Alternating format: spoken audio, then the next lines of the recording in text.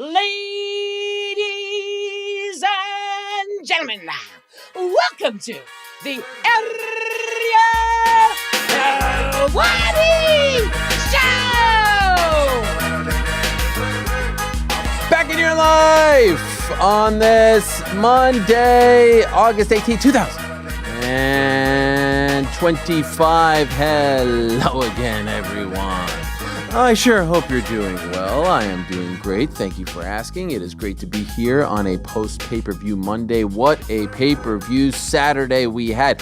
What a last few days in the world of combat sports, and in particular in the world of mixed martial arts we've had. I cannot wait for today's program.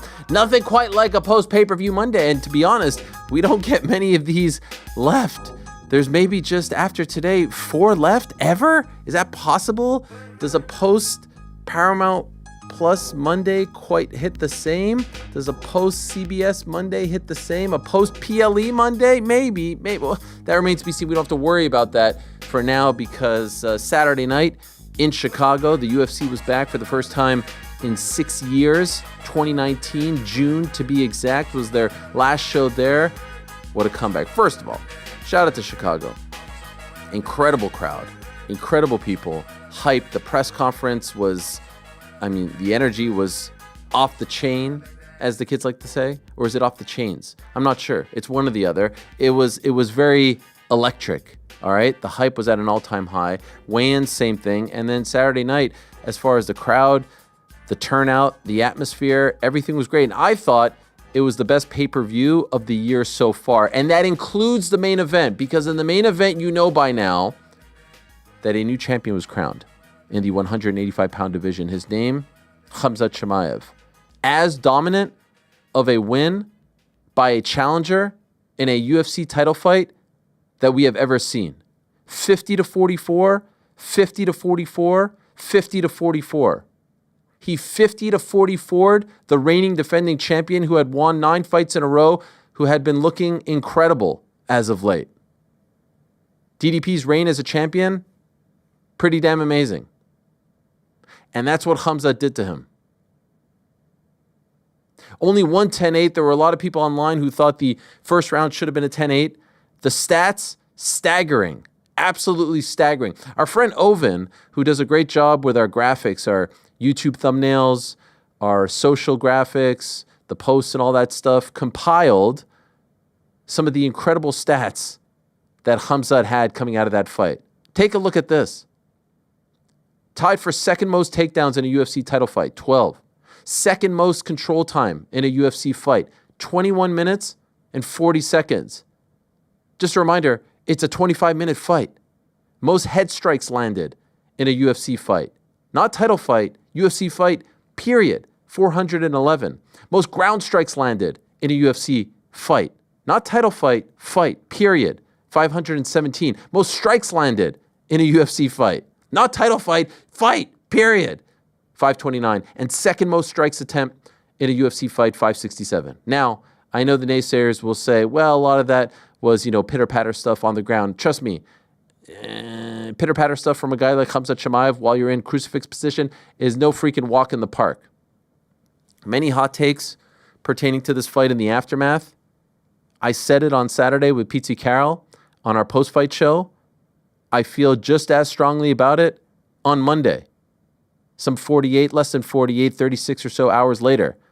To me, that was entertaining. And I'm not doing the, hey, this Apex card is really great, and if you don't appreciate it, a card filled with a bunch of guys who are 6-1 that you've never heard of coming off Contender Series, you're not a real fan. You're not hardcore. You don't appreciate MMA. You're just a casual. I'm not doing that thing. When you have a challenger come into a title fight and absolutely dominate the way in which he did, when you have a guy that we've been talking about for 5 years, we had been talking about this guy being champion, ever since his debut. When he rolled through his first fight and then came back 10 days later, we've been talking about this being inevitable.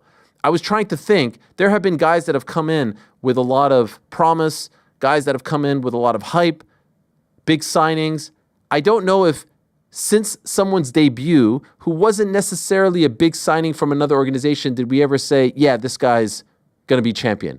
It's just a matter of when. And as I've said a million times over the past week, I thought it would be by the end of 2021, and I was being very conservative when I said that.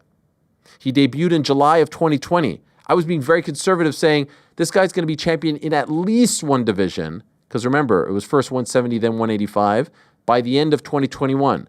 But then the COVID thing happened, and then the retirement thing happened, and then he came back, and then he couldn't make weight, and then he had visa problems. A whole host of things happened. And oh, by the way, when he fought, a narrative started to develop that if a fight with him went past the first round, he'd be in shambles.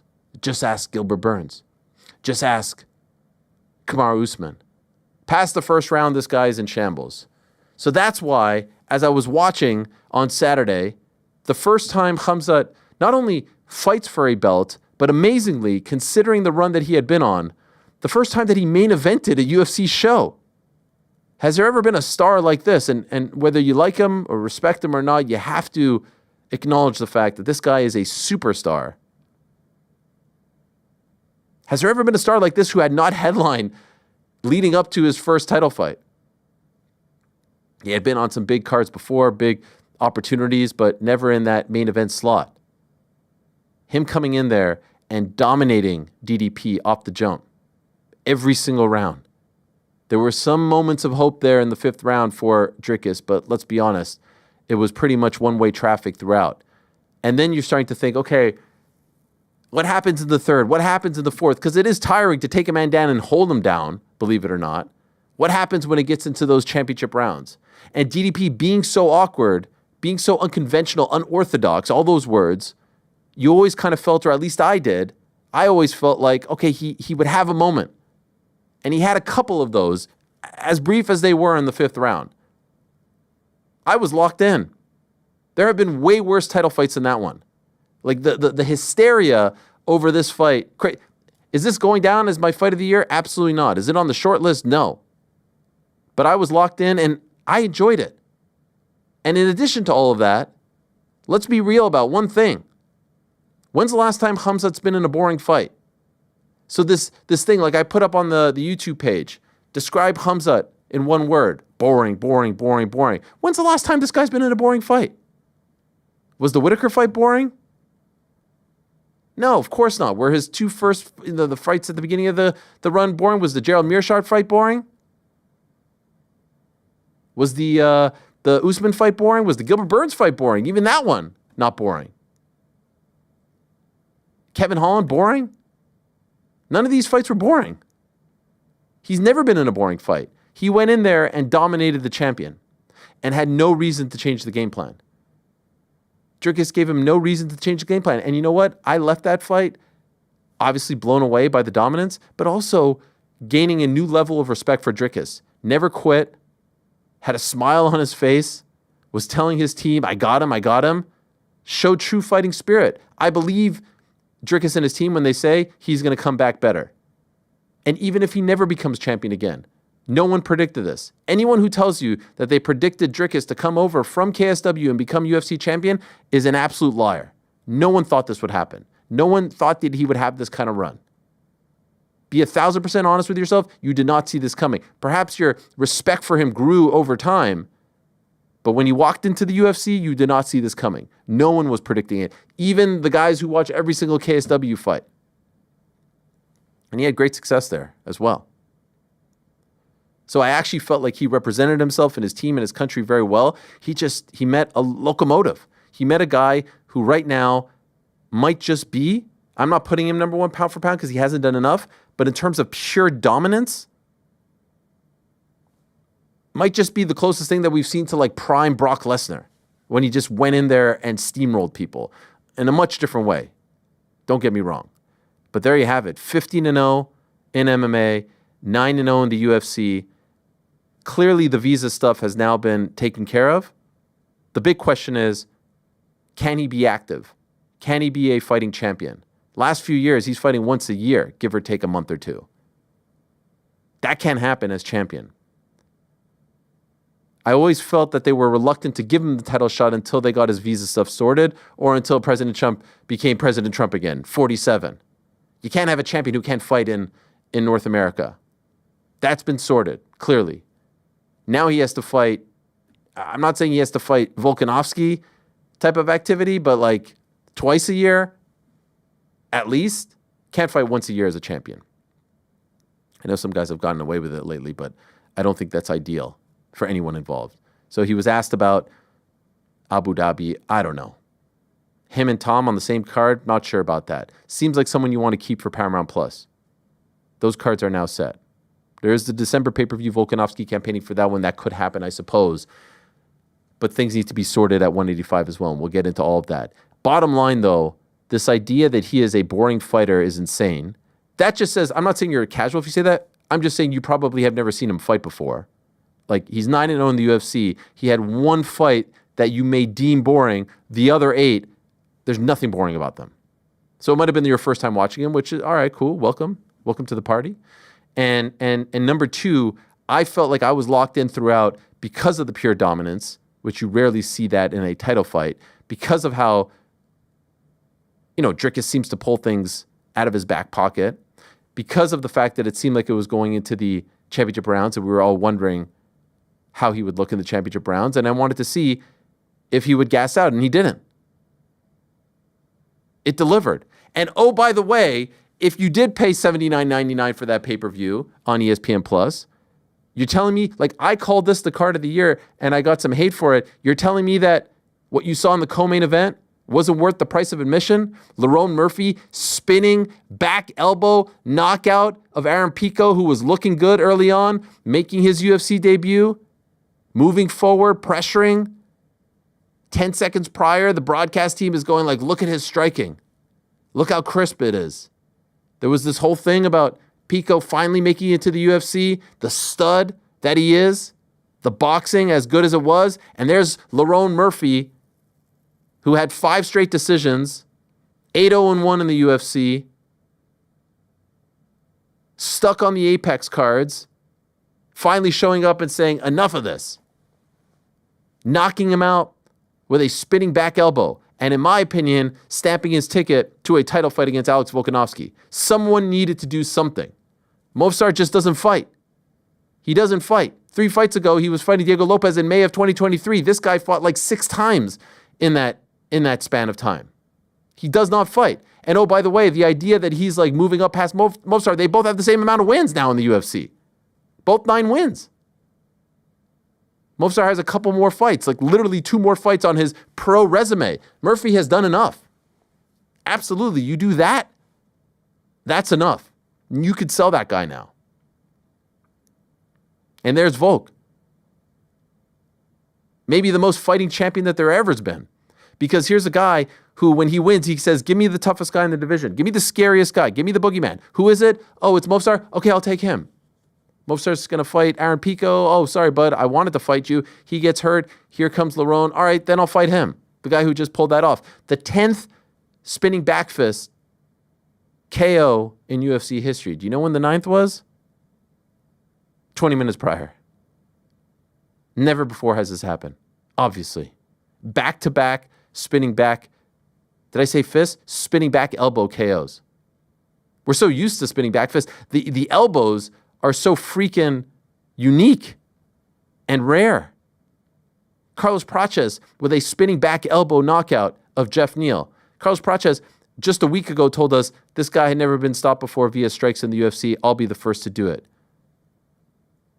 I mean, he might as well have been smoking a cig. He was that confident. He was that comfortable in talking to us about this.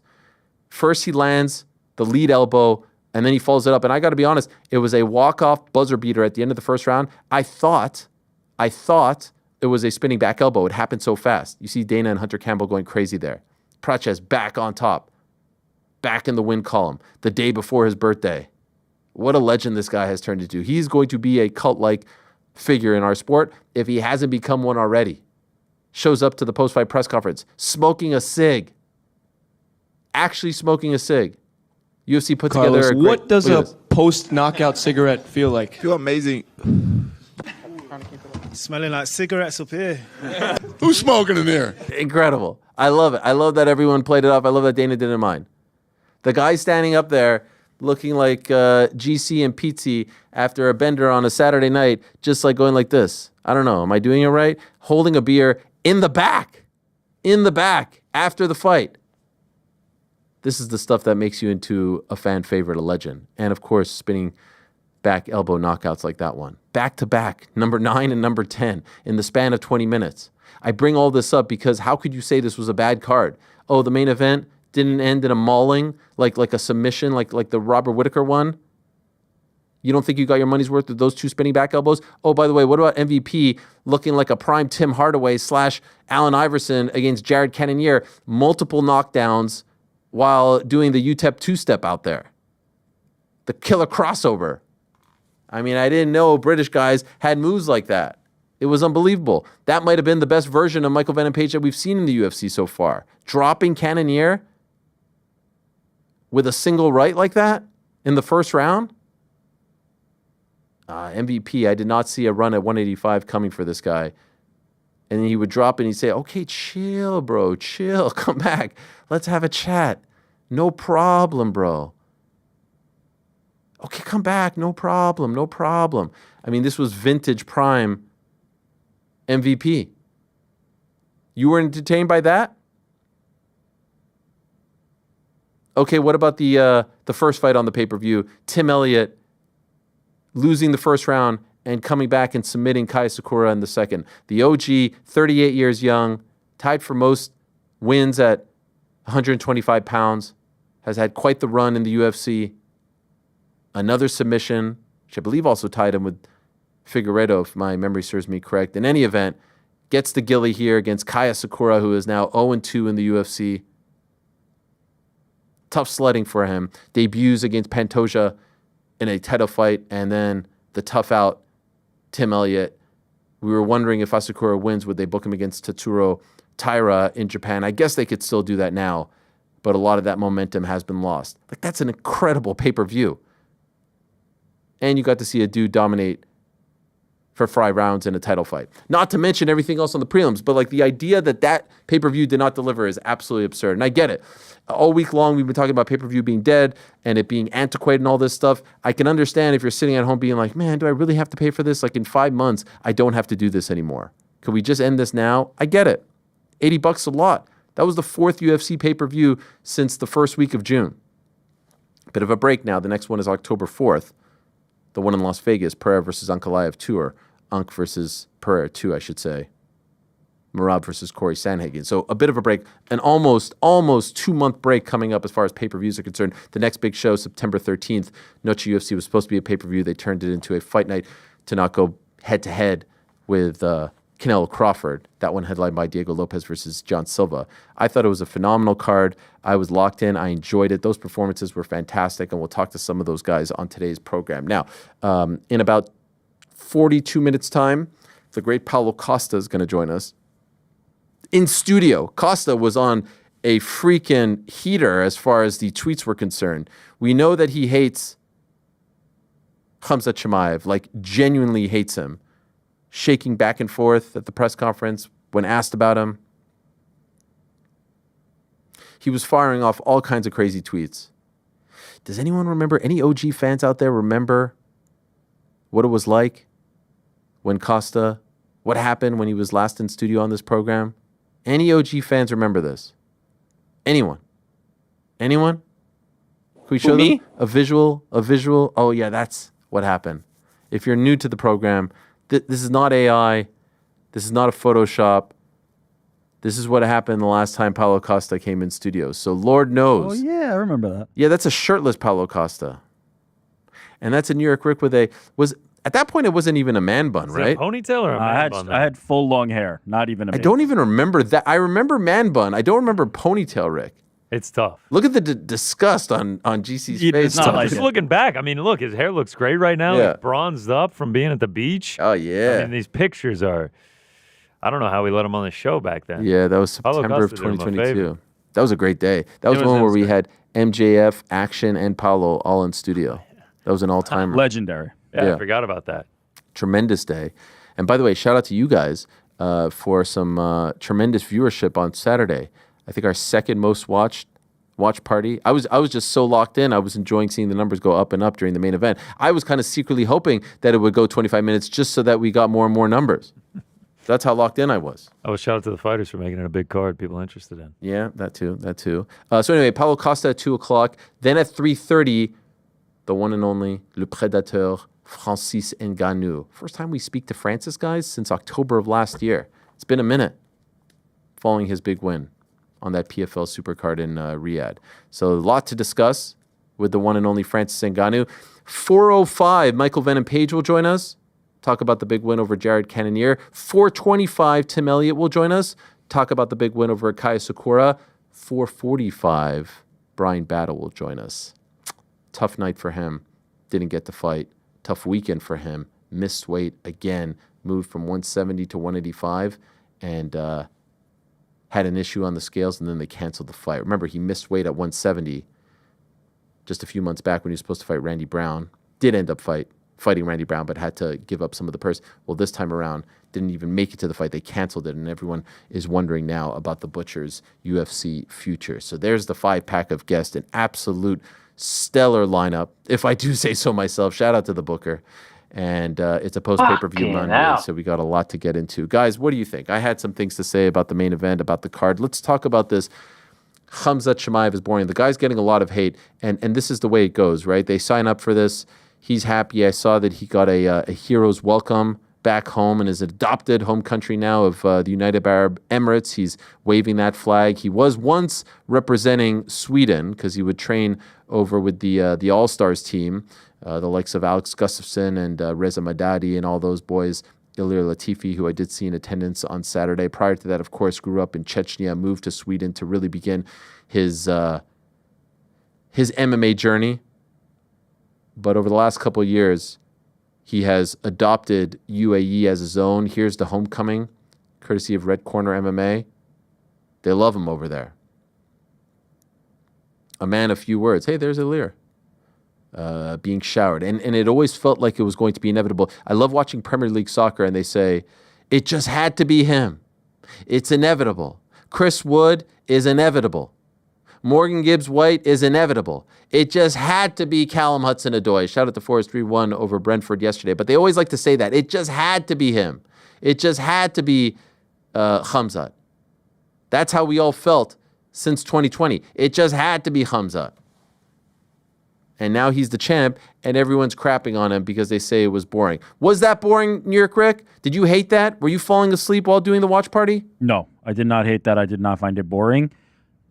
Having said that, I can understand if somebody else did. Not every fight is for everybody's taste. I tend to have a higher threshold for that, right? Like some of the fighters who have been boring in the been called boring in the past, like Bilal Muhammad and others, I tend to have a more of a tolerance for and a threshold for and find exciting. In the lead up to this, I called this my Super Bowl. This was my Super Bowl because I thought these two were going to go head first at each other. And we were going to see an absolute car wreck, and it ended up being something completely different from that. And I was still satisfied because of what I think of Dricus du Plessis and what I think Khamzat was able to do to somebody who had been steamrolling the rest of this middleweight division. So I was impressed. I was not bored. And I think the talk of Khamzat being boring is quite frankly coming from stupid people. I don't mind anyone calling it boring. It was grappling, and it was complete dominance for 25 minutes. You compared it to the Super Bowl. It was kind of like that Rams-Patriots Super Bowl that had no offense. It was like 13-3. It was this defensive battle. It was, not the most exciting fight. I will also say that it was a letdown of a fight in terms of the aspirations that I had for it, how exciting I thought it could have been, how much of a car crash I thought that it could have been. It ending up just being this 50-44 domination, one-way DDP, having absolutely no answers for what Khamzat Chimaev threw at him. Like there was very few seconds where it looked like DDP could even be competitive in this fight. It was that dominant. So I don't mind people calling it boring. What I do mind is people calling Khamzat Chimaev boring. I think that is absolutely insane. This slander campaign that's getting put on him on Instagram and Twitter right now. The hate that I'm seeing for this guy is crazy. He has 15 fights, 12 finishes. We're one fight removed from this dude ripping Robert Whittaker's jaw off of his face in the very first round. Like, To call him boring is crazy to me. I will look forward to his next fight. I'm looking forward to this title reign. I think that he can change this narrative. I mean, MMA fans are the most fickle of all sports fans, it feels like. And it feels like it'll take one more finish from him, two more finishes from him, and everyone will be back in his good graces. I mean, just look at the run of the UFC. John Phillips, he absolutely annihilated him in his UFC debut. He won via second round submission. Not boring at all. Reese McKee, he absolutely not. I mean, those stats, by the way, were insane back in the day in terms of like the amount of strikes he absorbed, like one per fight. He's had 4 UFC fights where the opponent landed 0 significant strikes, one where they landed 1, and one where they landed 2. Exactly. Gerald Meerschaert knocked him out in 17 seconds, came back. That was 3 fights in the span of a month and a half, 2 months. Knocked him out bad, too. Dropped him like a sack of potatoes. Li Jingliang absolutely, annihilated him as well, submitted him in the first round. Gilbert Burns' fight, for as much as people may have felt, he was, I don't know, exposed or taken to deep water, stuff like that, it was still a good fight. It was a war. We have to. They both got dropped in that fight. Let me just keep going. Kevin Holland submitted him very quickly. That was the crazy one where he missed weight. He was supposed to fight Nate Diaz. Kamaru Usman, also very entertaining fight. Again, that was probably the closest one, a majority decision win, but still won that fight. And then it was Whitaker, and then it was DDP. Like, there has not been a single boring fight. And again, I'm not gonna, like, if you paid $80 and you were like, that's not my cup of tea, I get it. And trust me, if he does that 5 more times, I'll say, like, yeah, he's become a boring fighter. That was just pure domination, and there was no reason for him whatsoever to stand with DDP. Like, I have the utmost respect for DDP, and I actually have more respect for the way he handled that and never gave up. But if there's any sort of criticism, it's like, hey, you didn't stop the takedown. Hey, you didn't get up, right? That's where the criticism should be. If something's working, what could you imagine what we would be saying here on this Monday if he did that for 4 rounds and then said in the 5th round, you know what, let me just stand and trade with this guy. Because DDP could have stopped him. He could have knocked him out. DDP's a better striker than he is. What would we have said? Stupidest guy in the world, biggest choke artist. He will regret that for the rest of his life. He's an absolute bum. Like, what would they have said? So this will all subside. I know this. We've done this a million times. But the idea that he's some sort of like boring hugger wrestler guy is just not true, because he's had 8 other fights in the UFC and none of them even remotely came close to being boring. Yeah, and you make a good point about the game plan and wanting to not put yourself in danger against DDP. When we have fights like this, the criticism is very, very often levied at only one party, right? It's because Khamzat's so dominant, everybody goes, well, Khamzat should just be able to finish him. He didn't take an opportunity to finish him. I can agree with that to an extent, right? There might have been risks he might have been able to take to finish that fight. But 1, it's a risk.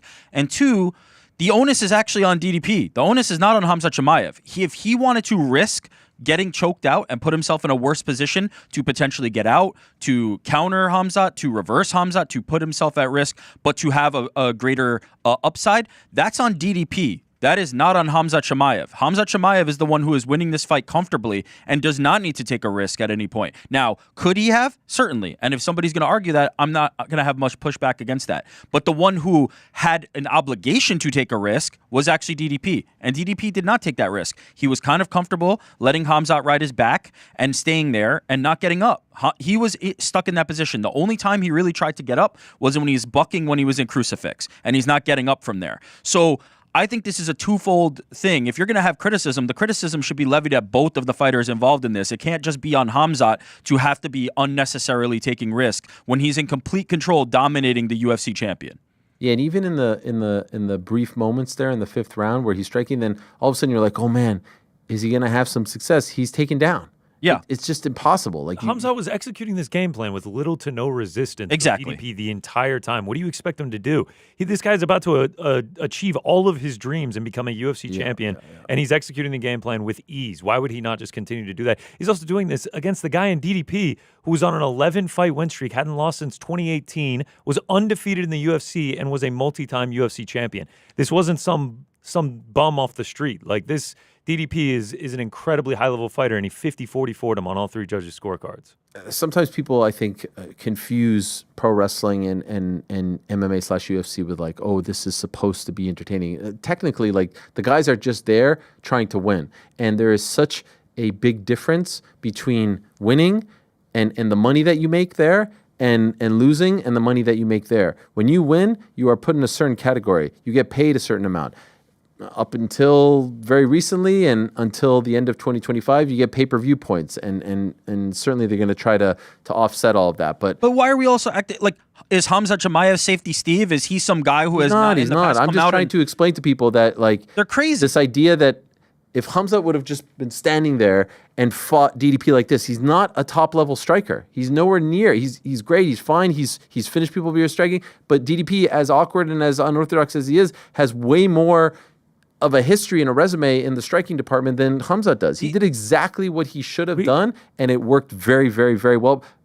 Historically well, better than anyone has ever had success in a UFC title fight. We also get stinkers all the time in other sports. This is like a game 7 and one team wins by 40 points. Yeah, that just happened, by the way. It's disappointing. It's not that exciting, but like you move on with your life. Like it's okay. The anger that I see about this fight not being that exciting is crazy to me. And the idea that Khamzat Chimaev will never be in another exciting fight again and the middleweight division is screwed for the rest of UFC history is crazy to me. This is not a new predicament. This is not a new circumstance. This is not a new situation in MMA, right?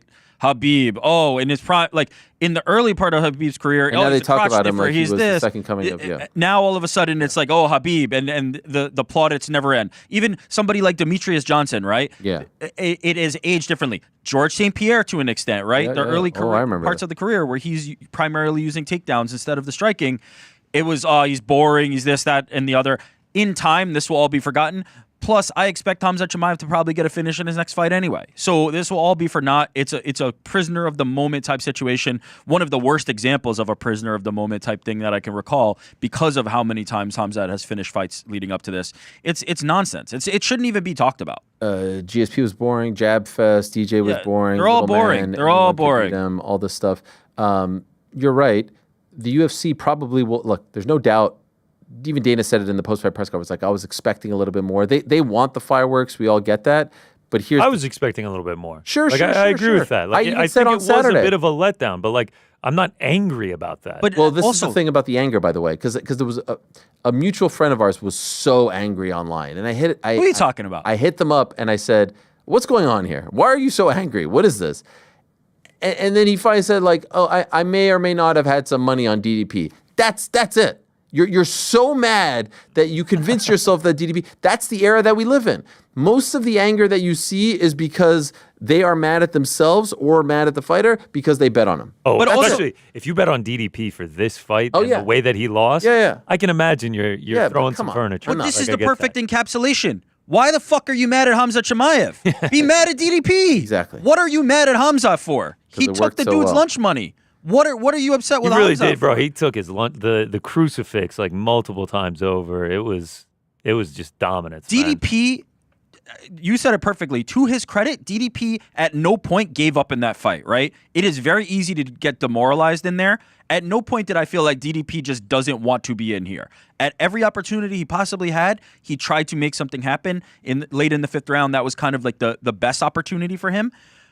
But he didn't have answers. And if you're going to be mad at somebody in this fight, it's DDP. It is not Khamzat. Khamzat did exactly what he needed to do and did it to a historically good degree. What about DDP out there soaking his sorrows with the beer? You guys see that? Respect. Man, he's just like downing those, like one gulp. Yeah, but he does those win or lose, man. prowess. His chugging ability is second to none. It's like one. Like, He chugs against dudes that are good at chugging, and he like gives it a pause. He like gives them a head start. He's like, "Yeah, I'm gonna beat you anyway." So obviously, you see Dana. They say, "Okay, the next one we want this to be exciting. We want to put Khamzat in the best light possible." And for the UFC, the best light possible is super entertaining fights. Right now, there's a jockeying of position at 185 pounds. And what's fun about this is 185 and 170, for the longest time, I'm saying like 5-6 years, it has felt like the same dudes squatting on their spot. Those days are over. At 170, they are over. We're currently in the Jack Della Maddalena era. You've got guys like Sean Brady and Ian Machado Gary and Shavkat Rakhmonov coming up. You've got other guys like Carlos Praches and Michael Morales. Like, it's all new names. And we're getting the exact same thing now at 185 pounds. Khamzat Chimaev is there. Guys like Caio Bahalio and Nasruddin Imavov. These are names that all the names that I've just mentioned, to the best of my knowledge off the top of my head, none of them have fought for belts. None of them have fought for belts, unless I just mentioned someone, RDR, obviously. So the question is, Anthony Fluffy Hernandez too. How do you think this plays out at 185? Caio Borralho and Nassourdine Imavov are fighting in Paris in just a couple of weeks. I think that's a number one contender fight. I also think that they will not announce it as such. They never do that. They don't do that anymore. We talked about this on Saturday. I think the reason for that is they don't want to hitch their wagon to one particular horse just in case something goes wrong or just in case a fight is very boring. And so if Caio Borralho, I don't think this will happen, but if he wins in a very sort of boring fashion or controversial fashion or whatever, they don't have to go in his direction. I think if Imavov wins, people will go crazy for him over there. He's a big star over there. They adore him.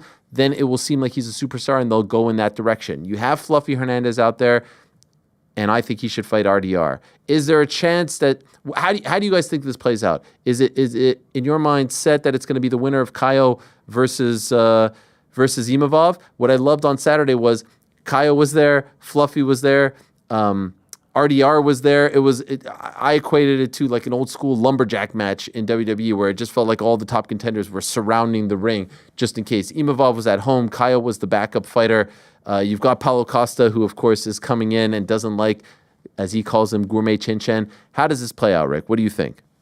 Rick had to step out. Rick had to step out. He had to go get Paulo. The way that I think it plays out is I actually don't know how it plays out. That's the tricky part. That's great analysis right there. Yeah, no, I know. I was a little bit caught off guard because I thought Rick was going to be Who should we get? Should we get Oliver and Walter to sit in Hey, this? come on in, guys. No, so 2 weeks we got Caio and Imavov, but Khamzat and Dana both mentioned him fighting in UAE at the end of October. Now, you couldn't do the winner of Imavov or Caio there, but also would they even put him on that card because Tom Aspinall is fighting on that card? Are you really going to have two of your biggest stars fight on the same card? So I don't think that we get the UAE, and I think we end up getting the winner of Imavov and Caio, and I think they book RDR versus Fluffy, and that will be sort of like the de facto number 2 contender fight. Who has the best chance of beating Khamzat? So these are your options. That sounds like the best part about all of them being there was that, like, I think they showed them going into the 4th or 5th round, and like all of their faces were kind of like, "Oh fuck, man, this guy's intense." Yeah, I was gonna say the F word there, but my kids are actually in the control room. Yeah, Did you notice that? Yeah, they're actually like 6 feet away from me. What are they saying? What are they saying? They're not saying anything. What do they think about Khamzat? There's no reaction. No, There's a thumbs up. guys. Quick cameo of them. Walk up to Rick's spot. 2 of them stepped out. Who's in there? He can't hear us. No, but which one is in there? Which of the 3? Walter. Walter's in there. Walter, this is your chance. This is your moment. Who's going to beat Khamzat? You blew it.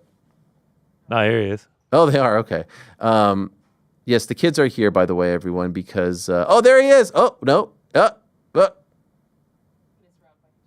Oh, no. The camera just got rerouted. What happened? In real time. In real time? He had a brief moment.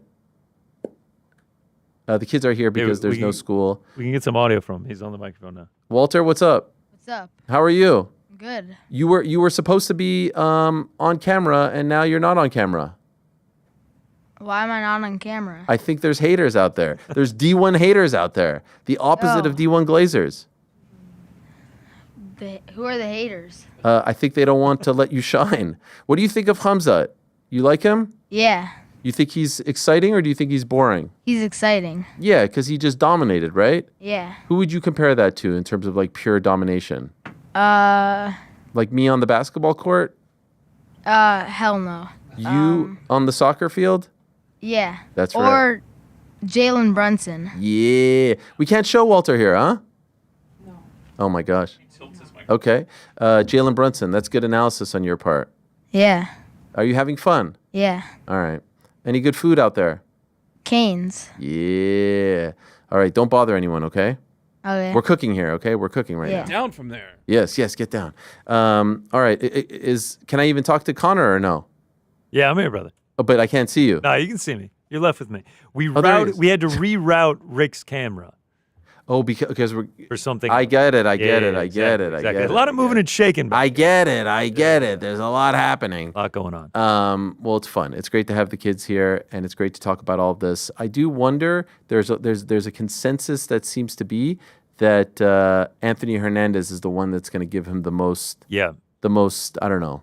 The physicality, the grappling prowess, the finishing the I don't give a crap. The I don't give a fuckness Yeah. of him. Yeah. There I go, dropping the F-bomb. No, it's again. all good. It's For all the good. Kids It's right all here. good. Claire has now joined us as well, which makes Oh it my worse. gosh. Yeah, this is a banner day for me. Yeah, I would have to agree, but even then, Khamzat's still a massive favorite in that fight.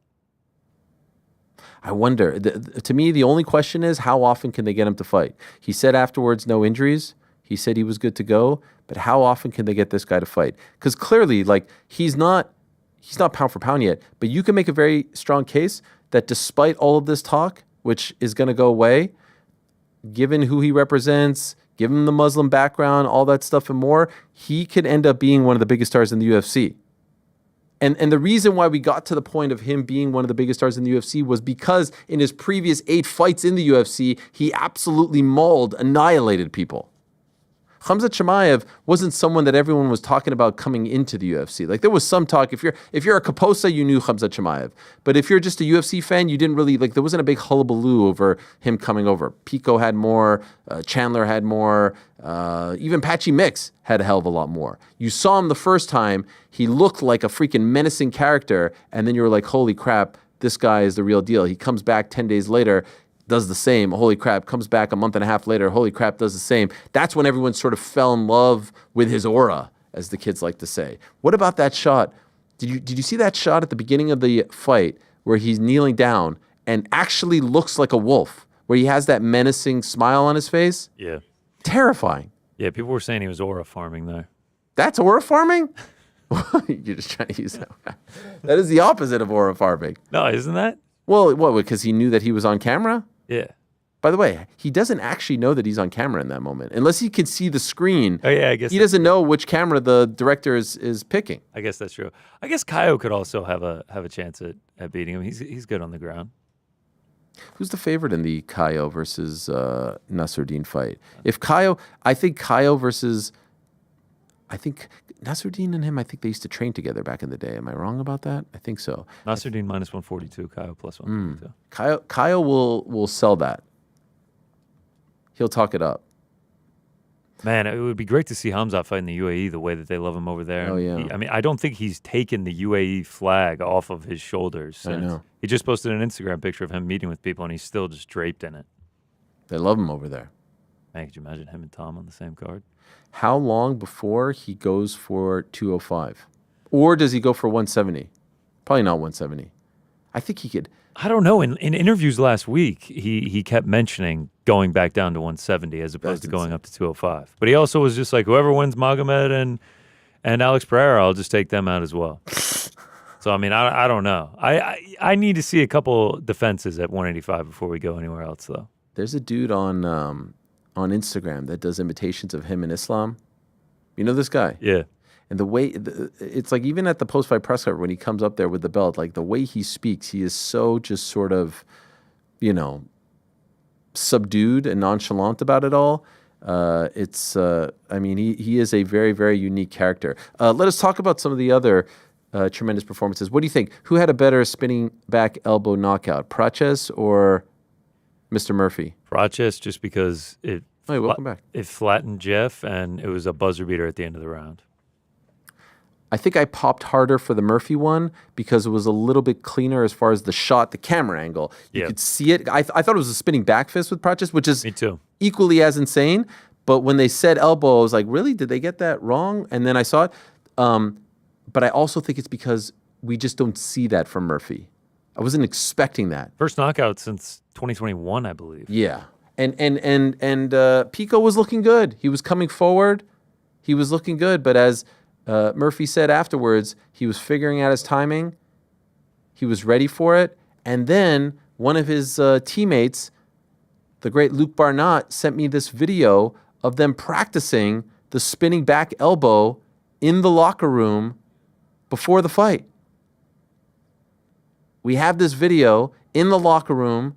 It's Lerone Murphy practicing. I love when these things emerge afterwards. It's always so fun because it's like, there it is. None of this is by chance, but like to have the presence of mind in the fight itself, to throw that, incredible. Is Lerone Murphy next? Has to be. I think it's absolute. Has to be. Has to be, right? That and Volk saying it, tweeting it, making the video about it. He did say he wanted Mofsar at one time, but like this No, dude but has at all this the point- momentum. Yeah. Situation has changed. Yeah. This is the MMA business. Plus, isn't Lerone 9-0 in the UFC now? They're exactly the same. Yeah. So like, Except- he's coming off a much Yeah. more exciting victory. Look, Mofsar's last win was against Aljamain Sterling, and Great Aljamain is a legend and a former champion at 135. That was a decision win. This is a spinning back elbow. I'm not going to compare Pico's resume to Sterling's. That's unfair to Sterling. So maybe the quality of the win is. But compare a ninth decision victory to a spinning back elbow victory. You know what's crazy when you do this between Lerone Murphy and Mofsar. Take a look at this real quick. So Mofsar beat Diego Lopez in May of 2023, May 6th, 2023. Since then, you know how many times he's fought? Twice. Twice. He beat Arnold Allen in January of 2024. He beat Aljamain Sterling in December of 2024. He has yet to fight in 2025. Okay? He was actually supposed to have this Pico fight. Yeah, in July. Yeah. Since that fight against Diego Lopez in May of 2023, Lerone Murphy has fought 6 times, including Saturday. So it's 6-2. Pico spinning back elbow, Josh Emmett decision, Ige decision, Barbosa decision, Josh Cooleybow decision. Give it to Murphy. It's not even a... Best ability is availability. Lerone Murphy has been that, and then he put a stamp on it on Saturday night. Mofsar versus Yair? Sure. Sounds good. Take it. The only thing that I think could throw a wrench in all this, but I don't think it should, and I don't think it will, I'm just bringing it up, what if John Silva does something crazy against Diego Lopez? We're not going to see Lopez. If Lopez wins, then this makes it even easier. If John Silva does something crazy and starts barking and like starts jumping onto the fence and like people will go gaga in that moment because again we're all prisoners of the moment. I still think what Murphy did here. If John Silva scores a spinning back elbow knockout in the first 2 minutes, we're going to be like, John Silva KOs Diego Lopez. Volk tweets it out. All right, John Silva's next. Makes a video. But by the way, this is how this should work. Every single time we say something like this, every time we go, that guy should get a title shot off this, it is subject to change. It is with a huge asterisk that says if some other contender in a month from now has a better performance, they get bumped. And that's exactly how it should be. Where do you even put him? December? That's what Volk called for. yeah, December, last pay-per-view. By the way, savvy move on Volk's part. One last pay-per-view point. Get that in there. Smart. You know what I mean? Savvy move. Love that. Very, very smart. I could not have been more blown away by Lerone Murphy from start to finish. Not just the spinning elbow, which obviously is highlight reel worthy, will be on, replays KO the year contender. The hyperextension of the arms in the clinches, the way he was countering, he looked like somebody who is extremely prepared for the pressure that Aaron Pico was going to bring him, and then finish the fight. It was my best performance of the night, even more so than Khamzat. I was blown away by Short Lerone notice Murphy. too. Don't Insane. forget about that. Insane. The guy's dedication and focus. And by the way, get his story out there to the masses, especially in the UK. The guy was shot in the face multiple times. Bullet went through his cheek. They don't call him the miracle for nothing. The absolute miracle. You know what's interesting about this whole situation? So not that long ago, I see someone in the YouTube chat saying, wasn't Ariel campaigning for Mofsar? Yeah, I was. But things change. Subject to change, always. He had a fight, he got hurt, and the guy who replaced him has now the same amount of wins as him. It's not like I'm going for someone who's won like 3 in a row versus 9 in a row. It's not like I'm saying this guy debuted. No. If Pico would have won, I would have been like, still doesn't seem fair. Murphy just won his 9th in a row and scored one of the most spectacular knockouts of the year.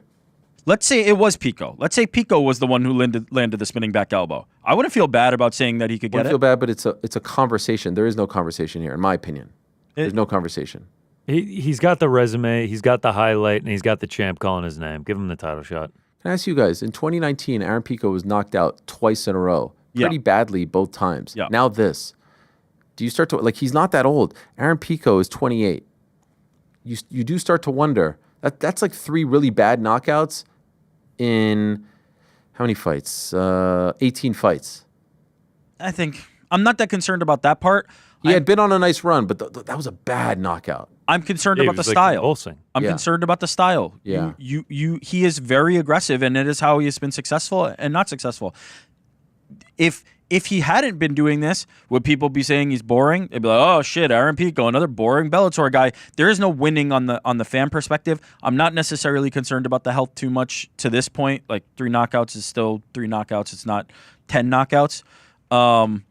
But his style is an aggressive style, and this is bound to happen. He was in there trying to really hurt Lerone Murphy, some of those body shots that he was digging into, and he's a killer be killed guy, and he got killed. The Bellator guy's not having a ton of luck. No, the success has been very bad. Tough. Kai Asakura, too, coming over from Ryzen. MVP was won against Holland. Kayla and MVP, but as far as this year is concerned, MVP, Rainer de Ritter. Patchy Mix, Pitbull. Pipple, and now Pico, 0-3 this year. As far as like the big name guys that have come over, there's an account that I like very much, and it's called Combat Sports Today. Shout out to these guys. They don't do a lot of the engagement farming and whatnot and stealing stuff. It's CST, well, actually CS Today News on X. They actually compiled the records of the names that have come over from major promotions as of late.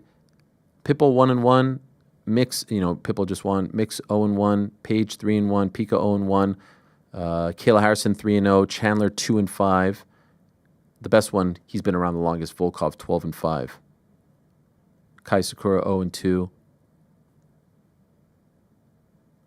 RDR, obviously from one championship 4-0, but the PFL/Bellator guys, and as much as people want to make it out to be a thing like, oh, this shows, it doesn't really show anything.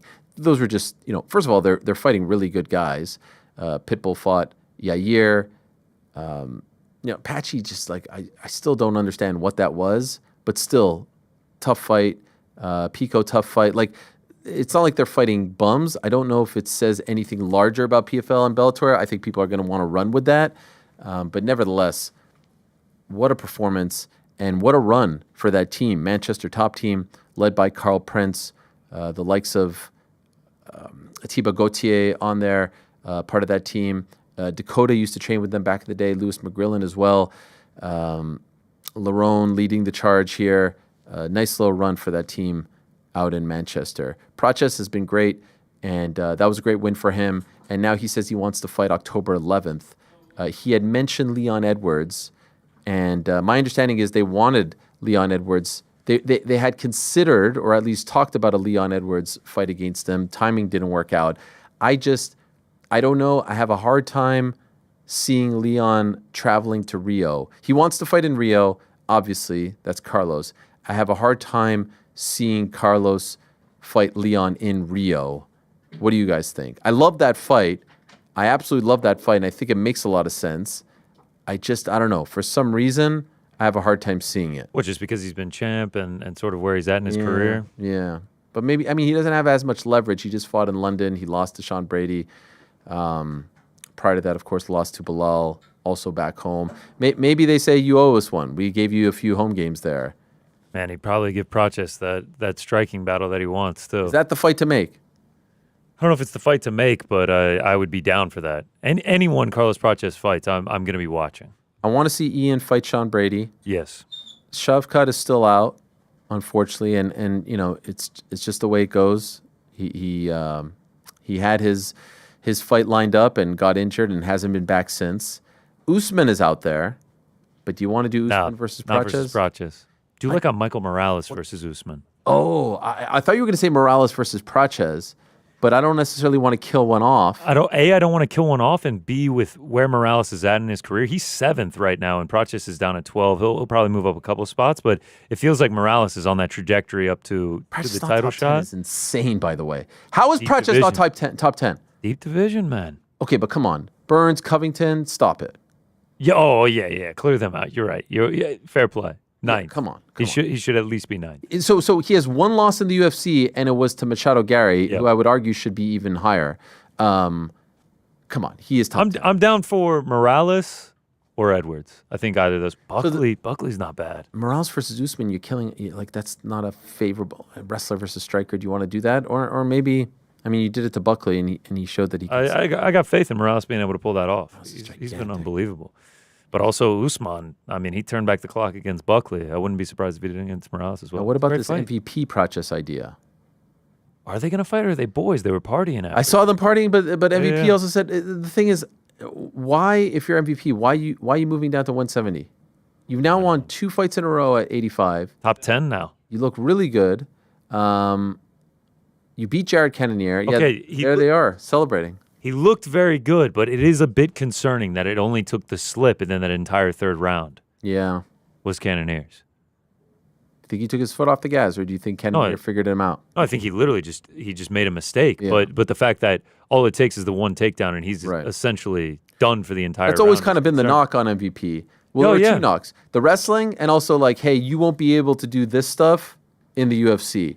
And credit to the guy, he's now been in the UFC and had some success, right? When he knocked him down, I think the second time, I know. and then he just starts emoting on him. Yeah. I was like, this guy is The balls, crazy. right? The ball. I I guess, don't think like- Dana White likes that stuff, though. I was gonna say, like, people are trashing Khamzat for like not chasing the finish. Like, I would have liked to see MVP go for the finish. Go to a the bit. ground, yeah. No, maybe not go to the ground, but maybe try some ground and pound. Sure. or something Yeah. That's what I meant. That's what I meant. to, Yes. to hunt the finish. Dana hates that stuff. Hates that stuff. He's an entertainer for sure, but I would not mind because obviously he got a ton of finishes when he was over in Bellator. I would not mind seeing him get one here in the UFC. We're 4 for 4 now on decisions with him.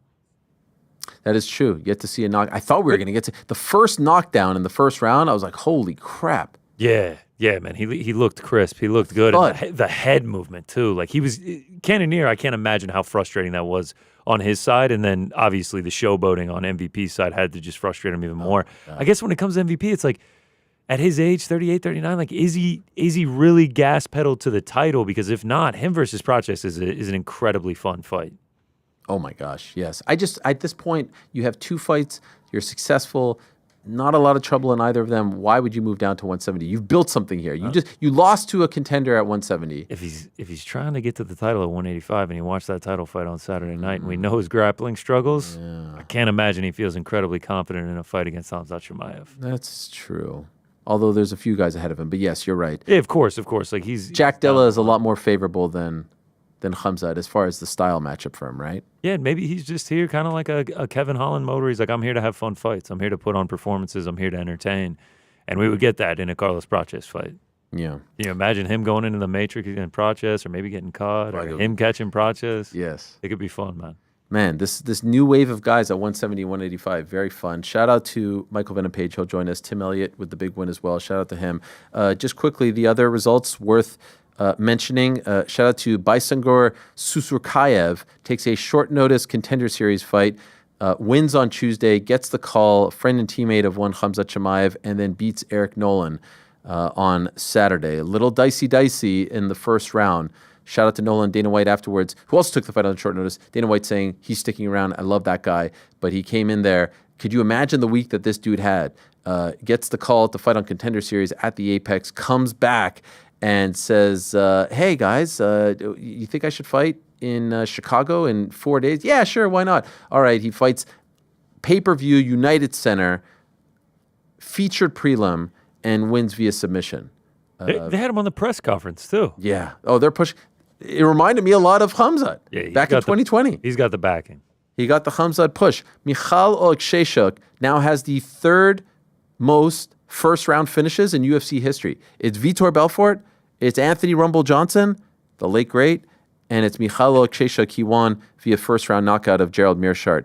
Shout out to him. And one of 3 Fighting Nerds team members to be successful on Saturday. It was Michal, it was Karine Silva, and it was Carlos Prochas. Shout out. Lupi Godinez with the win over Jessica Andrade. Hard-fought, unanimous decision win.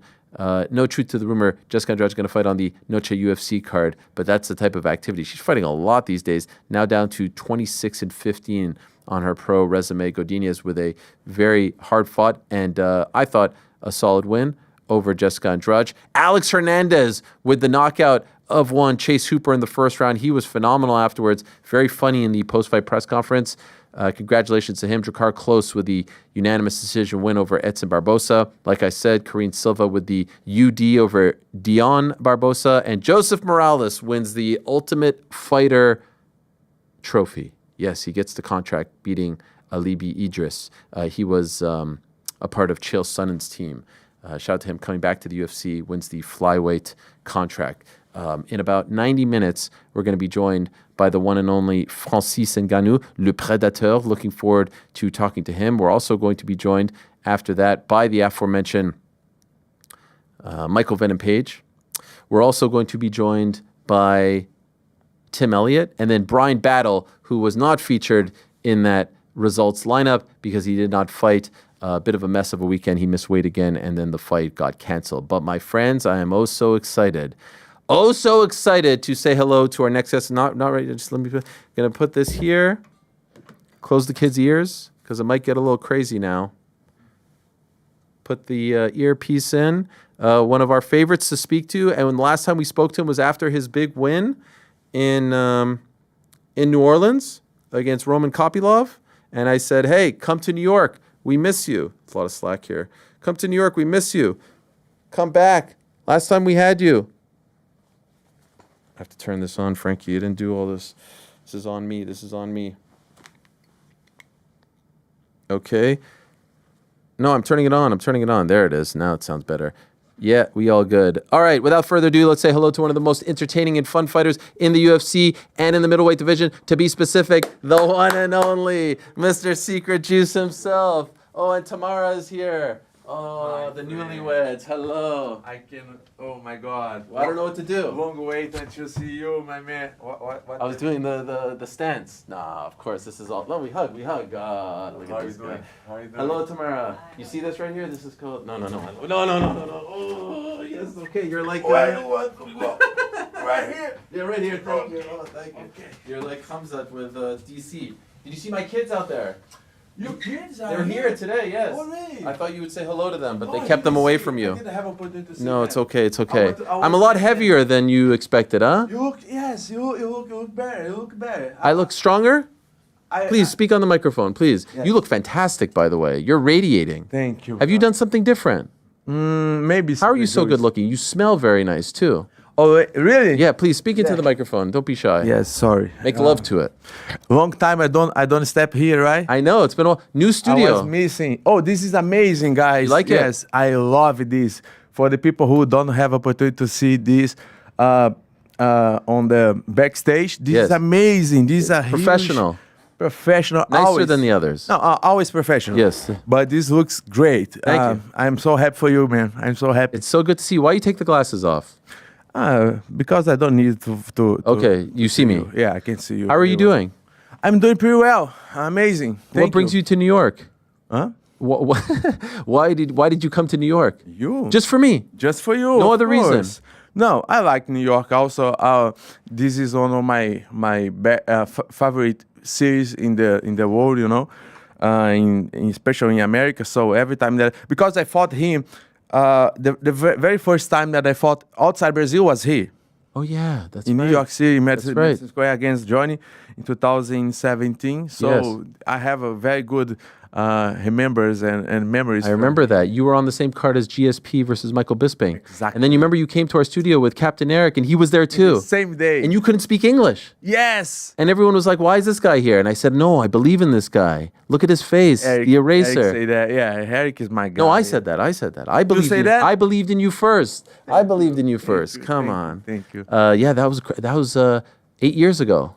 8 years ago. Can Was you Tamara believe with that? you back then? Tamara was. You were there? When did Yeah. you guys meet? How long ago? Since 2012. Wow, 13 years, huh? I'm not good on math, but Yeah, no, I yes, believe on yes, you. yes. Wow, what a journey, what a journey. And so Good you journey. decided to come just for vacation? Kind of, you know. Actually, I want to go to Chicago for that fight. Yeah, why weren't you there? We had everything set up to Chicago, you know, since after my fight against Kopylov. Yeah. We contacted the FC, Tamara contacted them, and okay, we're gonna bring Paulo as guest fighter. But then suddenly Paulo, it's better you not go because Chimaev is bringing like 20 many people surround him to protect him from you, so it's better you not go there, you know, this is a big They said to fight. protect him from you. They say that. Wow. Can't believe that. Yes, I'm very surprised. He brought a whole army.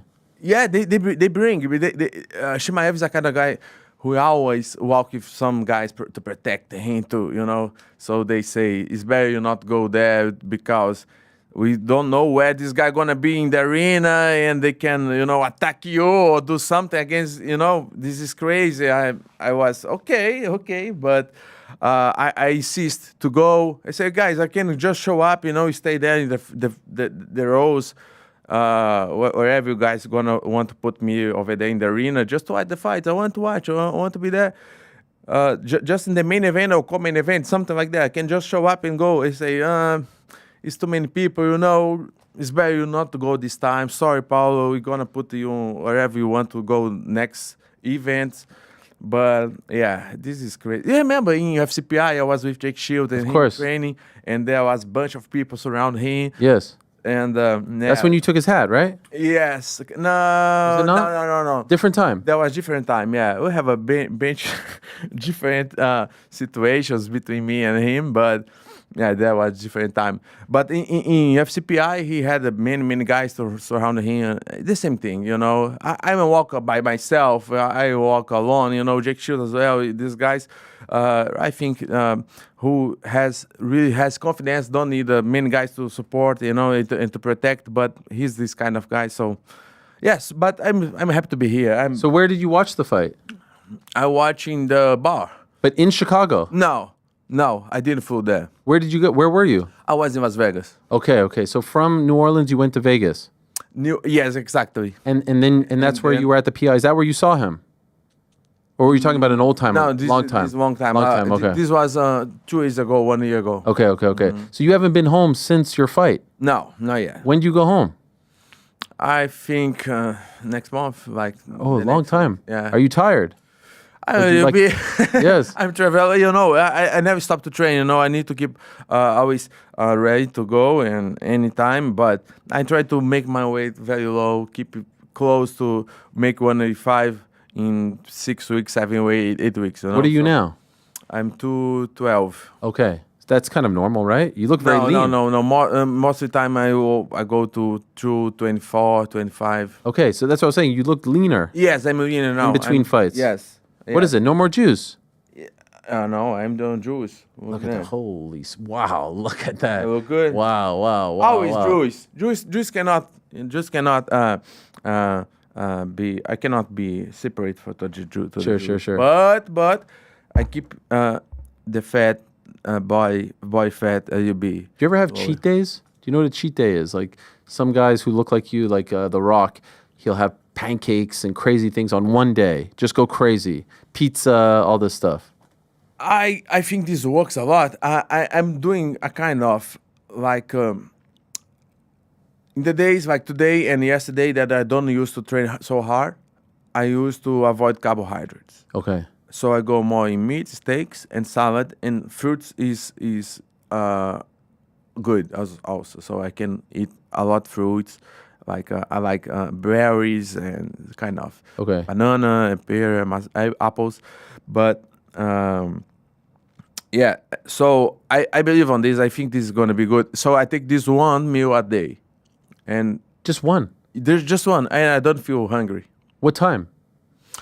I used to do this when I wake up. Okay, and then you eat nothing for the rest of the day. No, just like water. Just water and some vegetables. Wow. Yeah, just one meal, one big meal. Yeah. And then I feel good. I don't feel hungry, yeah. But it doesn't work when you need to train twice in day, you know? Sure. So hard. So then you definitely need carbohydrates. That's why I think. Were you insulted? Were you offended that they didn't want to bring you out there? Or did you understand ultimately the reason? Was hard to understand and to be comprehensive to their concerns, but at the end, I say, okay, if they think they could not protect or at some point this can jeopardize the event, okay, I don't make how you say I can pass this. Were you looking to fight? I was looking the fight. I was watching the fight. No. But were you looking to go to Chicago to like have a confrontation with him? No real confrontation. I don't need that, but I know the guy has problem to insecurity and he got nervous. He's so emotional. Yeah. He's so emotional. So maybe this can jeopardize for real his way in and his way cut and the fight. Maybe I don't know. I know what I know is every time that I face him, I saw him got very emotional and stressful and I kind of scared. I'm not like saying that to put him down, but yeah, that's what I saw when I faced him In his eyes. In his eyes. How can you see that? Like, what do you see that makes Because you think you see his reaction. He was like, he called me. He say, he first of all, just to put it in context, I was training with Jake Shields, and he showed up and was looking for us from outside the mat, between the mat he and me has a cage. He was outside the cage. He was looking for us training for 30 minutes. He didn't say nothing. Wow. When he crew come up and surround him, then he called me, Paulo, come here. I want to talk to you. I say, what the fuck, this guy? I never met this guy before. So what this guy want to me? So I get up and went there to talk to him. And he say, Paulo, you said some bad things about me. Why? I would like to you tell me why you do. I never say nothing against you. But then he didn't expect the answer that I did to him. I look in his face and say, I don't care. Fuck you. If you want to fight, let's fight right now. And he looks like... And then people was there. He said, no one gonna fight. No one gonna fight. They say, okay, so get the fuck out of here. I'm training with Jake Shield. Yeah. I didn't call you to come here. Where does it start? How does it begin? Like, what's the first issue? I don't really know.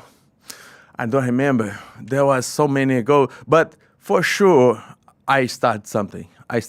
You started it. I started. You're okay with acknowledging I'm that? okay. You can't blame me. Yeah. I started that. Okay. Yeah.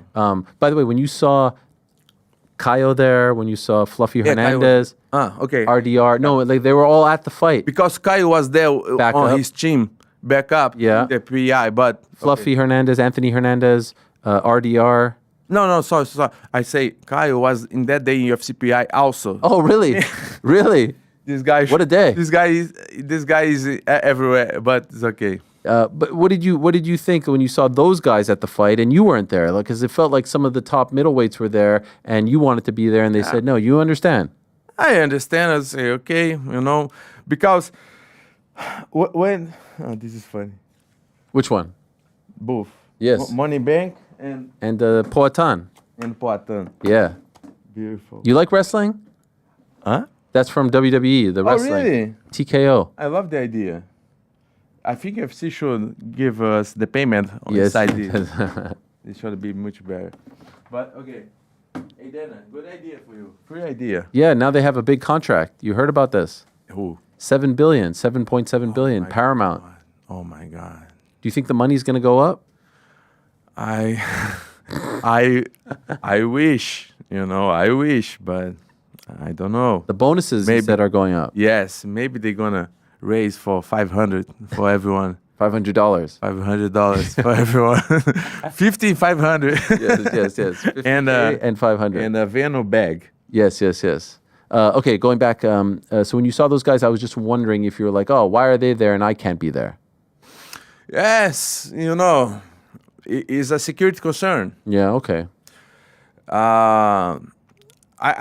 had Tabaya put me in contact with a sponsor in Chicago, right? Jimmy's Bar. Oh, yeah. They invite me, say, Paulo, we're gonna pay a good money, like $10,000 to come, and to do our publicity over here, and we go to arena. So, okay, we have a solution. We're gonna show up anyway over there. Oh, wow. And then I don't know how UFC knew about that, and Hunter Company called me, Paulo, please don't show up. Wow, that would have been incredible if you would have just come by yourself. Yes, The because place would have went nuts. Because the guys has tickets, good tickets, but they say, no, don't show up, please. I say, okay, Hunter. I respect Hunter a lot, then as well, the whole UFC directors and presidents, CEOs. And I said, okay, Hunter, you have my word. And I didn't show up. Okay. So now what about the fight? What did you think of the fight? Okay. Do you have some water? Yeah, you want some water? Yes. Guys, can you bring Paulo some water here? Secret juice? You're thirsty. Are you nervous? They're going to bring you water right now. Yeah, never. You nervous? I will be. Okay. You want a Celsius? You like Celsius? Oh, yes, I can. Or we have this one or we have this one? Which one do you like? This is energy one. You like this one? No, I never tried, but I Go can, ahead. of course. Cold. This sugar. Mango, yeah, a little bit. Oh, You're okay with that? It's okay. All right, enjoy. Yes. Here it is. It's not secret juice, but it's Celsius. Yeah, sponsor of ours. Sponsor. We like them. Okay. They're good people. Maybe we get you a sponsorship. Yeah, look at that. Look at that. Nice and tight. Tell me what you think. Mango, I think it's. Good. Not too bad? No, very good. Okay. Very good. Celsius. Yeah. Thank you. Hook them up. It's a secret juice Celsius collab. Oh, they this say. would be This is nice. Yeah. So what do you think of this fight on Saturday? Was Dominant. It was dominant. Yeah. For sure. Entertaining? But boring. Boring. It was dominant, but boring. You wrote that. Did you really do that? Illegally streamed the fight and I want a refund. Oh, yeah. You tweeted that. Yes, I tweet that. It blew up, that one. Yes. Yes. Did you illegally stream it? It's a kind of a common feeling, I think. What to think about the fight? Tell me, you. Okay. I thought it was very, very dominant, very impressive. I didn't think it was boring because, first of all, like that pay-per-view was very exciting, right? Tim Elliott submission. No, okay. Very But nice. we talk about that fight. No. So I felt like I had gotten my money's worth for the whole night, right? Okay. Carlos Praches spinning back elbow, Lerone Murphy spinning back elbow, MVP, incredible, right? So I felt, even if this one didn't quite, I felt like the other fights were great, and I wanted to see the whole time, can DDP figure him out? So I was locked into the fight. I didn't think it was, I've seen way worse title fights, in other words. Yes. I didn't think it was as bad as people made it to be. Also, I do think, and I know you're not the biggest fan, and that I totally understand that. But I can separate the things. Sure. He's had 9 fights in the UFC. The first 8 were never boring, right? Has there ever been a Khamzat boring fight, in your opinion? Huh? Has there ever been a boring Khamzat Chimaev fight? Let me see. No, just there's one. So I think there's a bit of, like, now everyone's saying he's the worst fighter, he's boring. I don't know if that's fair. Here's your water from, look, we have a cup too. Thank you, my man. And by the way, you remember him? it's good. Oh yeah, look. Your hair looks amazing. Yeah, you remember this guy? Yes. Wow, they're back. Yes. For you. I just don't like this too much. You don't like the earring? Yeah, What yeah. about this though? But this is amazing. Yes, that's from your haircut. If you need something. Oh look, you remember this? Oh yeah. So That was it. Come back. This is a game change for this guy. Like, look there. Look for your past, Look. man. Look how much better he looks. Look at Look this. now. Yeah. Oh my god. This is a game change for this guy. Yeah. Thank you. You're the guy. Yes. You deserve. And this is our cup. You can have that if you want. you, You could take it with you. No, like you could take Bryan. it home if you want. This is a cup from our show. Oh my So god. nice present. So in the morning when you have your coffee, You think of thank us. You. You're my best. Hey, by the way, I have a gift for you as well. for me, Yeah, for you have 2 kids, right? 3. And a dog. And a daughter. 3 and a dog. Oh, 2 boys and a girl. Boys and a yes, girl. Yes, they're here. They're in the studio. Oh, please, I want to meet them. Yes, you'll meet them after. Wow, an actual gift. Oh no, not this again. This is a gift. Oh, okay, I thought it was the gourmet chin chin hat. No, this gourmet chicken hat, I need to hold for. Yeah, I don't want it anymore because last time you brought it. But this Thank you for- so much. for your Wow. boys. Wow. But I didn't know you had a dog. I just know. The boys, no, they're gonna love Yeah, this, the guys. boys, for the They're boys. watching right now. Secret Juice hats. This is incredible. How do I look? Oh, You didn't put this in your pants, did you? Amazing. No. No, this time it's okay. It's clean. This is clean. Okay. How do I look? Nice. Amazing. Thank you. Where can people get this? You can get this on paulocostaofficial.com. Did he get it right? Yes, he got it right. Paulo, I wasn't sure if you got it right. Thank you very much. Very nice. you. Okay, so back to the. Oh, fun- and this is great. You know who made that for me? Yeah. Virna. Yes. This is from where? Manaus? This is from northeast of Brazil, like you say Nordeste. Is strong people like they are kind of Dagestani from Brazil, you know. Okay. She made it. They told me she made it with her hands. She made that. She made that, yeah. Oh my god. What this is called? Leather? cold leather. I don't know. Yeah, It's amazing. nice. It super reminds you nice. of home. She's tough. She is tough. Yeah, Yeah. she's very good. At first moment when I saw this in TV, I thought it was the Mexican guy, Yeah, you too. Raul Rosas. Raul Rosas. Yes. But she's so tough. She's amazing. I think she's gonna fight for the belt. Well, Zhang Weili, I think, is going to fight Valentina, Okay. champion versus champion, but she should be number one contender. Got you. Wait, we don't have any Paulo Costa. Oh man. You have a toy? I have a toy, but You have a bobblehead? I'm gonna bring a sticker juice bar for you. Oh, that'd be incredible. They're gonna be good. But you have one of these bobblehead. I don't know. They should make. They should make a strong one. Imagine Yes. the muscles and the shirt. Yeah. Oh yeah. Yeah. Who made this? Different companies. This one is Round 5, old company. Then there's these guys from MMA Bobblehead. Different companies. Amazing. Has anyone ever asked you if you wanted to be like in a movie or something? Yes, I actually did my debut in Hollywood. I did a small production called Blow for Blow. It's good. It went Blow. straight to DVD. Straight to DVD. Yes. Who is in it? Other fighters? No, just me. But the director and also actor is a good friend of mine, Master Regan Machado. You have heard about? I think so. He's brother of Jax Machado. Oh, wow. Jiu-jitsu guy. Jiu-jitsu guy. He was one He of... does movies. Yes. Okay. Because he used to coach many superstars in Hollywood like Ashton Kutcher, Keanu Reeves. Reeves. Wow. All these guys. So did the movie come out? Yeah, they didn't release yet, but it's finished. I can send for you if you want. You speak?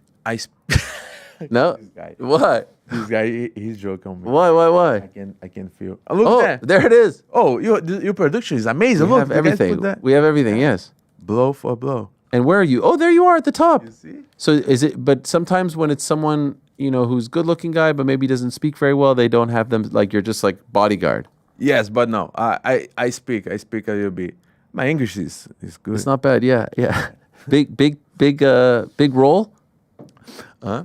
Like, do you have a big role? Not so big. Of course, I was not the main. You weren't the actor, main star. But I did my stuff. Because I could see you getting more opportunities in movies now. Yes, I want to do. Yeah. I want to do something like that. I think I like to do that. I feel good.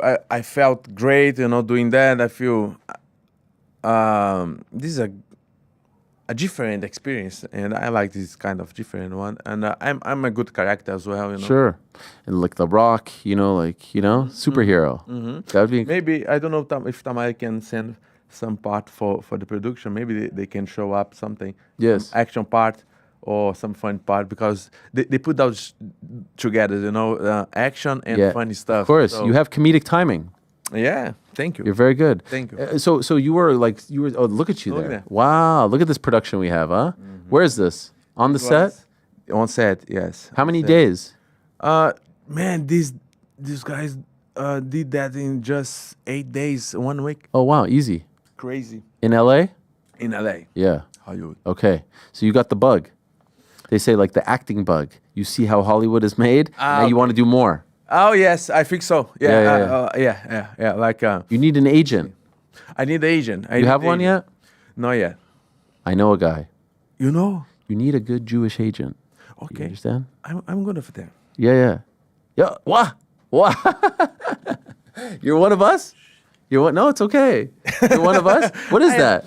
This is menorah. Yes, menorah. I know what it is. I follow the Torah laws. Serious? Serious. I don't believe you. I do Shabbat every Friday Stop. night. Is this true, Tamara? Come on. I don't believe you. This is true? You guys do Shabbat? We do Shabbat every. But you also tweet about Hitler all the time. Come on. No? Just joke. Playing soccer and just stuff. Playing, just Wait, you playing. really do Shabbat? I do Shabbat every Friday evening. Stop it. I do. With the challah? You have the challah? Challah, yeah, Havdalah. Stop. I do Havdalah. I told you this. Jake Shields? No, come on. Jake Shields. Jake Shields is. He's a secret lover of the Jews. No, yeah. I was in his podcast. He's a very nice guy. He's a good friend, and he's very loyal. This is something that I appreciate. But because in that day he was with me and He had your back. That was the very first time that I met him, and it was in the back against Chimaev and. He was the only one, right? Huh? He was the only one that was there Me with and you. Big Shoot. That's it. Wow. That's yes, and they have like 10, but yeah, but he doesn't hate Jews and something like that. People just used to put you on a box, like, oh, you hate Jews, you hate Muslims, you hate that. No, I mean, we have bad people in every single Sure. spot. But forget about Jake. Yes. I'm curious about this. Yeah. What is this? You? Yeah. This is a menorah. Yes. This is a good gift from a good friend of mine. His name is David Waihu Okay. from Brazil. We are kind of we follow the Mosaic laws. You Really? know? Yes, we follow every day. You know, the 10 commands. 10 Commandments. We do And everything. you do the Shabbat with the wine and the challah. The wine, the halal, the bread. Come on. We pray.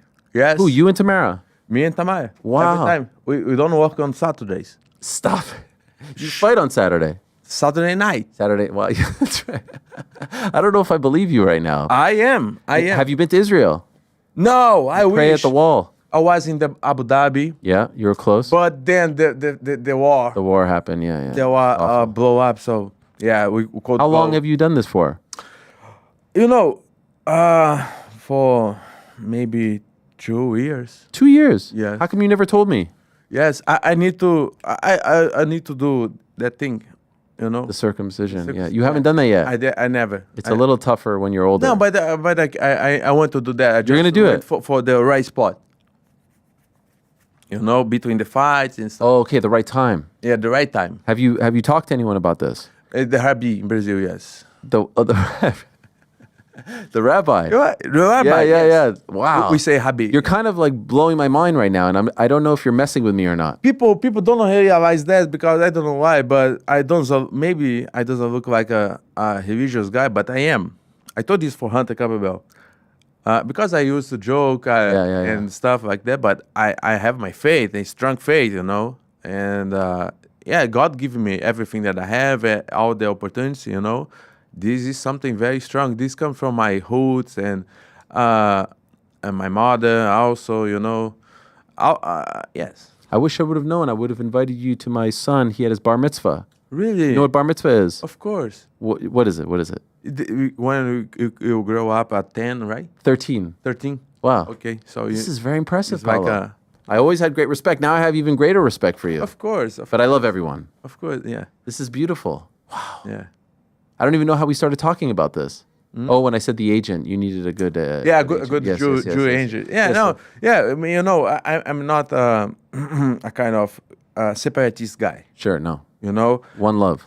one love, everyone. You know, and yes. What about Khamzat? Could you like, can you settle your differences with him? I need to fight him. You need to get it over with. He texts my girl. And he texted her first. Yes, she told me. Yes, because you remember this. Yeah, but he's a liar. This guy he say I'm a Muslim, I'm that, but he's a piece of shit. You Yeah. know? He don't say true. He pretend too much. He act like a dad, and you know. He knows who I am. He knows I can bring a very tough moment for him.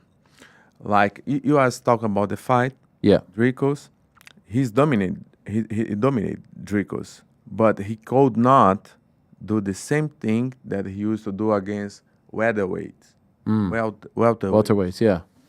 Like maul the guys, finish the guys. When he face a real middleweight, a really heavy middleweight, he gonna have some problems. That's my thought. He gonna look boring. You mentioned it. All the other fights, he was exciting fight. Yeah. Because the guys could handle with him. Even Whitaker.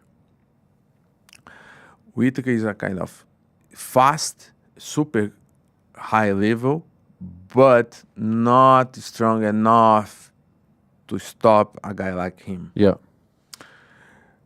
Dricos is a real middleweight, in my opinion, because he came from, I don't know, maybe 230s pounds, like 105 kilos, to fight at 96 kilos in the fight day. That's what I do.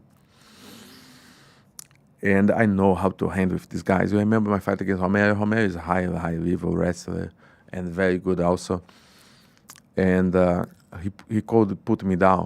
He tried like 4 or 5 times. He put once at the end of the second round, like 10 seconds rest, to finish, but he could keep me there. And the same when I gonna fight Khamzat, Checheka, the same gonna happen. He could not hold me down, even if he took me down. I don't think I'm gonna stay on my feet whole time against him. I think he can put me down, but he will not keep me there.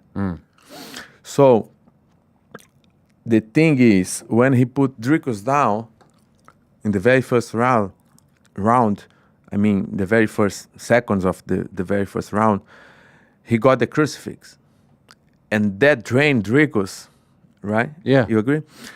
And yeah, by the way, Dricus could not get out of that crucifix for like 5 minutes. Yeah. Almost the whole round he was down there. The whole round. And and he put Dricus twice on that position. Man, this is crazy. Were you surprised? I was surprised. Surprised that Dricus couldn't stop the takedown and or get up? Yes, I was very surprised. I expect Dricus had better takedown defense or have trained for that. Doesn't look Dricus trained for that, you know, because Chimaev does a shoot normally. He shoot and keep going, pushing forward. He's a kind of chain wrestling, something like that. Not exactly, but he keep going.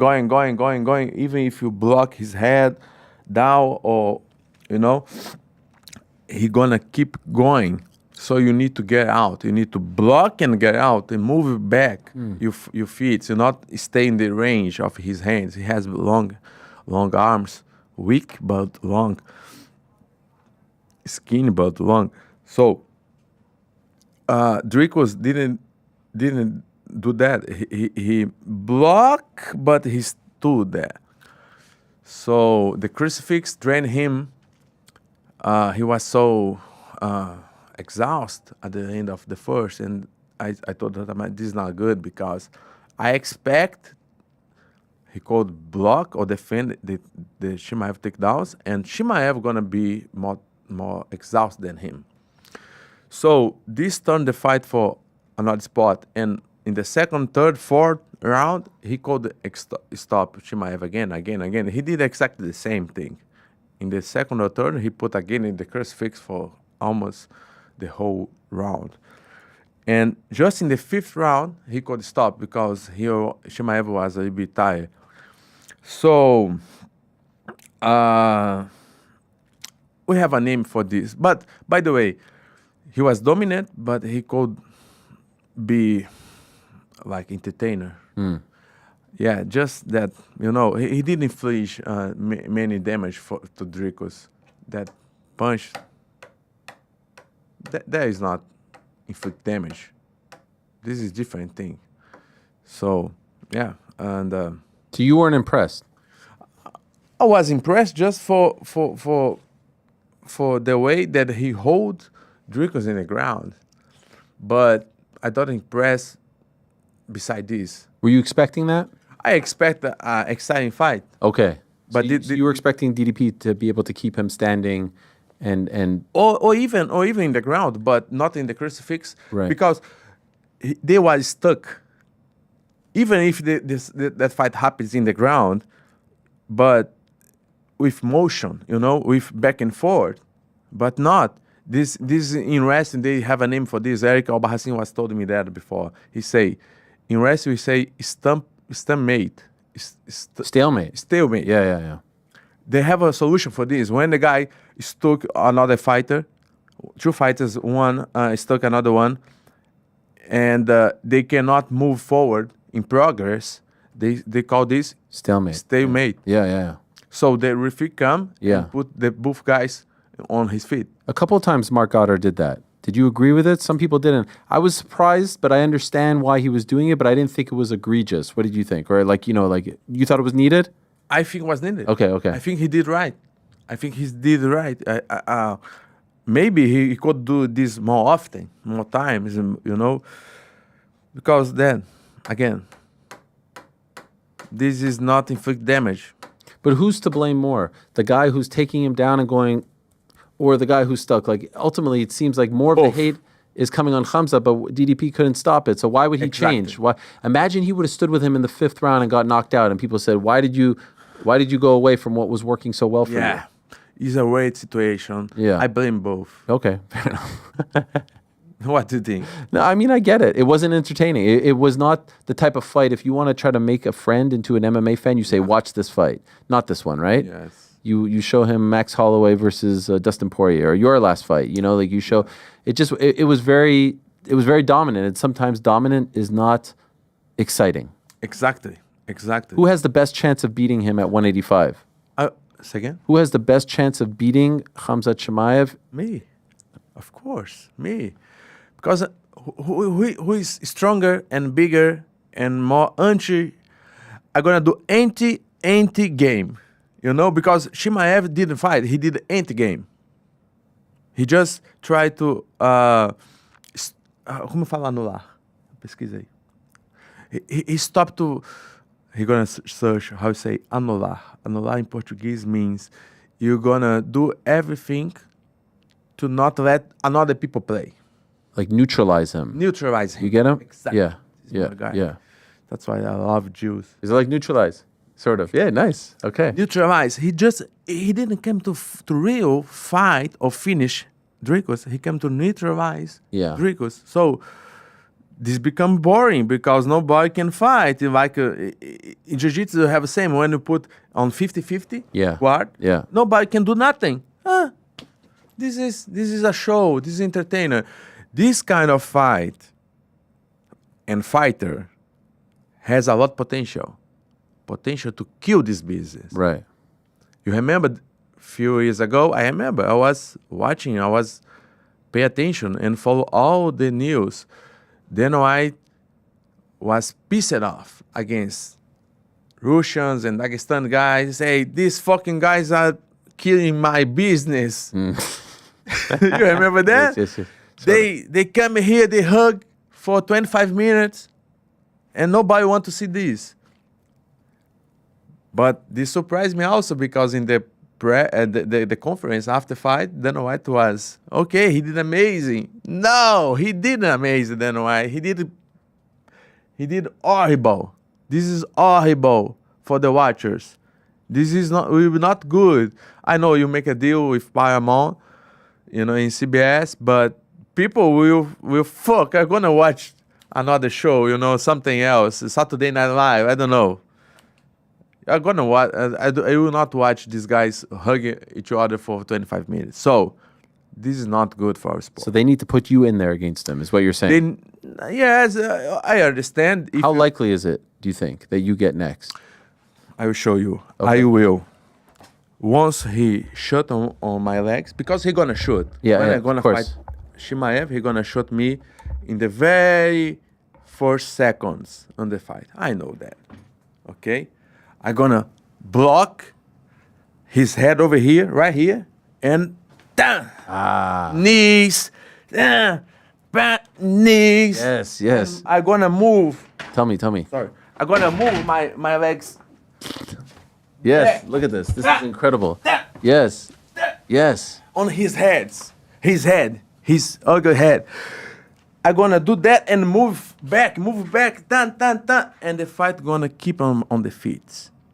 Then he gonna shoot again, and he gonna get exhausted. In the very first. We're gonna move for the second. He gonna try again. But then he gonna be slowly. A little bit slowly. Tired. Then tired. Yes. Not so fast. Yes. Like in the very first. And then I'm gonna start to hit him on his head. That's okay. Oh no, it's fine. Yeah. Go ahead. Yeah. And the body. Look at that. Look at that. Look at that speed. Bah! Levels. Yes. Oh, teeth. This. Yes. Right to the stomach. To the chest. Yeah. Horrible for Anderson fight. We're Silva. gonna want to shoot you. You know, he will never know because he knew I have knees for him. I have tips.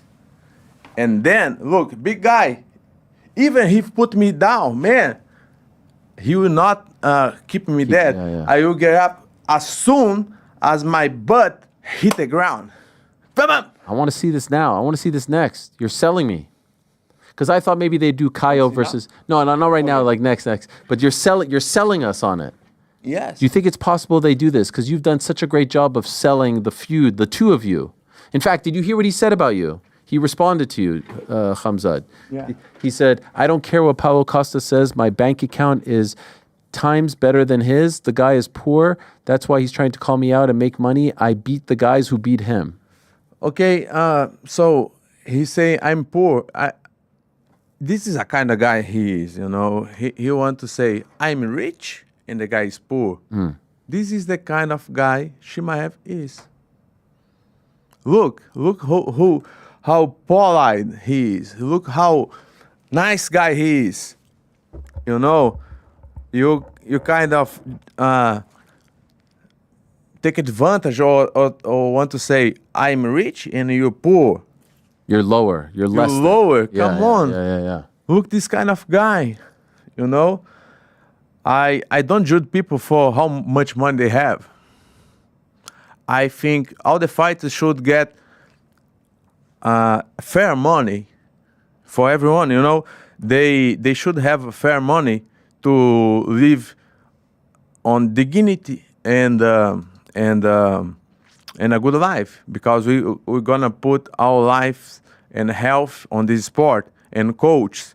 And I just try to pay as much as I can well my coach and people who surround me, and I do charity for because I kind of share. I don't like to say this. I don't have I took pictures with luxury cars or jewels or nice watches like that, because I don't need that. But I used to help people on my neighbor, for my city, you know, because I truly believe this is the right thing to do. But this kind, you know, he say, you poor, I'm rich right now. This is who he is. Did you see the welcome that he got in the UAE today? Who? He got like a big welcome when he came back home, or now he lives in United Arab Emirates. He got all the people at the airport. I didn't see that. You saw this? No, you didn't see it? Because now he represents UAE. Mm-hmm. So he got a nice welcome. What do you think of this? It's nice? It's nice. It's nice, you know. I'm glad to see people from UAE. You want something like that? You want something. You want to go back to Brazil and get that. Yes, this is going to happen. You know, I believe on some moment, if I deserve, on the right time. I believe on the right time. I think God has a time for everything. I'm just learning with all my ups and downs. That's my thing that I'm doing right now. But I feel like your confidence is back. Not fully back, but as we talked about last time, like I sense it. There's a different vibe. Because my game doesn't match with his game. I'm a perfect game for me. I have a perfect style to fight him. I'm not a good match for him. I'm heavy. I know how to defend a guy like him. And I'm going to hurt him in the second round until he wants to give up. I will hit him on the body shots, tips, knees, and I'm going to let this until the third round. When he feel gas out, when he feel, I want to give up, hurt, very hurt, then I'm going to finish the fight. That's my plan. Because he's going to rush on me. He know me, he fear me, and I have the perfect game to fight plan to fight him.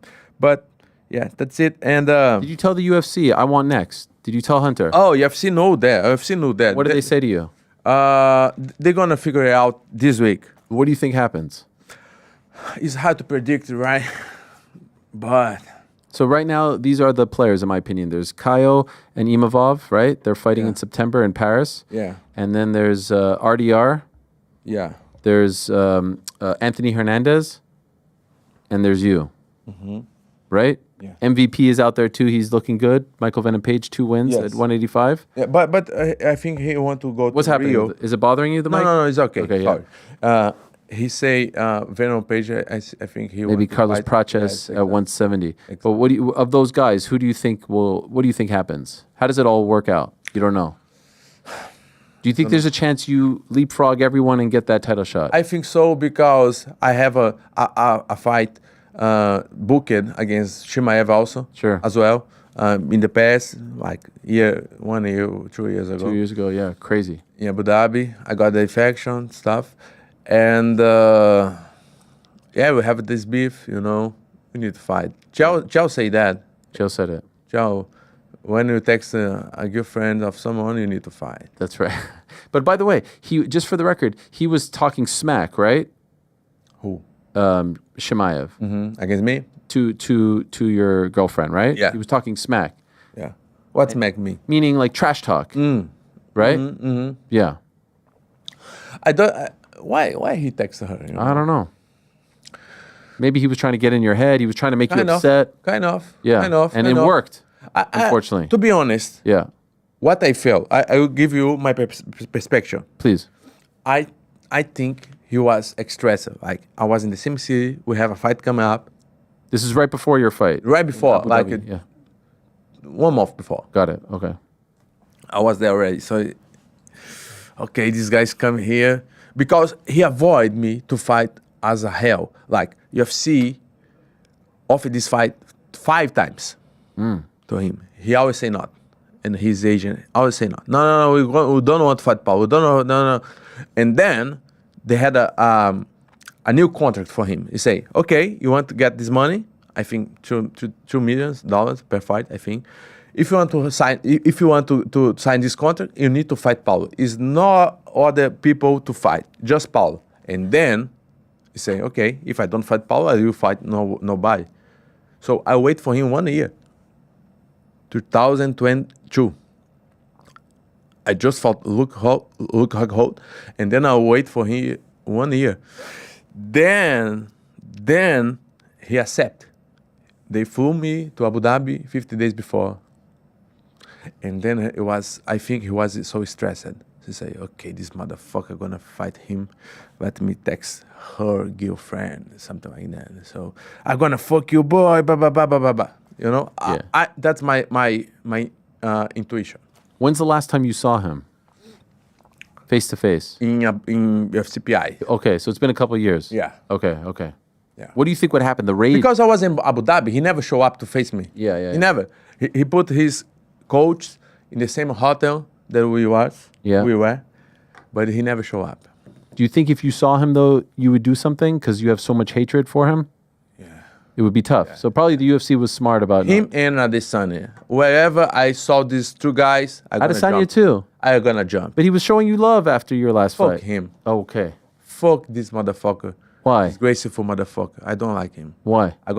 Because the background. He disrespected you, you Yes. felt like? Okay. In the fight? Yes. Okay. Who do you dislike more? And then pretend to be friendly because I was down. I was out, and then he pretend to be friendly. Who do you dislike more? Is it possible to say, like, if you were to rank them? Oh my god. Tough one. I want both in the hell. Yes. Same time. Same time, in the same fire.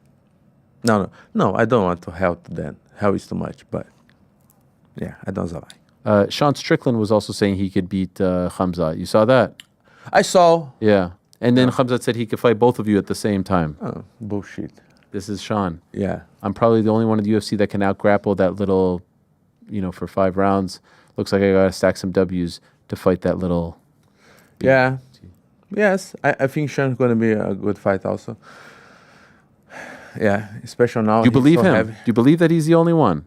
Obviously not. No. Come on. No. He's not. I'm here. What do you think of Kaio? Man, Kyle. I used to train with Kyle. He asked to come once.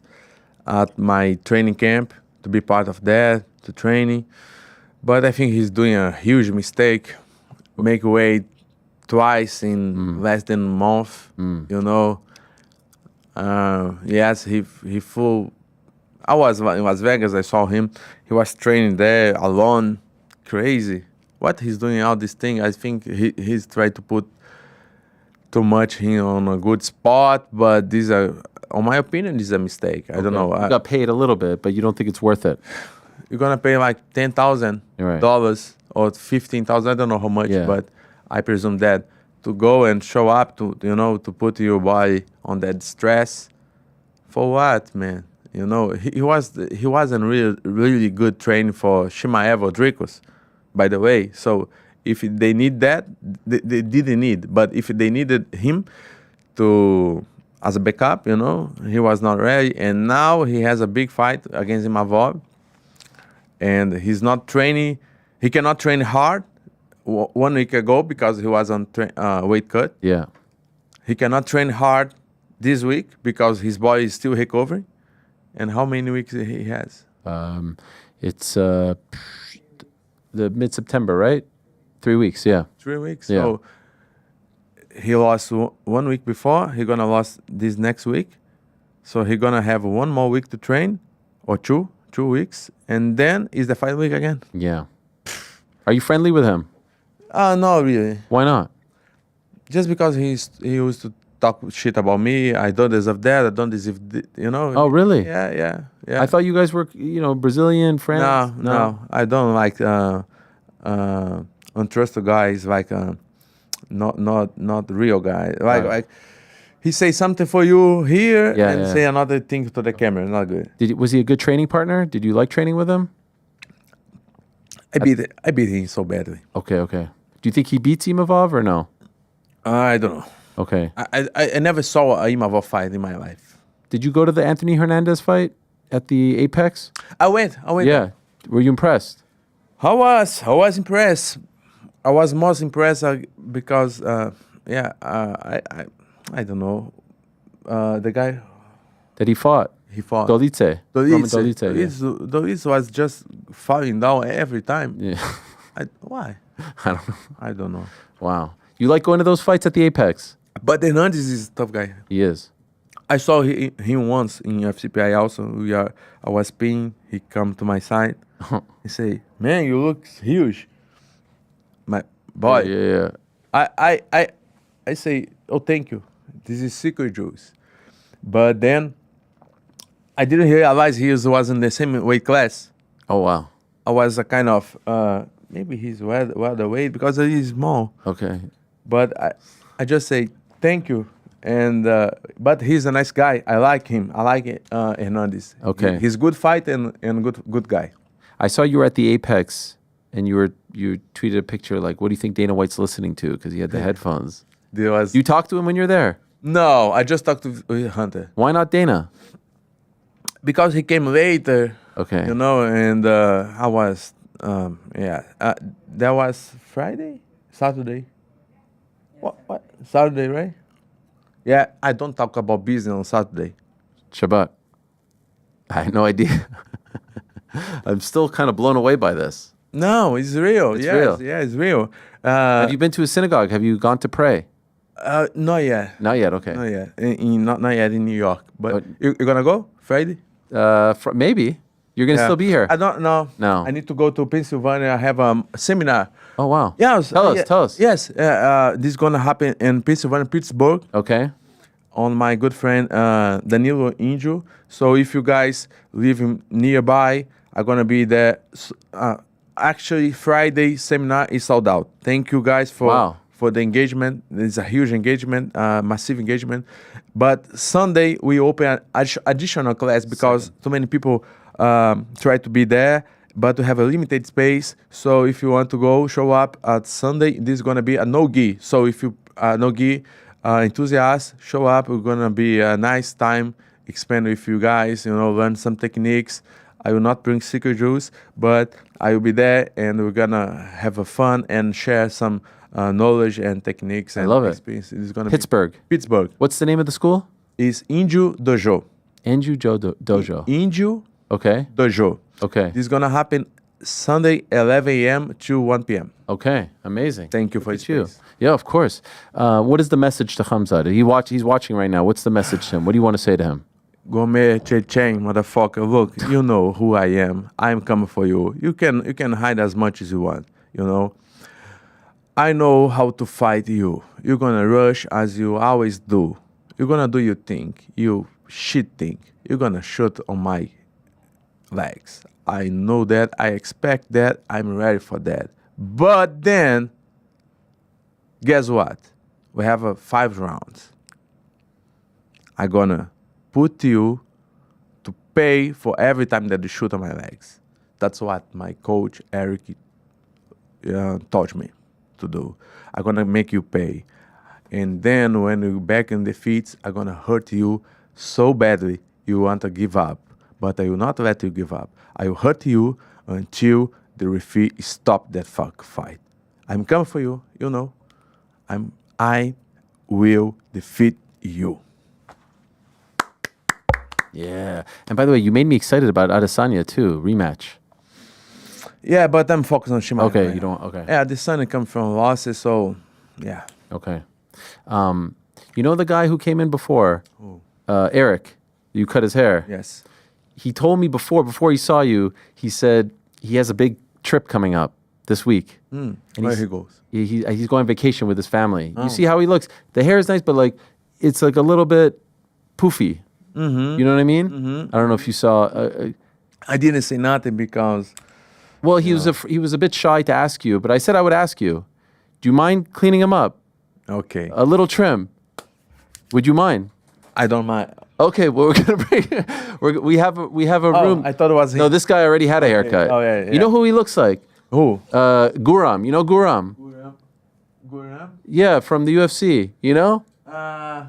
You know Guram? Yeah, you be. He's from Georgia. Okay. But this is you. This You're is from you. Georgia? Look at this. Look at this. Nice. Look at this. This is amazing. This was great. He looked like a Hasidic guy. Wow. I didn't. By the way, you know what? I don't remember it looking quite like that. Anyway, Eric is there. He is. Oh. He wants to know if you're available for an Okay, appointment. let's go, let's okay, go. take him, Paulo, go. and I'm going to talk to you. Okay, see and then you, brother. No, but we'll talk. We'll talk. You're the man, and you could follow him tomorrow. Yeah, look at this guy. Yeah. Okay, here he comes. We're going to go get a haircut now. New York Rick's going to get a haircut with Paulo Costa. I hear a bit of an echo in my ear there, Frank. Should I put my headset on? Okay. Oh, it's there. Part 2. Where you go? There they go. Look at them. Where you going? Look at them. Oh, This is the office. This is the Yahoo office. Okay. This is incredible. GC filming on Zoom. Look, we got a whole set. This is amazing. Yeah, the whole crew is there. Rick's getting another haircut. Part 2. Obviously, the hair isn't as long this time, but we wanted Paulo Costa to make something nice for New York Rick. Rick, being the soldier that he is, the good teammate, company man that he is, said, "Yeah, sure, I'll get a nice cleanup." We offered GC to trim up the beard too, but he said, hell nah to the nah. Look at this camera work from Connor right here. He needs Henry to help him out. Oh, look at this. Okay, this is a nice angle right here. No, I gotta do something. He's gonna get you mic'd up. Ariel, you got me? I got you. What's happening back there? Tell us. They're getting mic'd up right now. We just walked through the office over here. Paulo seems excited. Yes? I'm sitting on the couch behind him. Oh, I think I see my kids back there. They are. Come here. Hey, guys. It's a family affair. They're getting a front row seat. What's your name? Oliver, Walter, Claire. Nice to meet you, Walter. How you doing? Oh, man. They're going to meet Paulo right now. Very good. Beautiful guys. Hey, Sammy. How are you doing? Good. Paulo. Claire. Adi. I bring 2 hats for you, but next time we're gonna bring for you. This is incredible. How did this happen? How old are you guys? I'm 13, 11. Yeah. Oh, I lost his audio.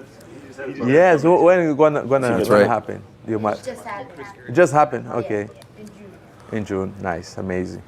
Paulo, can you hear me? Was good? Was cool? Yeah. No, he's getting his earpiece put in right now. This is amazing. Okay.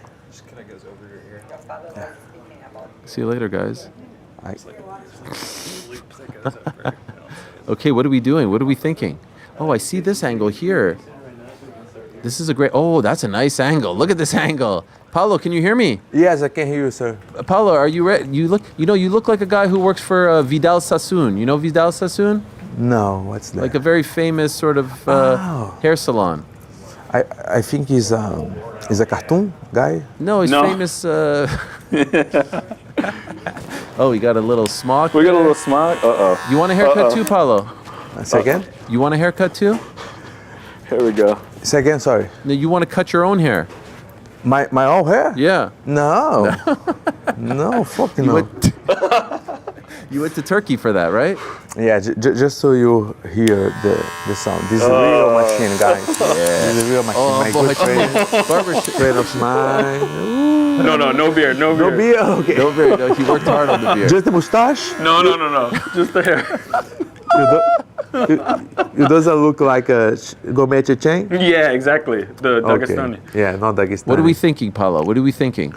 Man, this is much shorter. Yeah. Let's say the truth. This is much better than last time. Yes, right? yes. Yeah, they don't have that shit over here stuff. He looks good. It's nice. He looks nice, actually. So, what you want to do, man? You are the client. You are. I'm leaving it in your hands. You do it. You show me. For real? Yes, you can do whatever you want. Oh, but he has a big trip. He has a big trip, Paulo, a family vacation, so he wants to look good. Yes, he wants to look good. But I will not mess with this guy trip.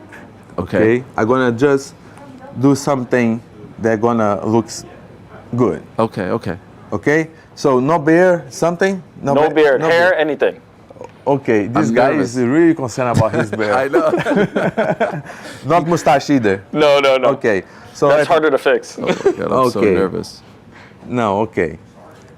It's up to me? It's up to you. You do it. Okay. I would say I'm just gonna shave a little bit on back and side and let this. No. You can do the whole thing.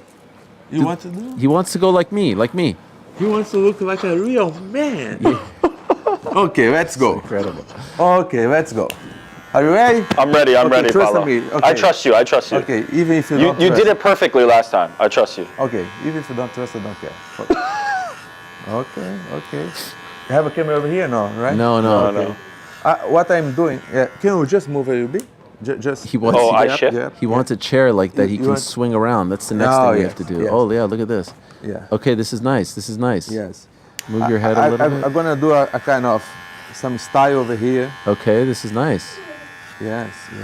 A few more gray hairs this time for Eric, huh? For what it's worth, I lost Ariel, so you have to relay for me, Connor. Yeah. I can hear you from his mic. That is true. What did he say? For what it's worth, he lost? What did you say? Oh, he can. Okay, I can't hear Connor either, but I can hear. Don't mess with the Costa. This is nice, Paulo. Yes. Sorry, I'm a little bit focused. You're over busy. here Sorry. Good. To do a very nice job. Let me see. Maybe a little bit more here. Oh, I like this.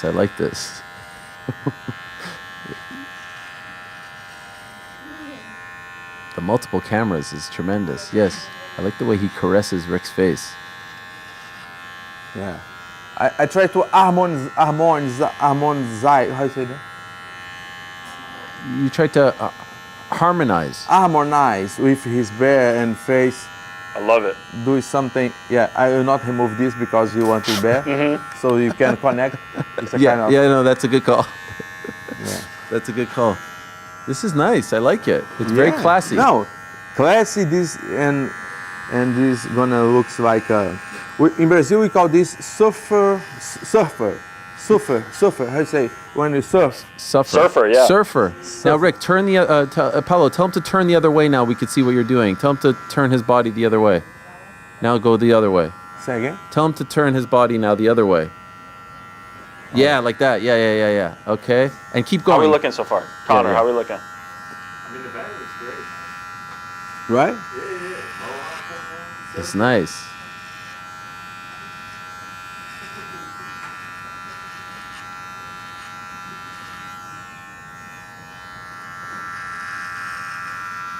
It's nice hair, Paulo. You like this? Huh? You like this? I think it's gonna be nice. I trust you. Yes. Oh yeah, look at that look. I don't know. It's a very unique look. I've never quite seen something like this. I'm wondering if he's going to go for the top. Are we going to touch the top? Okay, you want the top or something, right? Yeah, a little. Just turn to show. Oh, Shit. Oh yeah, this is nice. Looks good, right, kids? It looks nice. Yeah. The kids likes. The kids like it. Yeah, your kids likes that. In the top, you Yeah. have some idea, like. does look I good. think this is pretty much. Yeah, no, you can take you it. tell me. You can Yeah. take it. It's We okay. need to get rid of some of the Okay. top. Yeah, take some of the top. Just so you'll be on this side. Yeah. Just No, so you you- could go all the way. Go all the way, Paulo. All the way? Yeah. I don't think all the way gonna be good. Why are you man. scared? If you think it would look good, I trust. Let me see. What shout I out can to do. this, Let me see what I can These do. clippers that he's using, they're really. Yeah. Wow. Now, Ariel. Let me see. Oh, that's nice. I love this. I love this style because, as I said before, this is a kind of Yes. surfer, you know, Surfer, yeah. and I'm gonna make waves. Oh, I see. I I'm understand. gonna make waves, man, waves. Oh, I see. my I God. see it now. I see it coming together. Just waves, you know. I'm gonna represent the ocean on his head. Wow. Whoa! The ocean over here. What a man of The many, waves. many talents. Actor, fighter. It's nice. How we look? That's it. That's it? That's it. This is finished? Take a look. Take a look. Trust me. I trust. This is gonna be something special because this is surfer, you know. Yes. Yes. To me, that's good. So you How don't we want to feel? go in the middle, Paulo. Oh, wow. That's something. Oh yeah. Yeah. Beautiful. Beautiful. Wow. Thank you, Paulo. Wow. I know last time, look. Oh my God! come on. Finally, I get Nice tip. paid. Last time by we didn't have a that. payment. Thank you for my. Thank you for this. Thank you, Paulo. Be back. Anytime. Anytime. Anytime I'll call you. I'll be back here or I'll be in New York. Just tell me. Oh, I lost my mic. His But- earpiece. Connor, can you get us Just the tell- earpiece? I think it looks great. I'm really excited to go on vacation like this. Yeah. Yes. Looks good. But just turn for the right side, right? You always turn for the right side? Yeah. Yeah, I mean, if you want to fix it up anymore, you can. No. It's good? It's okay. It's okay.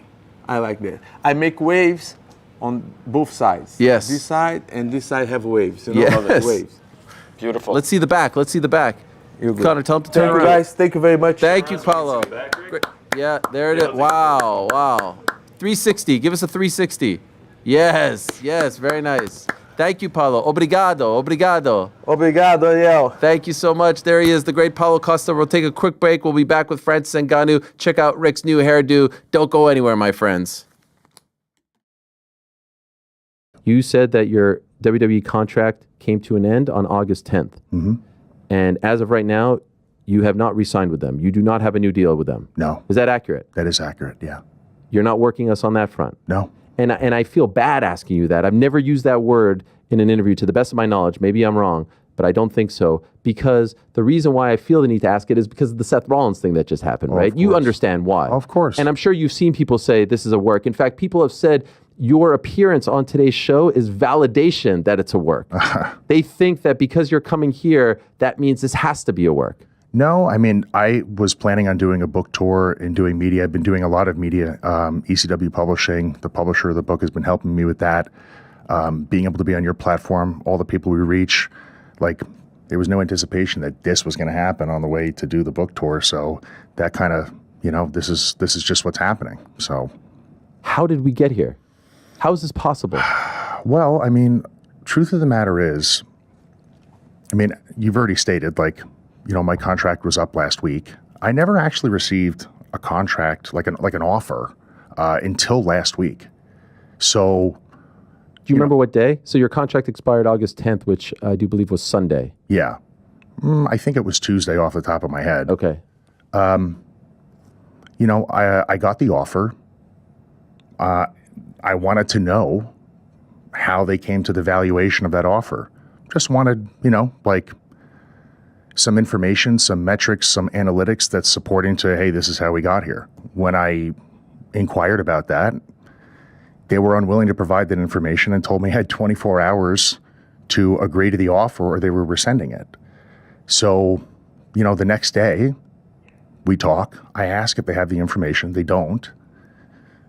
And I said, I can't make an informed decision without the information. And I'd like to keep the dialogue open. And they rescinded the offer. And that's actually where we're at. Wow. So, and it's not meant, this isn't like, I know how a lot of people feel when they make an exit, right? I can empathize with everybody's experience. Every experience exiting the company is different, right?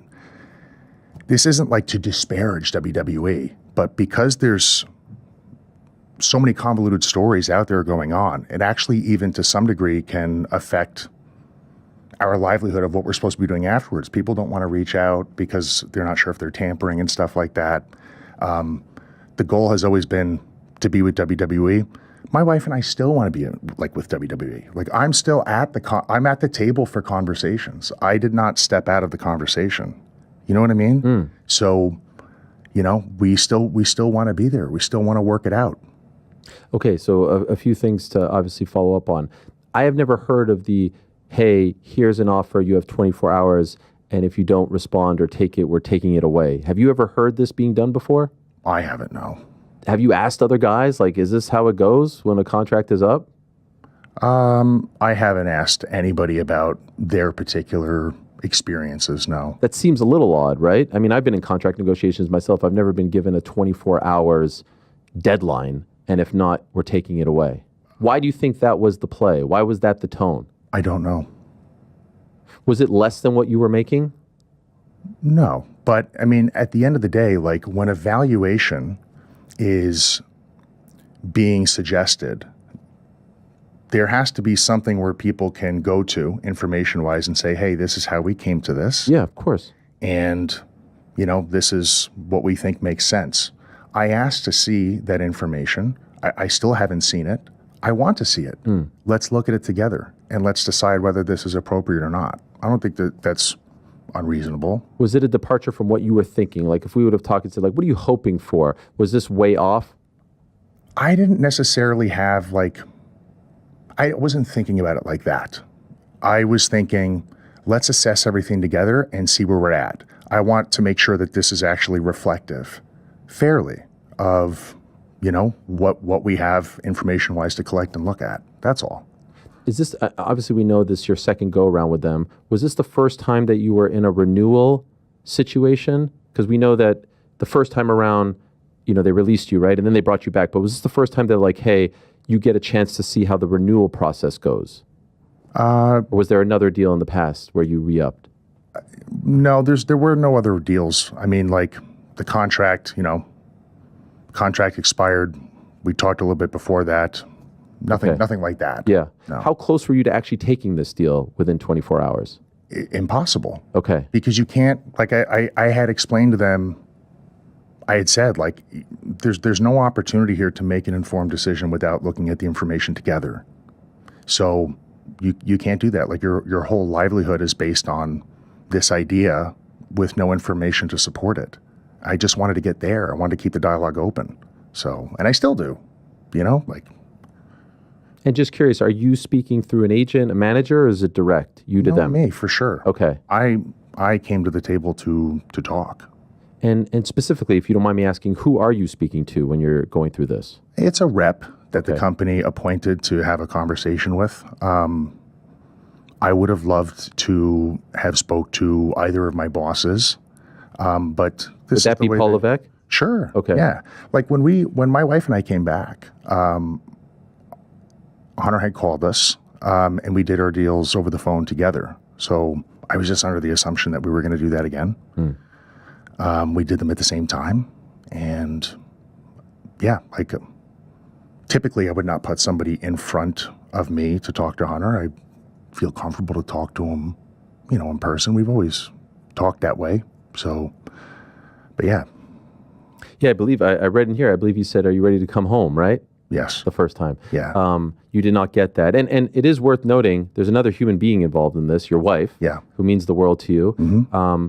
She's in the same boat, right? Her deal was up August 10th, and she has not been re-signed. Yeah. When they made that offer, was it for the two of you? Nothing. She had nothing. There was no offer to her. Nothing. No. I was told at one point, because I did inquire, of course. Yeah. After we deal with you, we'll deal with her. Like.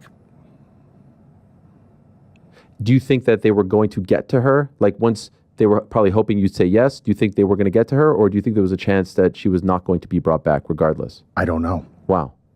But I don't see why we just could not have done things the way we did them before, where we do the deals together. So that's how it's always been. It was like that the last time. Okay. In NXT, she was signed first, maybe at the end of 2019, and I came in 2020. Okay. So in the process of you not, accepting and then rescinding, does anyone reach out to you between, say, Wednesday, Thursday, and Sunday when you put out that video? Does anyone say, "Hey, let's figure this out, man"? Like, okay, we're at an impasse. Do you get another call? Do you get another email, a text? Does anyone reach out to you in that period? No. Wow. No. Did that surprise you? Well, I tried not to invent a hopeful scenario in my head, but a little bit. Like I said, I wanted to continue the dialogue. It was strange. A lot of this is strange to me. I'm quite honestly blown away by all of this. And I'm still kind of wondering, I don't want to disrespect you, but wrestling is, and I see you're very sincere, and I could even kind of tell that you're like, dare I say, a little bit hurt by all of this. Is that fair to say? Yeah. Yeah. Yeah. It's unexpected. It's unexpected. I'm not sure I had a high level of expectation, but just any time I've ever gotten on board with the company hasn't quite been like this in terms of communication. So, and I just feel like there's still so much more to talk about. I feel like there's more to explore here. So it was just strange. Since you put out the YouTube video Sunday night, did you hear anything from anyone? Anyone in the company? Sorry. Friends in the company, yeah. Okay, yeah, but higher ups, brass, people who would say no, nothing. No. Did that surprise you? Did you think, okay, once this comes out and I kind of peel it all back, someone's going to reach out? I didn't necessarily think the timing of anyone wanting to talk to me would have anything to do with that. There's nothing derogatory or disparaging in that, like that would create any sort of concern. It's more just documenting how SummerSlam went and right. Yeah. When someone gets released from WWE, there's usually a period, either 30, 60, 90 days. They can't talk. They can't solicit offers, things like that. Because your contract elapsed, technically, can you go work for someone today? Yeah, of course. You're free and clear? Yes. Okay. But as you just alluded to, which I thought was fascinating, I was thinking of this, because people are sort of unsure if this is legit or not, and you're saying it is, and I 100% believe you, have you found that people are afraid to reach out to you because they don't want to get caught in an angle? I've been told through people, they're like, hey, like, what's actually going on? They're telling me that people are concerned about making contact. But at the end of the day, like, I'm not trying to turn this into a game. It's not a game to me. It's my life. Yes. I'm very big on loyalty. Everybody knows that, but loyalty is a two-way street. And WWE has given me and my family an amazing opportunity, in the past to change our lives. I've talked about working at NXT during the pandemic, people in my family getting laid off. They have no idea how they're going to, make their mortgage. I was able to take over their mortgage. Like, I'm very interested in trying to recover what I think is something, that is easily recoverable. But like, it takes two people to come together and talk about it. I'm still here. So. All right, back on the program. That was Killer Cross last Wednesday. He's no longer carrying. I think we all can agree now that is not a work, 100% a shoot. Prior to that, we had Paulo Costa in studio. That was tremendous. Thank you very much to him for the swag, as they say. Tremendous job on Rick's hair. He's just cleaning up a little bit. We'll go to him in a moment. Still to come, by the way, Francis Ngannou, Michael Venom Page, Tim Elliott, and Bryan Battle. The meat of the show still to come. Tomorrow's show is going to be insane. But before we move along, Rare, since we've come to Uncrowned, since we've come to Yahoo, my family hasn't had a chance to stop by. So let me bring them in real quick. Let me bring in the crew. Come on, guys. Don't be shy. Here they come. Yeah, the crew is here. Walter, who didn't get on camera before. Oliver, Claire. Where's Oliver? Oliver, get in. And Mama, Jacqueline. You see that? You can see your... Look at this. We're one big family. Come on the other side. Walt. You'll be on the... Yeah. Okay. Yeah. Yeah, we spread it out. Look at this shot. Look at this family right here. What do you guys think? Are you having fun? Yeah. What did you think of that haircut?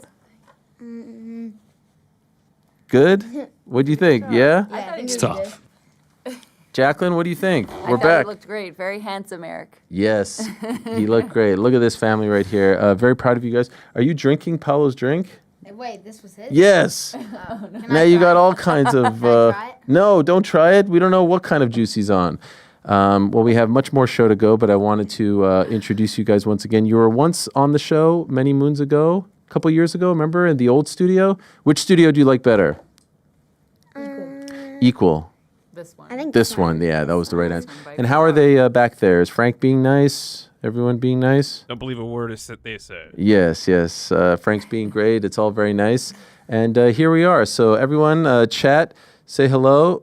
Everyone, look, they're all saying beautiful family. See that? Oh, even someone called you, what is that, iPad boy? Who said that? Why would you read that out loud? How did they know? Ollie? I mentioned it to them. They all agree that we need to wait a little bit more. Soon. 2025, the countdown is on. September. Look, the chat is on fire here. The City Reapers hoodie is tough. Hey. Look at that. Do they also have bad hip-hop takes? Daughter looks just like Ariel. Hoodie fire. See, you guys are getting much love. How many views? Love you guys. Right now, how many views? 4,483. iPad boy. Oh, your kids, great kids. You know what? Thank you very much for the... Knows your kid. Yep. The chat's being very nice, I do have to say, so I appreciate you guys. Come on, Ariel. His favorite fighter. Yeah, is that who is your favorite fighter? I don't know. Do you remember the Claire and Ariel show? Yeah. Yeah, we used to make the picks. I forgot. Yeah, Amanda Nunes. He needs the phone now. He needs the phone now. Are they Everton fans? No. City. Hey, Helwani. Phil Foden. Beautiful family. iPad boy through dad's chat is brutal. Oh. Show him the phone, bro. Oh, they all got you. The broccoli haircut. Congratulations. Look at this. Look at the love. Look at the love, guys. Okay, this is it. Thank you guys. You guys going to walk around town or what? Yes. All right, give me some Kith stuff, all right? Yeah. Love you guys very much. Thank you for the support. But we do have to get to our next guest, Francis Ngannou. Anything you want to say to Le Prédateur? Yes, great job, Claire. Well done. Thank you, guys. Love you. Forrest, what do you think? Champions League? Okay, guys, don't break anything on the way out, please. But appreciate all the love and appreciate all the D1 love in the chat as well. Thank you, guys. You can just walk yourselves out. Yes, thank you for stopping by. We appreciate you guys coming very much. And there you have it, the Helwani family. What a show, by the way. What a show we've had here. We've had Paulo Costa, Tamara, and Rick getting a haircut, and the whole Helwani family clan in Studio 330. Francis is going to be joining us, and that is my pride and joy right there. That's why we do it. That's why that's everything I do. Everything I do is for them, and it gives me so much joy to bring them, my kids, my wife here to what we built at Uncrowned at Yahoo. Got to meet some of the people behind the scenes. I used to go follow my dad to his work and be like, wow, this is where you work. This is so cool. I go to school. You get to do this. And so I hope that they have the same sort of feeling when they come here. And I know this job is a little bit different and unique, but I just hope that they appreciate all the hard work that goes into it, and being in New York, and how far and how how hard it was to get here and how long of a journey it is from where, I came from in Montreal. How's Rick doing? Is he doing okay? He's good. He's lining up Francis right now. Oh, he is. Okay. I wanted to get a shot. We'll have to wait on that. Lining up was playing words. Didn't mean to say that for him. Yes. Someone in the chat said, "All right, the glaze is over. Family has gone back to hating." Wow. Yeah. Thank you guys. Appreciate that. Look at the difference. He didn't go full bald, huh? I like that better, man. The bald's too simple. No, this was a little bit, creativity. Yeah, For look. I'm pretty happy with it. You're happy? I mean, my man Paulo came and hooked me up again. Look, like right now, by the way, you can't even tell. Let's lose headphones and give us a turn. Give us a turn. Give us a real quick turn. Yeah, it's almost like a business. Oh yeah. Oh my God, the back looks like a freaking. I mean, I feel like we're back. You know? No, I feel like the aura is back. The aura is back. How nervous were you that he was going to cut your beard? Very. Yeah. I was nervous for you. The The hair grows back. You fix. The beard is like. I know, it's a whole process. Yeah. By the way, I was actually nervous for you because I know how hard it is. So there we go. All right, well done. Shout out to my boy. Paulo's the man. Do we have our next guest yet? We do. Okay. All right. More to come. Tremendous lineup of shows. Can't wait to speak to our next guest. It has been a minute, as they say, since we last spoke to him. The last time we spoke to Francis Ngannou was last October, right after his big win over Renan Ferreira. So it's been quite some time. Appreciate his time, as always. Good to catch up with the lineal, undisputed heavyweight champion, the man himself, the pride of Cameroon, Francis Ngannou. Hello, Francis, my friend. How are you? Hello, Ariel. I'm good, and you? Long time no speak. Yes, very long time. It's good to talk to you. How's everything going? How's life? Life is good. I just keep it a little low right now. You're staying low. You're out of the limelight. Yeah, just trying to chill, take a break out of everything. Any particular reason? No, just feel like, just feel like I like this life. I like the calm part of my life. Yes. When it's calm. By the way, I hear like a feedback when I speak. Do you hear that too? No, I don't hear anything. You don't hear feedback. Frank, do you hear that? I do. It sounds like he has his phone on or something other than the laptop he's on. Is there another thing on, a phone? Because I hear myself twice. Do you know, is there a phone on also? No, nothing is on. Okay. I think it's on your side.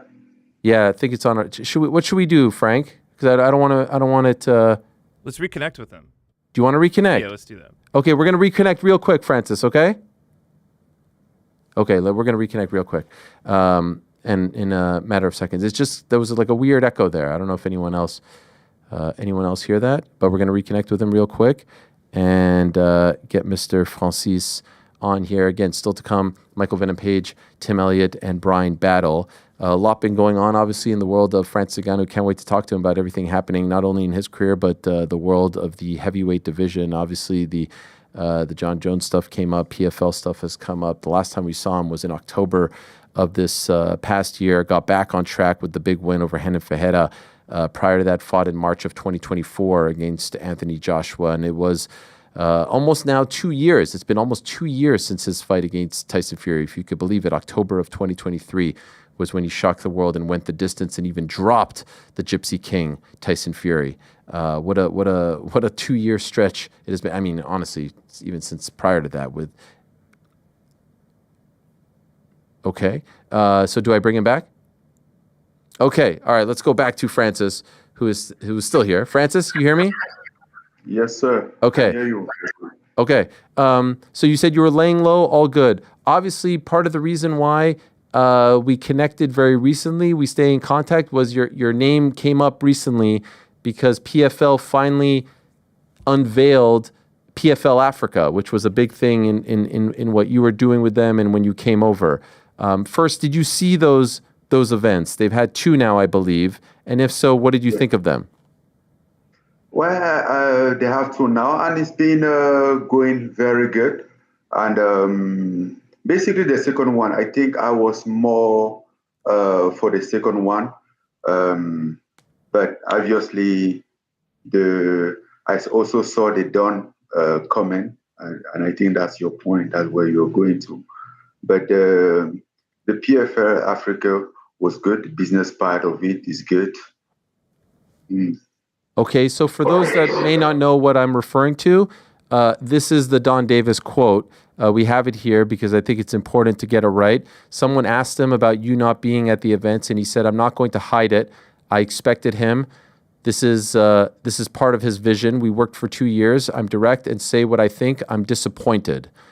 Disappointed in you not being at the first 2 events." A lot of people, I guess, thought that you would be there because it was a big thing, and clearly he thought. What is your reaction and response to this? Well, first, as far as my reaction, I was like, I don't think it was something that he should have bring it out there, right? I mean, at least if it was me, I wouldn't keep it out there. Now, because he get in the position that we have to bring up context, like why didn't I come there? He didn't know why I didn't come, you know? I mean, I've been waiting this for 2 years, and this was the big part of it. So when you're working on something, like when you guys are still working on something, unless you think you have it's off, it's not the thing that you bring it outside, you know.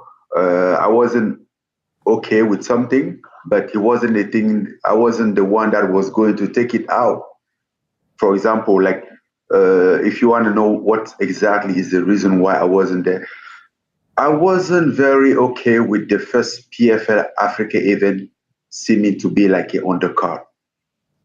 Quoting him, we work a lot for that, for the PFL Africa, but I hope PFL Africa debut would have at least have his glory, his moment. But that wasn't my decision, and I wasn't down for it. But I expressed my feeling to them. So in other words, what you're saying is that first PFL Africa card, I remember it was in mid-July, and the main event was Johnny Eblin versus Costello Van Steenis, Dakota Decheva. Those aren't, part of the PFL Africa movement that you're starting with them, and you wanted it to just be about the African fighters, right? Exactly. Because this is what it's about. You work about something for 2 years, you expect this glorious moment, and then I couldn't explain. If I have been there, I couldn't explain. It looks like I was in the very bad position to explain how PFL Africa that I've been talking of has become an undercard. So on that perspective, I'm like, I'm not facing this. So that was the main reason. So, and then what's funny is that I have seen some people talking about it, but they didn't even realize that August 9 was the second event. They thought it was the first event was the second event. Did you share this with them? Did you talk to them about it? Did you tell them this is not what your vision was? Yes, of course. I mean, we talk about things that we talk about, like a vision. Because we put a lot of accent about like what is the vision, what we want to do, and then every time I will be on the phone with Pete and Jim. Whoosh, again, I don't think those were the people that have the full story, because they've been following up. Like Pete, I talk with Pete maybe 2-3 times a week about PFL Africa, right? So, but as far as done, we don't talk too much. We never really. Pete is always the guy that is in between us. So, which I think even from his perspective, he wouldn't have said something like that from where we were at. We were like, okay, I don't agree with this. How can we make this work? We are working on it. Like, how can he make it look to align our vision together? Because it's a matter of a vision. For me, it's a vision. For me, it's not a business. Even though they are doing a great business out of it, but again, I focus on the vision of the DNA part of it. To be like a PFL African, not just be like another representation of a PFL in Africa, but to be a local organization. as far as the construction of the card and the people on the card from the PFL Africa only perspective, how involved were you in the people who were signed, the people who were fighting, the matchups? Were you involved in any of that? I wasn't involved on the matchup a lot. I heard, I know that Eduardo was the guy, was the person that was in charge of like fighter. I talk after in a meeting, I give my advice because even the event that I do in Cameroon, we have some talent. The event that I do with my foundation, the challenge. So we have some fighter that I recommended, different fighter. Even this guy, I think what was his name? Ankara from Burkina Faso was the guy that fought at my event, and I saw him. I mean, he did lose, but I was impressed with his skills. So I said, okay, there's some guy you can look up to. So, but other than that, I wasn't so much into it. The second event was much more a PFL Africa event, I would say, but you weren't at that one either. How come? Well, matter of circumstances, and again, we were still working on it because let me remember this. This is not the first. This is not the only event. PFL Africa is something that is going to run. Is made to be run forever. So as we take the time that it takes to set things up right, then the company he will run properly. So I don't have any problem with that. I don't have any problem going as long as we get things right and feel comfortable, because I'm going there, stepping forward, put myself in line as a guarantee. So at least I'm gonna make sure for what I'm saying, for what I'm gonna stand by what I'm saying, which is what sometimes some clarification need to be made. Did you watch the events? Yes, I watched some of them. Did you like what you saw from the PFL Africa fighters? I do enjoy them. I like again some good talent, some raw talent as well that need to be sharpened, but that have skills to develop. So it was quite exciting, and also have like kids from the foundation fighting there. We have two guys from that started in the foundation, my foundation fighting there. Yes. So the name of the what is the name of the foundation? Because I know that you did. Did you do an event in March in Cameroon with the foundation? I did. The name is the Francis Ngannou Foundation, but we named the event like Challenge. ChallengeFighting.com. Yes, there it is.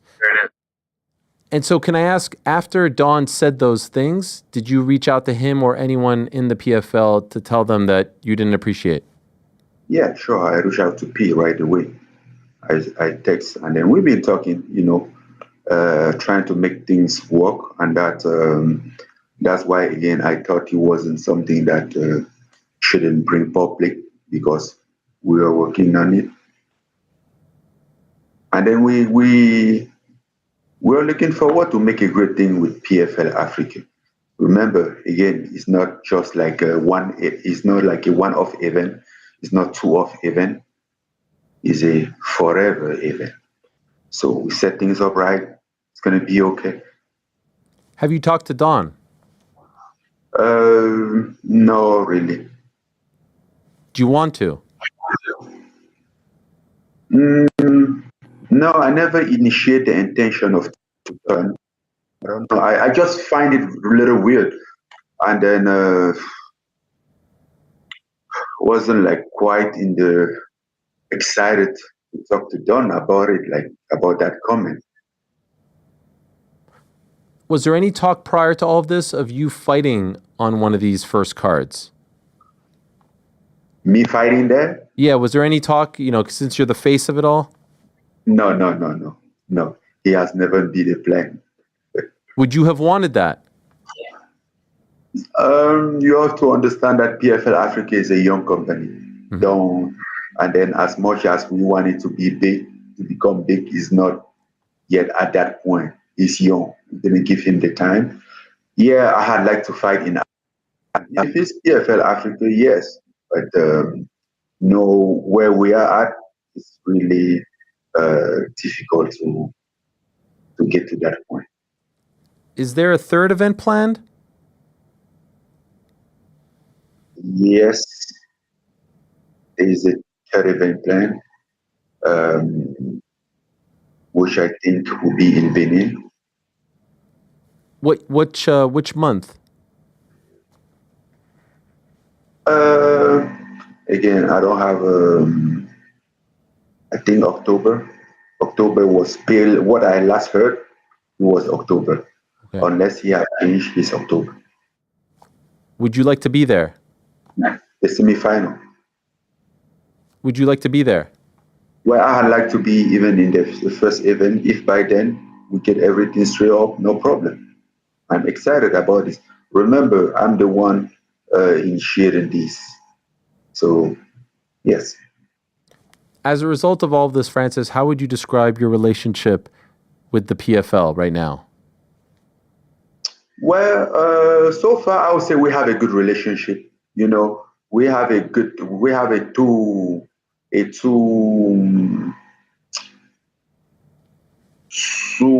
business together. One is PFL Africa, and then one is me as a fighter, and PFL as a promoter. You know, but again, everything doesn't always run smooth. But it wasn't like, okay, this is not working. This, just work like, oh, I don't agree with this. I think it should be like this, and somebody give his own point of view. Sometimes it works out, sometimes it doesn't work out, and then I think this is how it all works. But personally, I don't think we are in that point that you could say, oh, we have a bad relationship. No, we have a good relationship. We are just working things out and have a. Also, we also have to understand that the problem here is not even. There is not even a problem. I think the situation here is because of a culture different, and then which they are struggling to understand the African culture aspect of things, and I have to make sure that is being considered. So I think that's what is getting us here. So because without that, the relation wouldn't be like qualified as great relationship. Yeah. Your last fight for them was in October. Has there been any serious talk this year of you fighting for them? No, I'm started to reach out, send some email for fight, and see if what's on the line. But since there's nothing yet, I don't think they have opening for me. So we will wait. We still have time, and meanwhile, trying to still try on the Deontay Wilder fight. So you have one fight left on the deal, right? With them? Yes. And is there a term attached to that, meaning like it's either one fight or X amount of years? No. I mean, there's a time limit on the term, but which is fine, which is still fine. We get it. Is it far away? Well, all what you have to know is that we are good. Okay. You did mention the Deontay Wilder fight, though. That's very interesting. He won in June. Is that something that you are actively pursuing right now? Yes, I do. Is there any talks between you and his camp? We haven't engaged personally, but it's gonna be soon. Soon that you'll talk to them. Yeah. Okay. We are still setting some things up, but I keep training. I'm training. Would that be your top choice right now? In if you had a top choice in any sport, like number one fight is Deontay Wilder in a boxing match? I would say so. Since since the John Jones fight is off, I cannot be part of it. What does that mean when you say you cannot be part of it? No, I don't say I cannot be part of it. I say it cannot be part of my top choice. Got it. Okay, of the ones that are available. Yes. Okay. What did you make of all of that a month or so ago when all of that was happening with him in the UFC and then he eventually retired, and then Dana White was asked about you at the press conference in Baku, and he said, "Oh, Francis is not a good guy. I don't want to do business with him," all this stuff. I'm sure you saw all of this, right? Yes, I do. When you saw all of this, I saw your tweet. I think you said something to the effect of, "Did I ever say I'm coming back?" Because I think the reporter asked him if you were, if you were available or if he wanted you to come back, that sort of thing. And then he mentions that he doesn't think you're a good guy. I just wanted to know what you thought of that whole scene. Listen, Dana is Dana, and I'm not wasting my time trying to figure out Dana or what he said. He does his show. That's okay. And as I say, trying to make my life low key. Do you want to come back? When? To the UFC? Why? No, I'm asking, do you? I guess the answer is no. Yeah, what would I come back in? I'm in a contract with PFL. No, is there a part of you that says, you know what, maybe I do want to come back. Maybe I want one more fight. I just have to ask the question because the whole conversation was surrounded. I definitely want to fight, but again, I'm expecting the PFL, and I hope that the PFL will make that happen. Yes, I want fight. I want more fight. It's not like I want more fight, for sure. When all that stuff was happening with Jon Jones in the UFC, all of a sudden, when your name got brought up, it seemed like Jon really wanted to fight you again and not fight Tom Aspinall. Remember this? Back in June, Jon saying, "I'm hearing Francis is still interested. Now we're talking. That's a real super fight, a clash of champions, not just hype. He held the belt. I've defended mine." And then you responded, of course.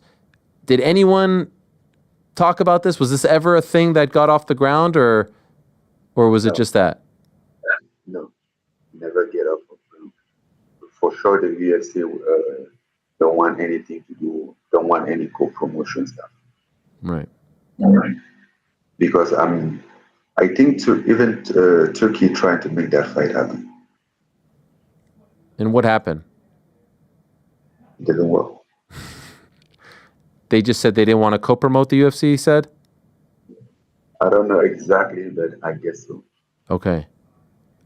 Were you surprised that Jon ended up retiring and not fighting you? Because a lot of people, including me, said he didn't fight you in 2020, and now he could have fought Tom and didn't fight him as well. Those were the two biggest threats, right, in the heavyweight division. Were you surprised when he ultimately chose to retire rather than fighting Tom Aspinall?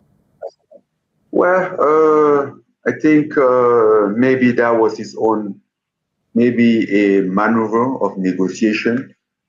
Retirement doesn't mean anything. If he decides tomorrow that he's fighting, then that retirement is vowed. He make nothing. Nobody will stop him. If he keep training, that doesn't change anything. So it might be his strategy, or he might just had enough, which is understandable. But I wasn't expecting it at that time or in this way. Having this announcing a retirement in the middle of a conversation like this. To me, it seems more like a negotiation tactic or something. Yeah, because when he retired, then they announced this White House card, and all of a sudden he said he's coming back. Exactly. He can come back whenever he wants. So, do you think he fights again? Yeah. Listen, if there's somebody that I don't want to try to understand, it's Jon Jones. Understand Jon Jones. I'm not trying to understand what he's doing. He's doing his life.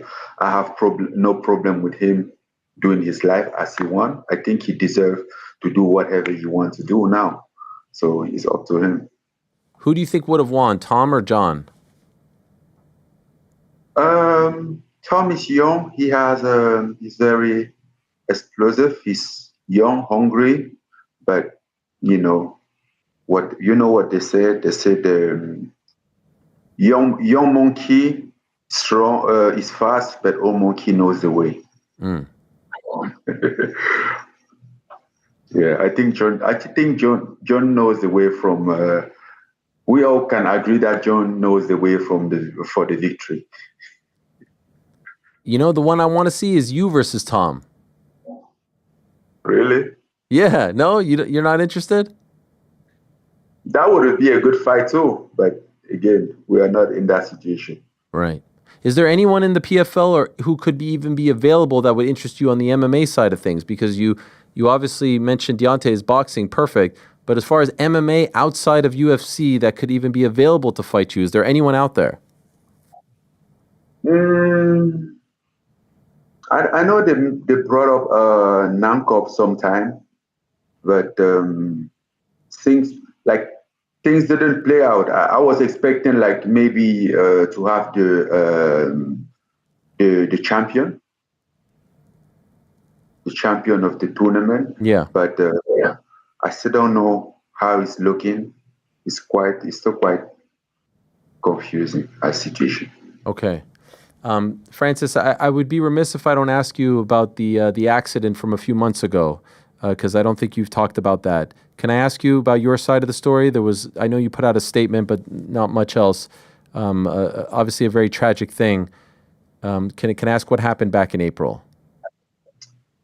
Man, what's happened back in April was just a nightmare. You know, I did my thing all day long, and then around 7, I left the driver out and go to the basement, take a motorcycle.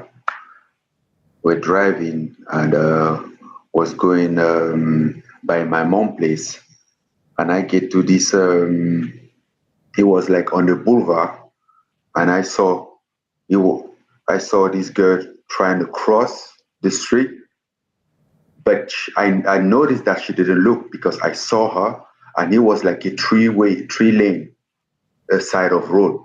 But I noticed that she didn't see. So what I do, I want to go behind her because she was walking fast. But problem is that last minute she turned around and she saw me, and she freeze there. She was like this, and a few seconds, so I hit her with the left side of my motorcycle because I was almost past, and I was like 300 yards away from a police station. Then, and I didn't even fall off the motorcycle, but she fell. So I'm like, should I go report this? But she's laying on the floor. So I pack my motorcycle, go there, carry her, put her in the taxi, and then follow her to the hospital. We get in the hospital. I took her outside. She has a knee, a tibia fracture. But I took her out of the car, and she was aware now and in pain, so which was a good sign. I took her to the emergency room. They reassured me everything is good, but I still stayed there for like 2 hours, and then until like people come. We even called them. They even sent like an extra doctor to supervise everything. So, I mean, I left. I was reassured that everything was good. I mean, not good because she's hurt, but I'm like, oh, it wasn't the worst. It could have been worse than this. And every day they were telling me, I was having the follow-up, like, oh, she's good, she's this, because the same night her family came there. And she was good for the next 2 days, and they were prepping her surgery until the surgery. She went for the surgery and never wake up. And just like that. And I'm like, how come? Like, what happened. Because when I get to the hospital, I requested two things right away. I said, please, can you do a scan to verify if she doesn't have like an internal bleeding? And then because like at that moment, I don't know if you remember, but he was like almost exactly 10 days away from the 1 year anniversary of Kobe. And what I did find out is that Kobe had like a brain issue. And that when we went to the hospital, they do the scan, but no the MRI. The MRI could have detect what he had. So on this girl, then I'm like, please do the brain MRI. So I'm sure that everything is being taken care of.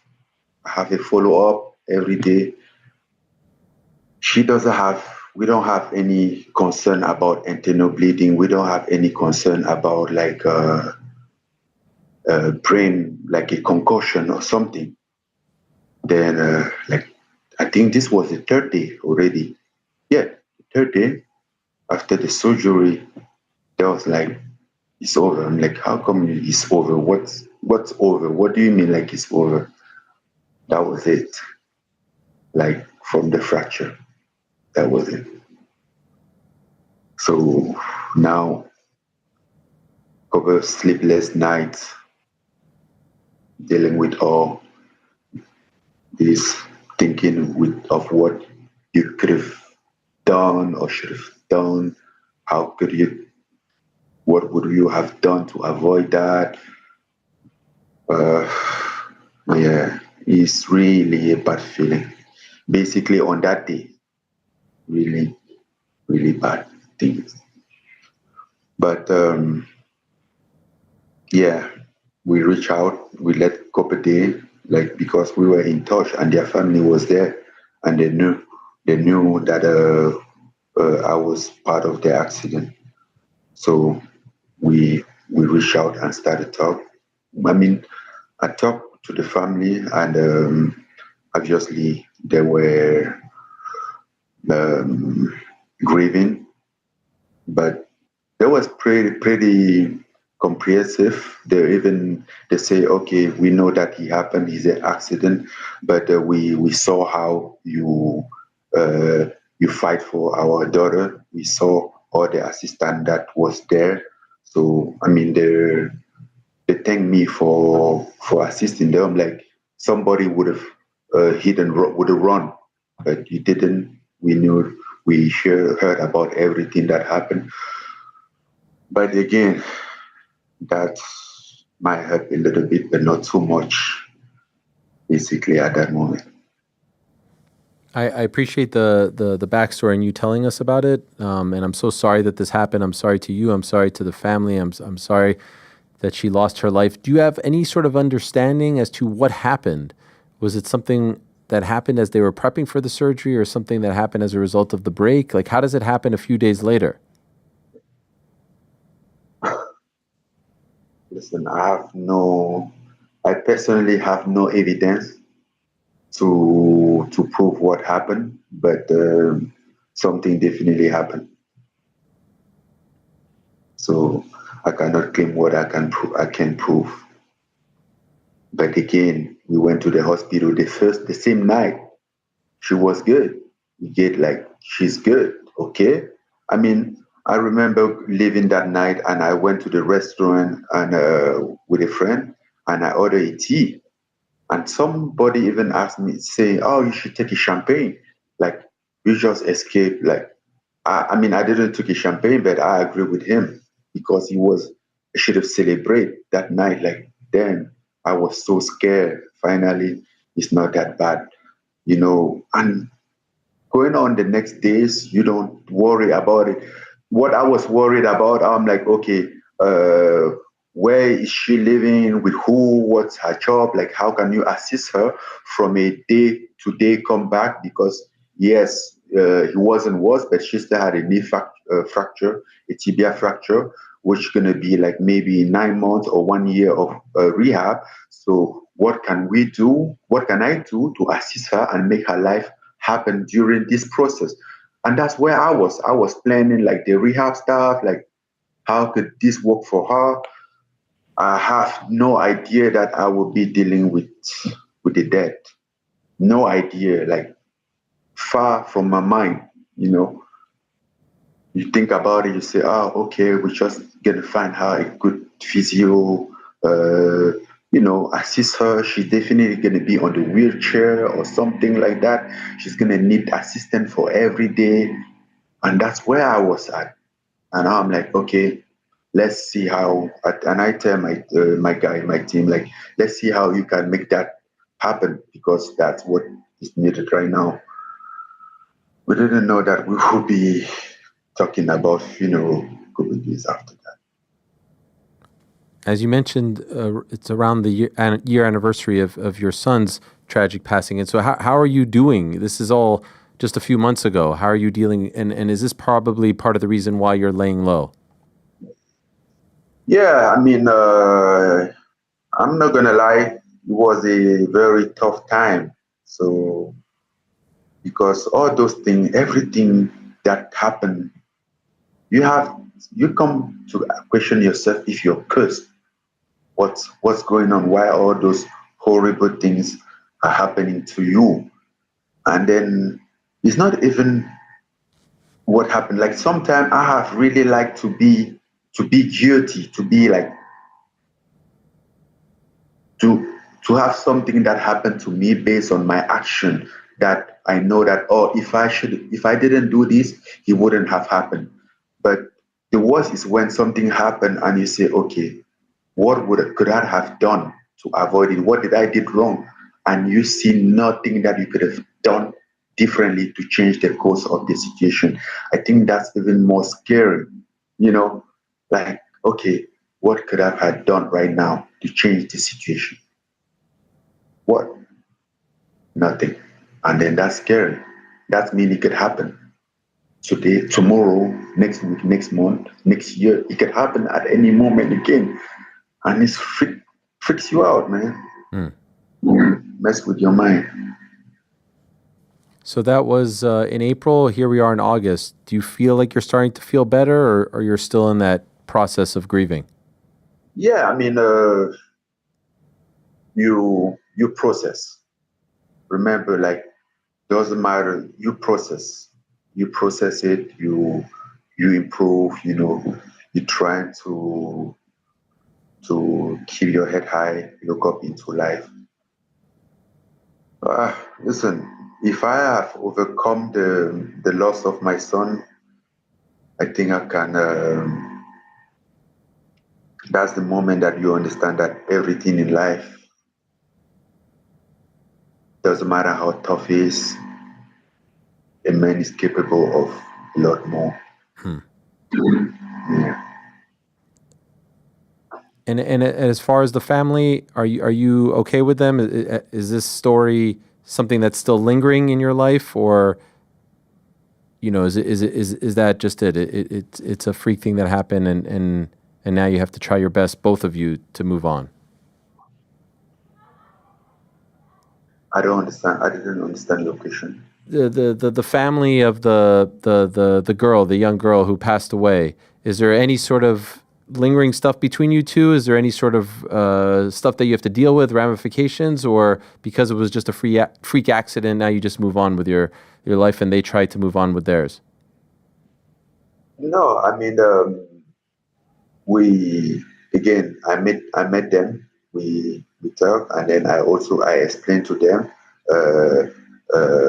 what really happened. I say, okay, I don't know if you want to hear, because I know you're in grief at this moment. But if you want to hear what happened, I can talk about it. But I'm not here to give an explanation. I just want you to know the story, because like one thing that you have to understand is that when somebody is laying down with no life, never be right. You're on the wrong side. So don't try to explain anything to anybody unless they ask you. And then, but they've been very comprehensive. And then we talk, and then we assist them on like everything.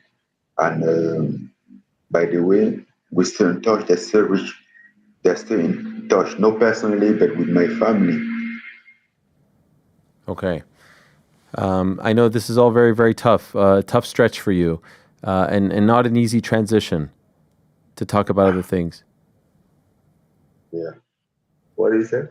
No, I said it's not easy to transition, and I'll let you go in a couple of minutes. I just wanted to ask you a couple more things about your career, and then we'll let you go. Just a couple of months ago, we spoke to Rico Verhoeven, who he came up with this idea of having 3 fights with you: kickboxing, MMA, and boxing. Did you see this, and do you have any interest in fighting the kickboxing champion, Rico Verhoeven? Where will we fight? In which organization? Who will promote that? I mean, it's not just working around and having ideas, it's to make it happen. Again, I don't know if he's agree with PFM. Would I do, maybe I could do MMA with him? Not even, he's not an MMA guy. I don't know. I think he's not too much of to think of. Okay, so in other words, it's still Deontay. Of everything out there, always people are mentioning you. Eddie Hall mentioned you as well, the big strong guy. I don't know if you saw that one, but it seems like Deontay is number one. Do you feel confident it's going to happen? Confident? I would say yes. There have been some interest about it. There have been some interest about it in the past and now. So confident, I would say yes, but it's still not a guarantee. Do you think you fight this year? Do I think this is August? I hope so. I hope so. If not this year, maybe early next year. But I hope to fight this year. I would like to have one fight this year. You still have the passion for it. Yeah. I mean, I'm a fighter. I'm not retired though. So don't you worry. I'm around. Yeah. Do you have more of a passion for boxing than MMA?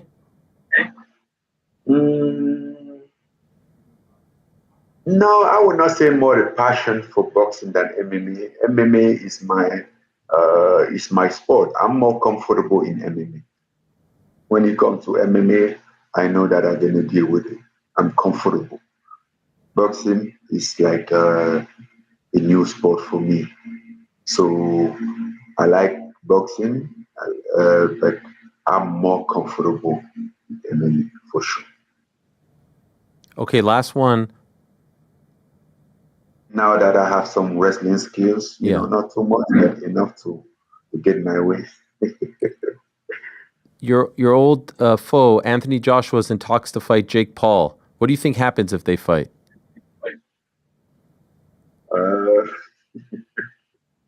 What do I think happened? Let's see until they fight. But I'm not sure. I have seen that. I'm not even sure if they are serious though. They are. They are. They are? Yes. Very. No, come on. You don't believe that, do you? I do. You do believe? I believe they're serious. I don't know if it actually happens, but I do believe there have been serious talks of making it happen. You think it's crazy? Yeah, I think it's crazy. Okay. I think it's crazy. I mean, what's the exact J-Paul weight? His last fight, 200, in 200 range. Yeah.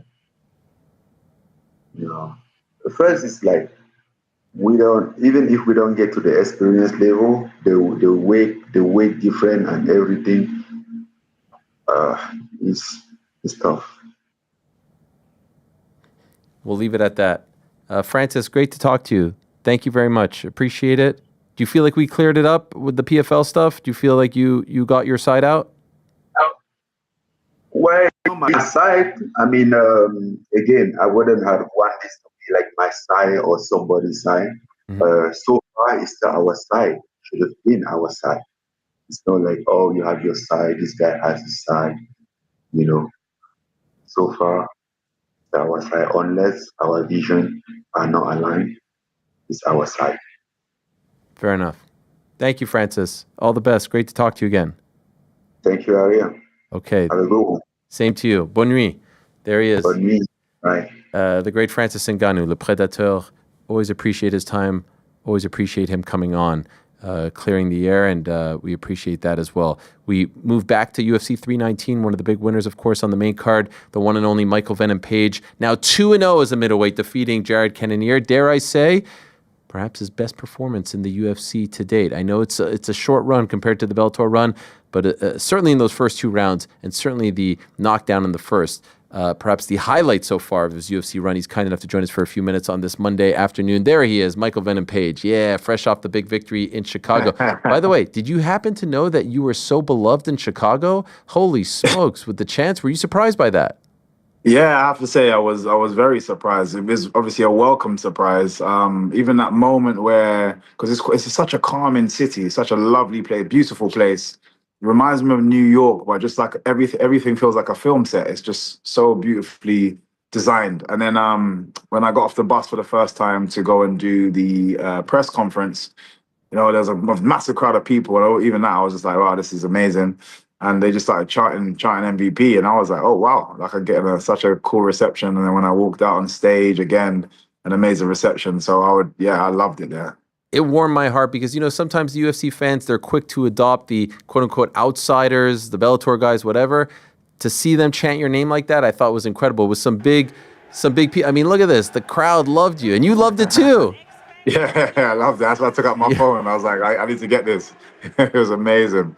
So what about your assessment of the fight? I thought it was one of, if not your best performance in the UFC to date. I know you probably didn't love the third round, but the first and second were phenomenal. What did you think? Yeah, you know what, and I could feel this in the build-up that, and I think I spoke to you about it when I was saying I realized there is UFC jitters still within me, UFC nerves, in which I didn't even really register when I first came in. Didn't really think there was anything. The second fight with Ian Gary, I started to feel nervous during random times, and I'd never had that feeling before.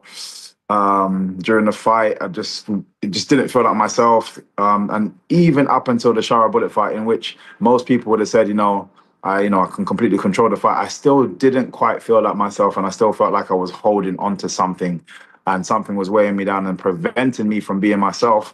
But this fight, the whole way through, I was so calm. I was just like, whatever is meant to be is meant to be. I just felt free. I felt like my old self again, which is why I was able to start styling and really enjoying myself, playing basketball. This is the kind of the MVP that most of my teammates get to see every day because I'm so relaxed, and I'm really enjoying myself and having fun. I felt this is definitely, for me, emotionally anyway, felt like the best. So I'm glad. Like you say, other than the third round, I felt great. Yeah, that stuff that you refer to as styling, we hadn't quite seen like the full arsenal in the UFC so far, so it did feel old school.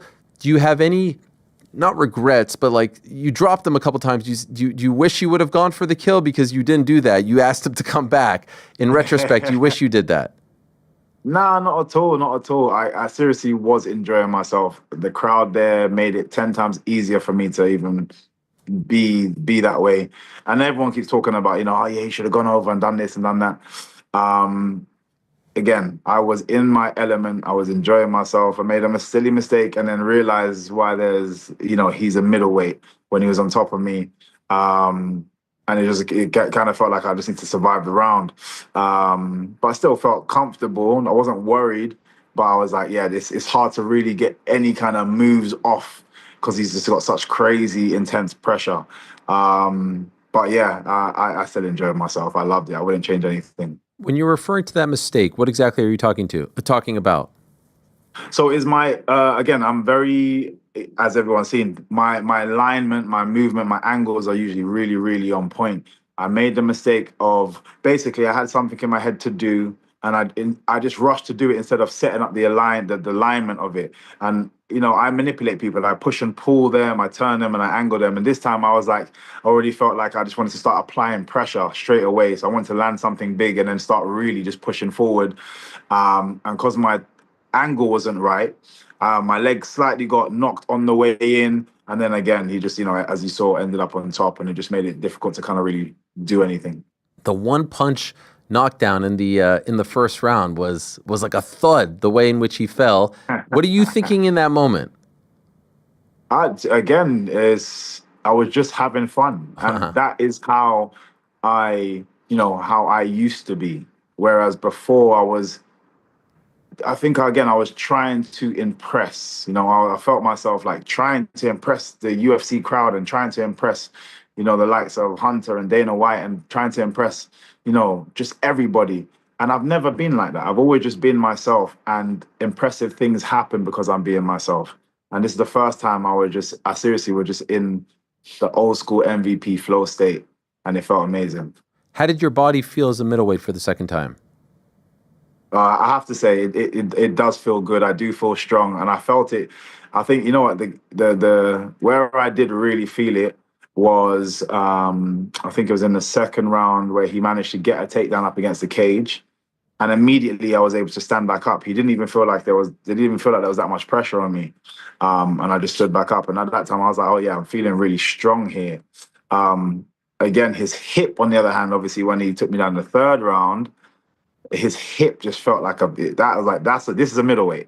And I need to do a little bit more work to kind of, put it this way, if I'm going to, because I still haven't quite made my decision that this is exactly where I'm going to be, but I do need to take serious thought and make a decision. I believe, like, if I'm going to stay at middleweight or if I'm going to go back to welterweight, because if I go to middleweight and I make this executive decision and say, yep, I'm definitely going to stay here, then there's certain things I need to improve on in my training strength-wise, and actually make it so that the cut is going to be a little bit more difficult, as it usually is from when I get down, have to go down to welterweight, because then those elements of that fight where it felt like he was too heavy, he wouldn't feel that heavy. So it's interesting. How do you ultimately make that decision? Is it based off of like the assignment that is presented to you, the fight, the offer, or is it you tell the UFC, hey, I'm sticking here, what do you got at 185 for me, or what do you got at ultimately, because I do wonder, you have options, interesting options at both now. I do wonder how you come to that conclusion and stick with one.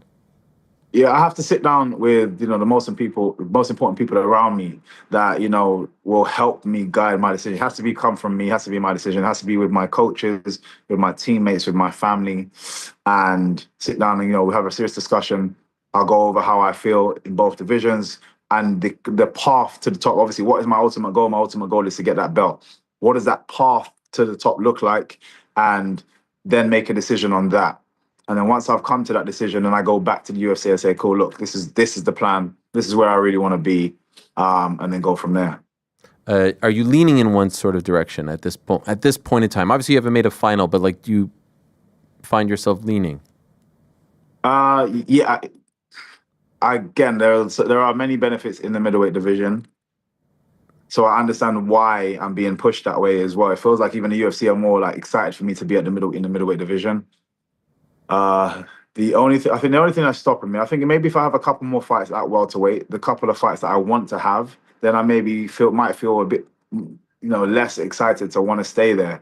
There are a few fights. I think there's just some cool fights that I can have at welterweight, and then then I make a decision and say, yeah, look, I'm going to go up and just stay there. We know about Leon in the UK. Is there any other one? Yeah, JDM. I just stylistically, I know he's got the belt, and obviously I have to get into that position to, ask for a shot at the belt. But stylistically, I feel like I can win that fight. So yeah, that fight as well. Okay. By the way, I've been watching you for years. I never noticed the scar on your stomach. Yeah. When's that from? I've had quite a few people notice it and ask. Stuff happens. Okay. Is this from a while ago? Yeah, it's from a while ago. Like when you were a kid? Yeah. Okay, but you don't want to say what it's about. I'll leave it as a mystery for Fair now. enough. Fair enough. One thing that I did bring up, in all fairness, was we've talked about Dana not loving the walkouts, the elaborate walkouts. I did wonder what he would think of your styling. Do you have any sort of idea of what he thought of that type of stuff? Because historically, he hasn't always been the biggest fan of that.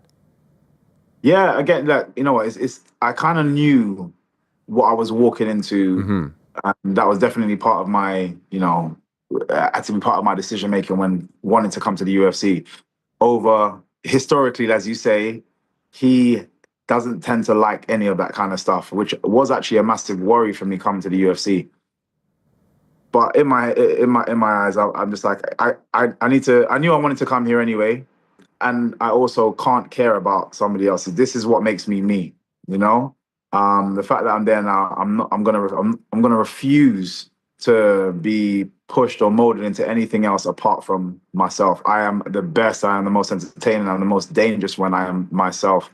And even trying to care about what important figures, obviously, but trying to care about what important people care about and want to see is just not even in my head anymore. So and I think that's part of the pressure where a lot of these guys coming over from Bellator, they feel immediately they want to impress Dana, they want to impress the heads, and they really for me, be myself. I am an impressive person. I bring eyes, I bring excitement, I bring I feel like I bring magic to the cage, in which not many people can do, and I'm just going to keep being myself.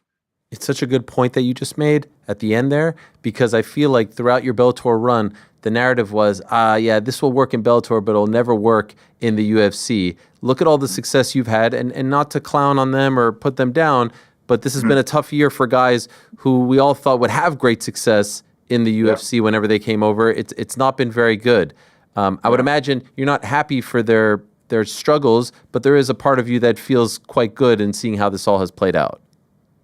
Yeah, of course. I never pray for anybody's downfall at all. It never helps me in any way, shape, or form. It is nice to see, and it literally just for my own journey, because the biggest question mark over my style and how I have my successes up until the point of UFC was but he can't do it in the UFC, exactly as you say. And not only am I doing it in the UFC, I'm doing it in the same manner. The guys that are obviously like Jared, and his resume is unbelievable. The people that he's fought against and the people that he's beaten, unbelievable. And I feel like I made it seem quite easy. And I think I've been telling people this about my style. Even when I was in Bellator, I was like, don't just watch the style, but just even how I'm doing it. I've had 15-minute matches where nobody's landed a punch. That's unheard of. It's hard to do. Again, people just kept belittling the opponents. And now they're seeing that, no, there's something about this style. And it's just nice to finally get that appreciation for something that I care about so much, in which, my style, the point style, something that Joe Rogan's spoken about highly for years. But again, he had to experience it himself. Even when I've heard him talk about it, he said it was a points fighter that kicked his ass first. And now he's like, oh, I get it. And so many people will never have that experience. So it's me that's kind of, they're watching me and seeing how I deal with different people, and that's how they're really kind of getting that information. So I'm glad that I've managed to put that to the masses. And also, it does seem like your star, like we said, Chicago crowd going crazy. Congratulations, 1 million followers on Instagram. It's all coming together. Yeah, it really is, man. And even that side, people don't even understand the mental strain, not strain, but the mental kind of like disappointment sometimes. Like I look at random people on Instagram that they just do random stuff and they've got millions and millions of followers. And I was like, I've been busting my ass for years and, but again, you know me already, trying to be entertaining, try to be creative, as well as win fights in a fashionable way, and people, still don't really care to follow. You know what I mean? So it's just nice. Again, there's a lot of positive things are happening of recent, and especially since joining the UFC, and it's just nice to finally get all of these appreciations. It's just a nice feeling. on the night during the event, Pratchett talks about October 11th, and you're asked about it as well. Fast forward 2 hours, I wake up, you guys are partying together. Look at this. Yeah, man. I think he's still partying, by the way. I'm not sure. Yeah. What's it like partying with Carlos Pratchett? He told me he's gonna be partying. To be fair, he came in a bit later. So we didn't get to spend like loads and loads of time together. But I like him, and what was nice, and he actually mentioned it before as well, which again is really nice to hear. He's like, I've been a massive inspiration for him. Even in the MMA game, he's seen me for many years. He literally said myself, Adesanya, and Anderson Silva are three people he just thinks are amazing. And it was just nice to hear, you know, someone that's doing so well, and I'm a potential opponent, but yet he's still willing to gift me that, you know, that praise. Very nice of him to do. I think it'd be an amazing fight. What a knockout that he did the other day as well. Super talented, super heavy-handed, super dangerous. It'd be a great fight. Obviously, it's quite a quick turnaround. So, and even he said, he's like, yeah, I'm 2 weeks, I'm just partying. So we'll see, you know, if we can make that happen. I'd love to fight in Brazil. There's somewhere I just want to visit yet, let alone get to fight in, because I've had so many fans over there since almost the beginning of my career. So I'd definitely love to do that. We just need to see if we can make it happen. By the way, what about Anthony Pettis tweeting about you? You see that? Oh, I haven't, no. I think you're not really active on Twitter these days, right? No, not at all. Me and MVP at 170, dream fight. I did. With respect, Pettis doesn't want that. Let's just leave it at that. I'm glad he you know, he's put his hand up for it. I'm way too dangerous for him. Maybe that's just a sign of love. Like, he's obviously not in the UFC, but saying like, hey, one day in an alternate universe, it would have been. Yeah, you know, again, you know, if I guess it depends on where my career goes to now, but I feel like I'll just be given a new lease of life. And of course, you know, like I said, there's some real exciting fights for me to have that are realistic. Do you know what I mean? So again, maybe when I'm in that time after my UFC career, and he decided, I don't know, I'm just thinking out loud, but if we align, we align. I just still don't think it's going to be a good night for him. But I'll take it as a compliment. One more before I let you go. What about the champ? You're an 85er at this point. What about what he did in that main event, Khamzat Chimaev? Chimaev, and like I said, I've had the privilege of being in the gym and watching him work. He is an absolute beast, an absolute animal. What he did was insane. And to be fair, I actually felt like at certain points during that fight, he was being nice. Like when he got him in the crucifix, so many positions, and I was like, I don't understand why he's not using his elbows. He was punching a lot more than he was using his elbows. And I think most people in that position they're looking for free shots, and he was there for like 4 minutes at a time. Sometimes I'm surprised he didn't rain down elbows on him. So it was unbelievable. But yeah, it's a dangerous fight for absolutely anybody. Like, especially, I know I'd have to make a decision to really say I'm going to live at middleweight and do so much work to get to a place where I know I can even defend myself and get back up to where I know. Because in my head, it doesn't matter. You have to walk into that fight knowing that you're going to spend some time on your back. Yeah, and you got to work from there. Mm-hmm. So I need to make sure I have that strength and so on and so forth. So again, for me right now, it's a case of getting myself to a position to be able to put my hand up and say, I want to be next to fight for the title, whatever division that is. And then whoever is the one holding that belt is the person I got to push for. That guy's amazing. I was thinking at 185, maybe you versus Paulo Costa. Great fight. Again, you versus Izzy? No, you're friends. Yeah, like again, obviously I understand why a lot of people want to. That would be a dream fight. Yeah, it's one of those. Yeah, I understand it, but again, and I've said it many times, UFC would have to pay us a hell of a lot of money. So if people really want it, they got to make a lot of noise and encourage them to fill our pockets for that one. But other than that, it's not going to happen. I get it. I get it. Some things are bigger than the money. Thank you so much for the time. 100%. You're the man. So happy for your success. It's just so great to see you transition over and have the success. And for all the people to finally, it's always so frustrating when guys fight in other organizations and they don't get the same type of love. So to see the crowd chanting on Thursday, I was like, beautiful. Well done. So always appreciate you giving us the time.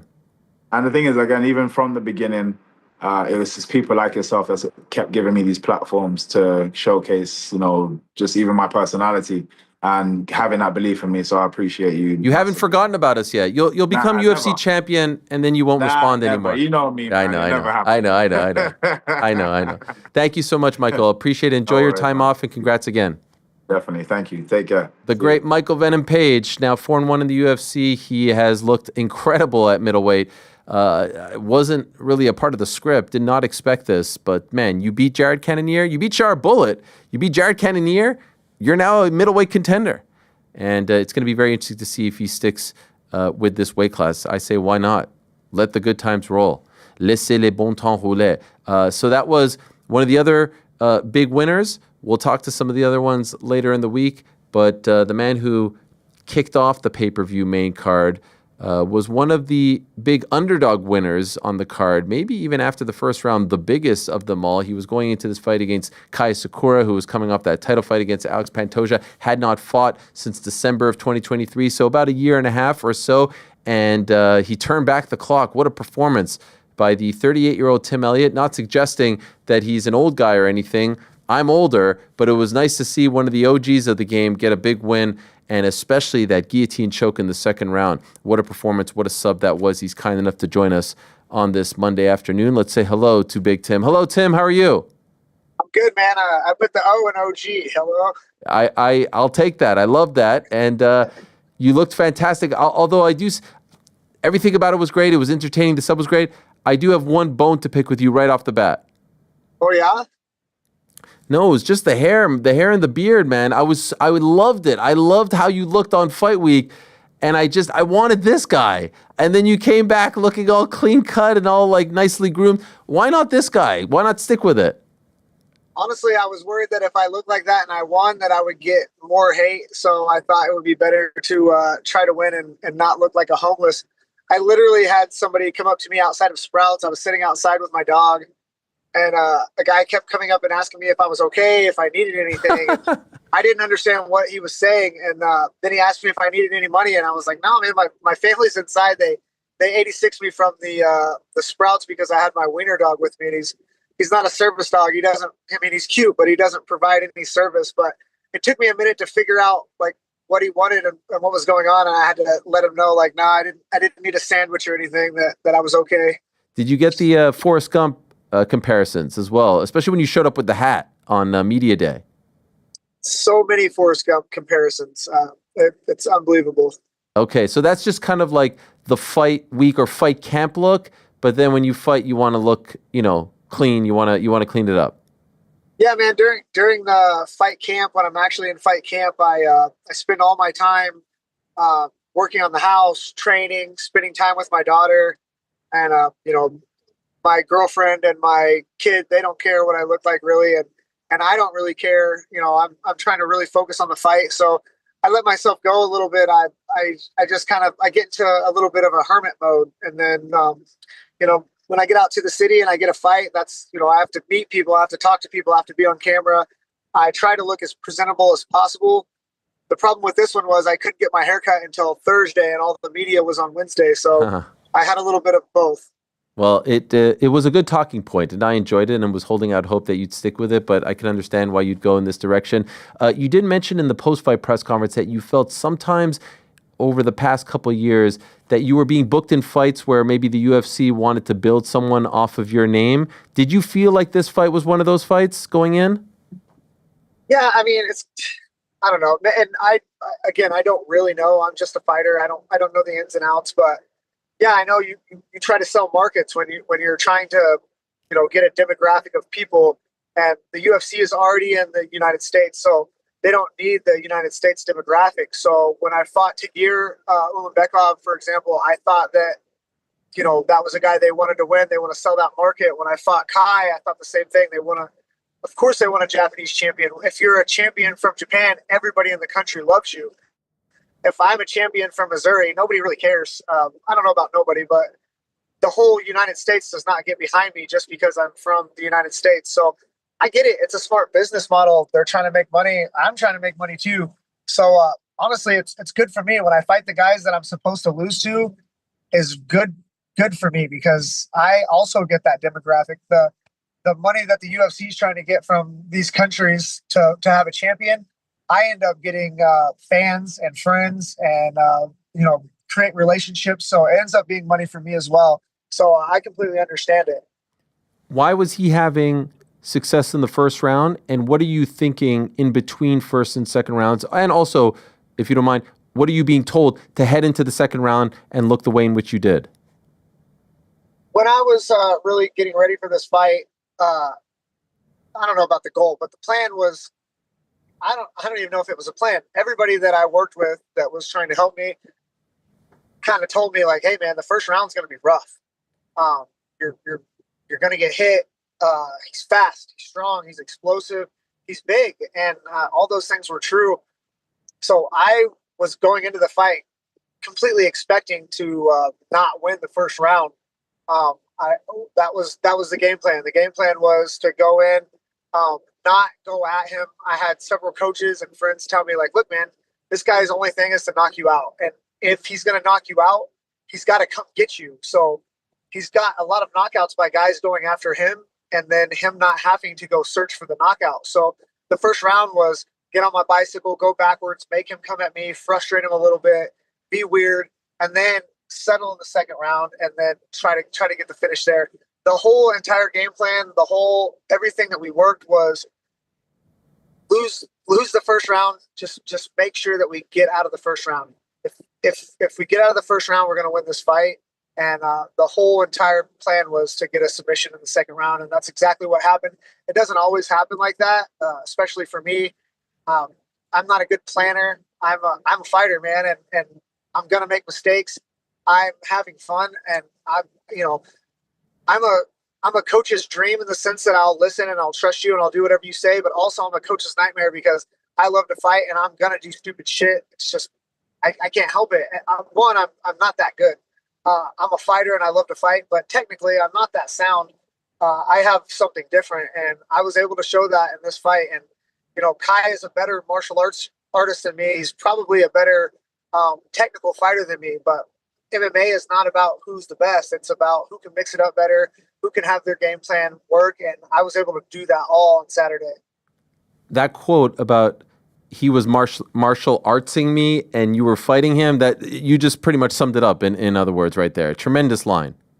Yes, sir. I love that. I see the love that you have for fighting. I saw the way in which you talked about how proud you were to fight for the UFC and how you want to stay with the UFC because they've afforded you this life to where you can be with your daughter and not have to send her to daycare, and you could be at home, you could be present. To not be able to fight, though, for a year and a half, your last fight was December of 2023. How difficult was this stretch? Actually, more than a year and a half, almost 2 years at this point. How difficult was the stretch for you? Yeah, it was 250 something days, and 250 days of not being able to do the thing that you've been doing your whole life, the thing that really makes you happy. Even before I was a father, which is, that kind of took precedence over everything that I did in my life. Before I was a father, I was a fighter, and that was my first love. That was the thing that I finally, figured out. Like, this is something I can do, and it's a real art form. And being an artist doesn't mean making money. It means doing something that you love. And every artist hopes that one day they're gonna have their one painting that makes them the money. The problem with artists is usually you don't make any real money until after you're dead. And I'm lucky enough to still be an artist that's alive and making money. So I don't have to Vincent Van Gogh this shit. I'm finally living and doing exactly what I want to do, and I'm getting paid enough to where, even with the several 100-day layoff, with this paycheck, I can pay my bills and I can pay my debts and I can spend time with my family and I can go back to doing exactly what I want to do and what I love, and that's fighting. And I want to keep the ball rolling. There's not going to be another 600-day layoff. What about this? I saw you posted a screen grab of some guy sending you crap on Instagram. I guess that's maybe one of several, but what is this? Well, like, where is this even coming from? I'm not sure, but apparently Kai and I are in cahoots and we're government officials. Oh dear. Baby rapists. I don't know, man. It's weird. I get a lot of that. I saw you commenting on a lot of this. Why? Why are you even looking at any of it? Why you let it enter your psyche? It's fun for me, man. It's part of the game. I don't mind it. That's the thing about fighting is I have lots of spare time. I can only train hours a day, especially being as old as I am. I like to interact with the fans. I did this thing where when I first started getting people messaging me on Instagram, my shtick was I'm going to message every single person back. If you take the time to message me, I'm going to message you back. And then more than half of that shit is people telling me what a piece of shit I am. And normally that doesn't bother me. The only things that ever really get to me are when they talk about my kid, because that's the thing that I love the most, even more than fighting. My daughter is the most important thing. So I rarely share anything that's negative unless it has to do with my daughter. But I don't know. It's like an outlet for me. I don't let it build up. I don't let it bother me. I put it out there on the internet, and then my friends and my family and my fans and even people that hate me get to see a little insight. And I don't even have to do any of those battles because the internet people do it for me. I do appreciate that. It seemed like in the midst of the weigh-in day, you were going back and forth with people. You talked about the scales, and then people got mad about that? Yeah, I mean, they think that I'm saying like the scales are inaccurate or the scales are this and that, and it's not that. The thing about the accuracy is it doesn't mean shit. It doesn't fucking matter if the scale is accurate or not. What it matters is what the scale says. Mm-hmm. And all week we weigh on scales where everybody knows what the fucking scale says. And then I come down for the weigh-ins every time and I hop on a digital scale and it says my weight. And they're like, all right, Tim, you made weight. Go sit over here. Don't eat or drink anything. And then I wait. And then I get on that balance scale and they say a weight that is different than the weight that I fucking weighed on the digital scale. But I just say, okay. And then they bring out these guys with a curtain and all that other shit. And I know what the curtain means. The curtain means the guy didn't fucking make weight on the digital scale. It happened with Muhammad Makaev in Abu Dhabi. He was over. I get a message saying like, oh, they're having trouble making weight. And then they show this guy with a curtain and now all of a sudden he's on weight. And the same thing happened with Kai. I get a message from my team saying like, oh, he's struggling making weight. And I was like, okay, well, whatever, that's fine. And then he's got a curtain around him and then he magically makes weight. I'm not saying that because people are like, oh, you weighed 126 the same as his. So if he didn't make weight, then you didn't make weight. But they don't know what the fuck they're talking about. I know I made weight because I got on a digital scale and they were like, okay, you're 125.2. And I was like, cool. So I go and sit down. And then all of a sudden he's 126 as well. It's weird because I was 125.2 and then I get on the digital scale and they're like 126 and then they're like 126 for Kai after he had to get a curtain. Doesn't make any fucking sense. If it's a digital scale or a balance scale, I don't care, but it needs to be plastered up there to where everybody can see, to where everybody knows who's doing what. Because if I have to make weight, I want them to make weight too. Or if I don't have to make weight, I don't want to have to make weight. It's got to be one or the other. It can't be both. I appreciate this. Also, I don't like a pet peeve of mine is they have these old scales that no one uses unless you go to the doctor's office. We live in 2025. There's great digital scales. But then you ever notice sometimes they'll go to these places and someone will step on the scale and it'll go there for a second and then they'll push it off. And I'm like, wait a second, what is happening here? It seems like they pick and choose when they get, little very particular about these things. It seems like a way to cheat. Yes. I don't mind. I'm a fan. I don't mind cheating. Whatever. That's fine. But it seems like a way to cheat, but I feel like nobody's ever going to cheat for me.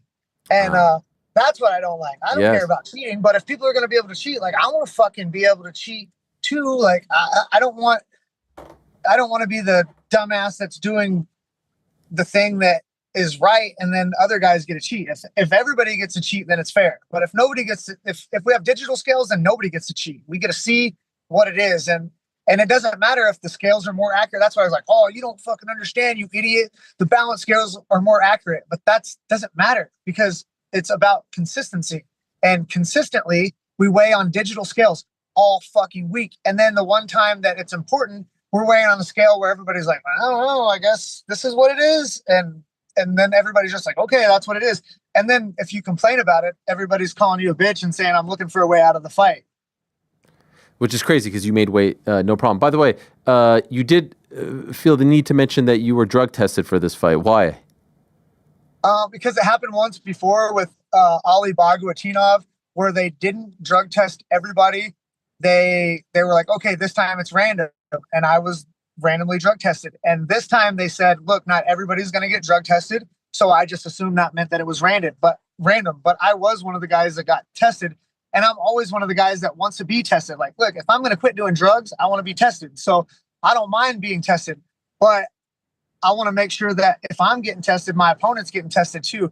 And when I fought Ali Baguatinov, I got drug tested and he didn't. And then his next fight, he fought Demetrius Johnson and he tested positive for EPOs. And in my head, I'm like, what are the fucking chances that he wasn't on EPOs when I fought him?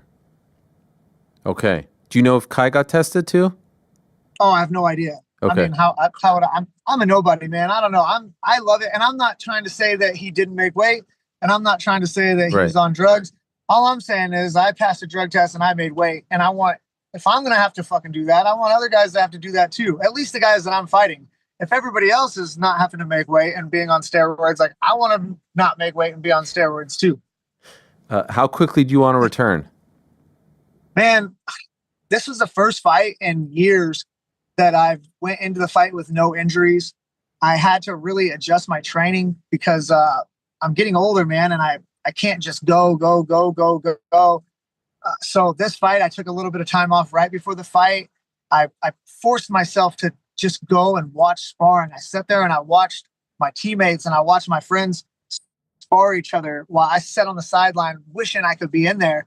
And then by the time the fight happened, I was ready to go and get my sparring in. And, I think that's maybe a good thing for me to get to the point to where I feel the need to get in there and fucking throw down.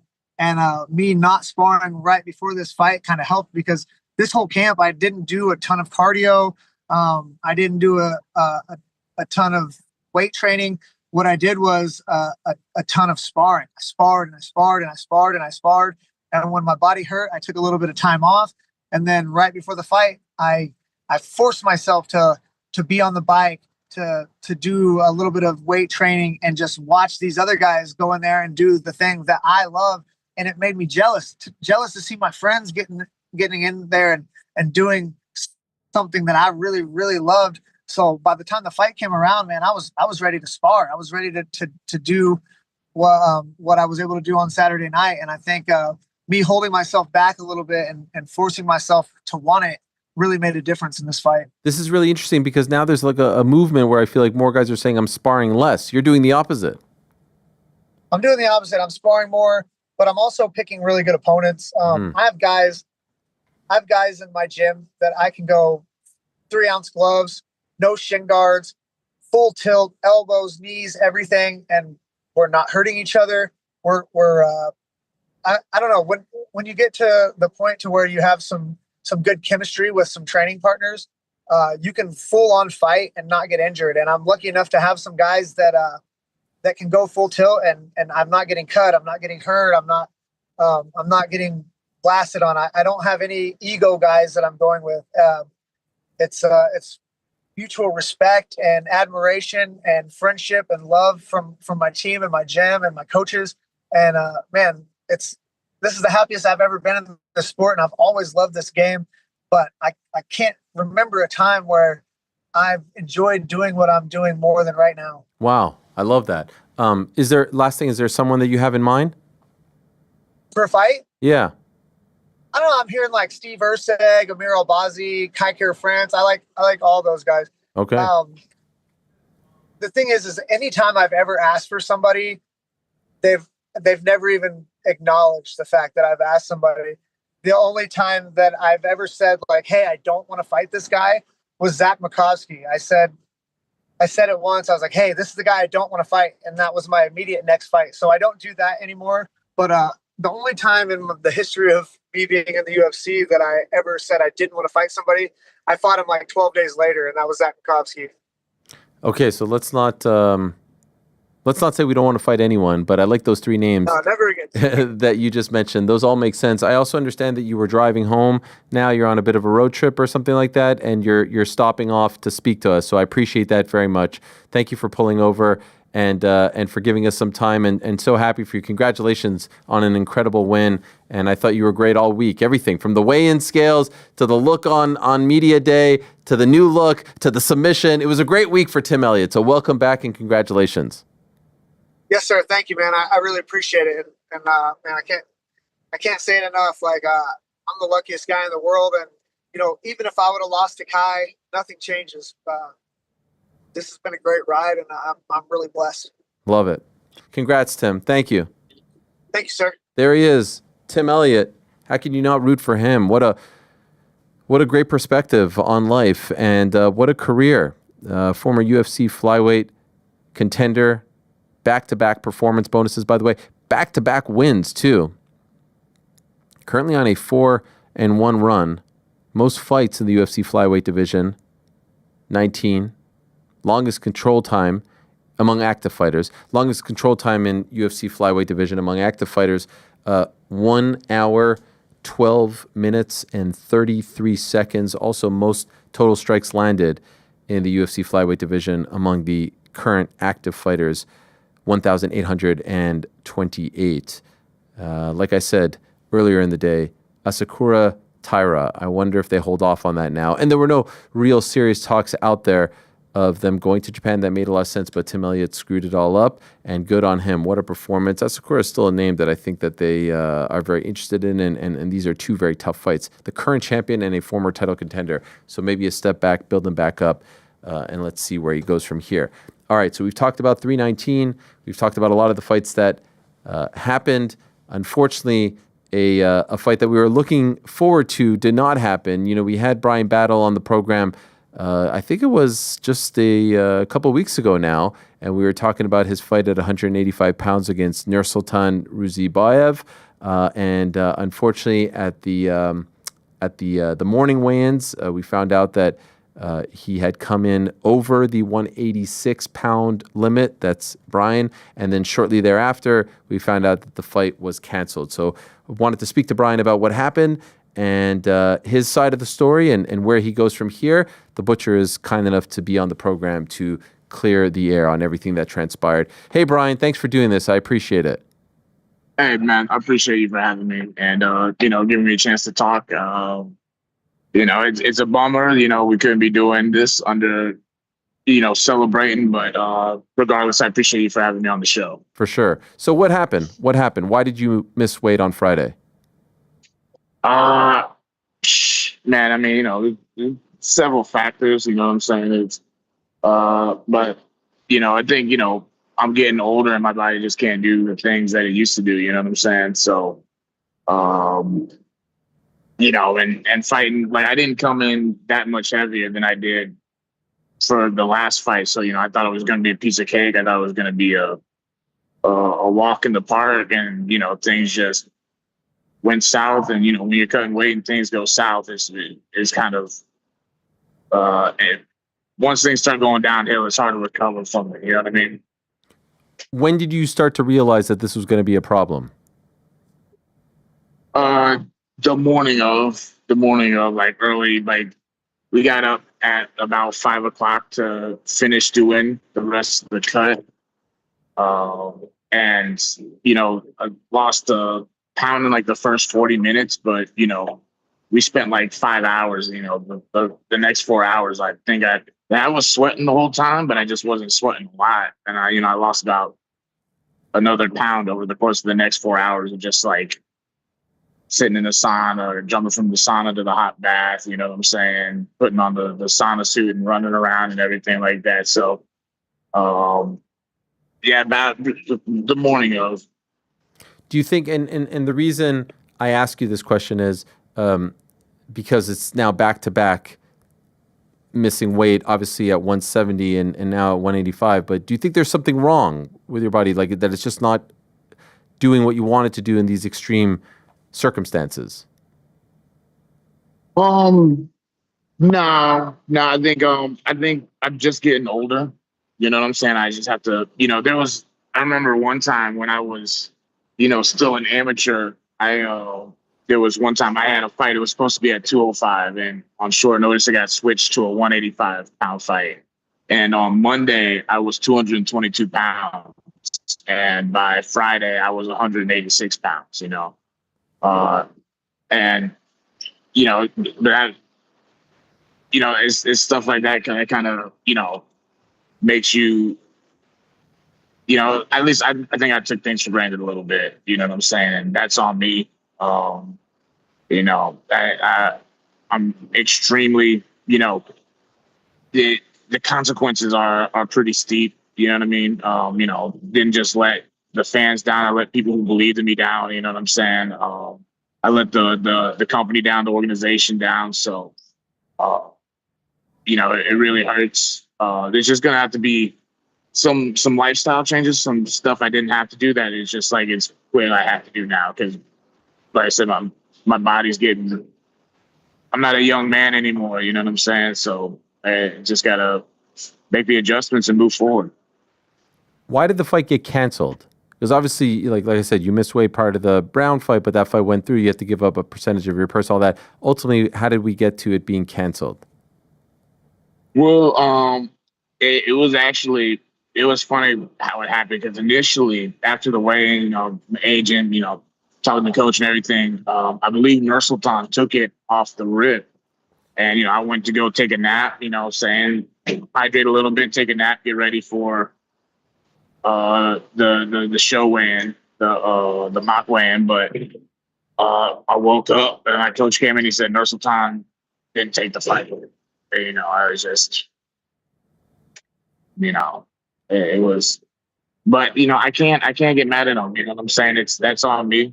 You know, I have to take full responsibility for that, or else, you know, there's no way to adjust and grow and get better from it. So, that's really all I'm thinking about right now. Just adjusting, growing, and getting better, making sure that nothing like this ever happens again. You saw him afterwards, right? I think I saw like a photo or two. What did you guys talk about? I just went up and apologized to him. I went up and I told him, I said, hey, that's on me. I'm sorry. I'm sorry we couldn't fight. I hope we can run it back. I would love to run it back. You know what I'm saying? I would love to fight you. You know what I'm saying? And so they were saying maybe October in Abu Dhabi. You know, I know that's close to where he stays. You know, that's really out of my hands. You know what I'm saying? We'll see. You know, we'll see if I still have a job in a little bit, you know what I'm saying? But yeah, you know, I just went up to him to apologize, you know what I'm saying, man to man. You know what I'm saying? Just let him know that you know, I'm sorry, you know what I'm saying? I know he worked really hard. I know he made weight. So I'm sorry I didn't hold up my end of the bargain. Are you worried that they might release you as a result of this? You know, I've accepted that it is a possibility. You know what I'm saying? I've accepted that it is something that could happen and that is justifiable on their end. You know what I'm saying? Like the UFC has been nothing but good to me. You know what I'm saying? Like being in the UFC has changed my life. And so, you know, hopefully they're gracious. You know what I'm saying? And they give me another chance. You know what I'm saying? You know, it's not something I feel entitled to at this point. So no indication to your manager, to your team, like, hey, like we're gonna stick with this guy. We want to still be. They haven't told you that. I haven't talked to my agent yet. And so I'm going to call him a little bit after this and just like talk to him and see where things are at. You know what I mean? And so, you know, I'm just taking things one day at a time right now. You know what I mean? So, are you worried? Yeah. It's stuff like that's out of my control. You know what I'm saying? Right now I'm worried about tomorrow. Yeah. You know, so, and regardless, no matter what happens, I know I'm still one of the best on the planet. So, I know I'll be back. So, you know, so if I gotta go out and go whoop some ass and, you know, prove myself and show that I can still do it and I can still make weight and do all that stuff, then that's what I'll go do, and I'll come back and, you know what I'm saying, fulfill my potential. But you know, I'm in a place right now where I don't feel entitled to anything, and I don't feel you know what I'm saying.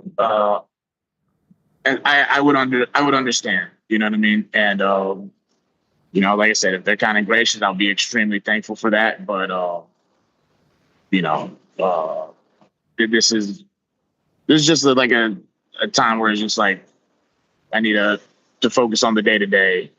I get it. Get that worked out. Maybe a bit of a crazy question, but do you feel like you have to move up to 205? Anthony Johnson once fought at 170 and moved. Like, do you feel, you know? Here's the thing. I think I could definitely fight people at 205. I would do well at 205. I don't think I need to go. Like, I can definitely still make middleweight. I can 10,000% make middleweight. Like I said, I never ran out of. Like, I was, even though a lot of water wasn't coming out of me, water was still coming out of me, if that makes sense. You know what I'm saying? So there's no doubt in my mind that I can make 185. You know what I mean? I could probably make 185 next week if I had to. You know what I'm saying? To just make a couple of tweaks and adjustments. You know what I'm saying? But you know, with that being said, is if I had to take a fight at 205, then I'll take a fight at 205. You know what I mean? Like that's what the bosses want. That's what the bosses will get. You know what I mean? So, you know, but we'll see. We'll see what happens. So I see from the sign behind you, stayed in Chicago.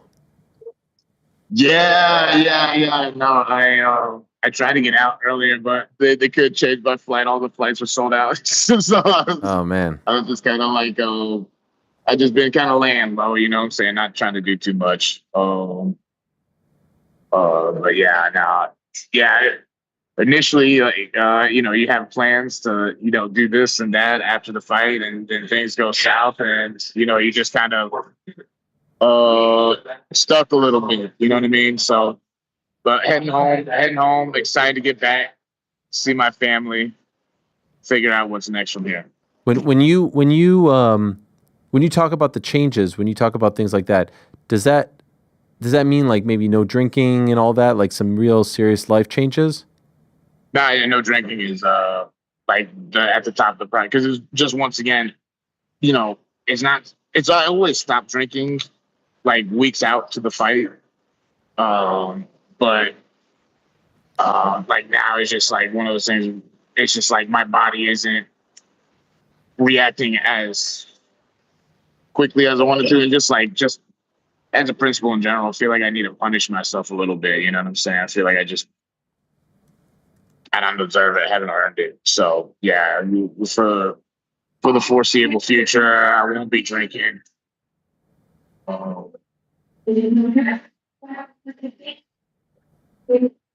we'll see. As far as everything else, you know what I'm saying? That was the thing. It wasn't like I was like doing anything crazy before the fight. Like I wasn't going. Then I have people that were with me. Everything seemed good. Like I was super fucking sharp. You know what I'm saying? I was really ready to fight, really ready to get after it. But you know, at the end of the day, I only have myself to blame for it. So I have to, you know, take accountability, you know what I'm saying? Reflect and, you know, make all the necessary adjustments that need to be made. Are you getting a lot of shit online?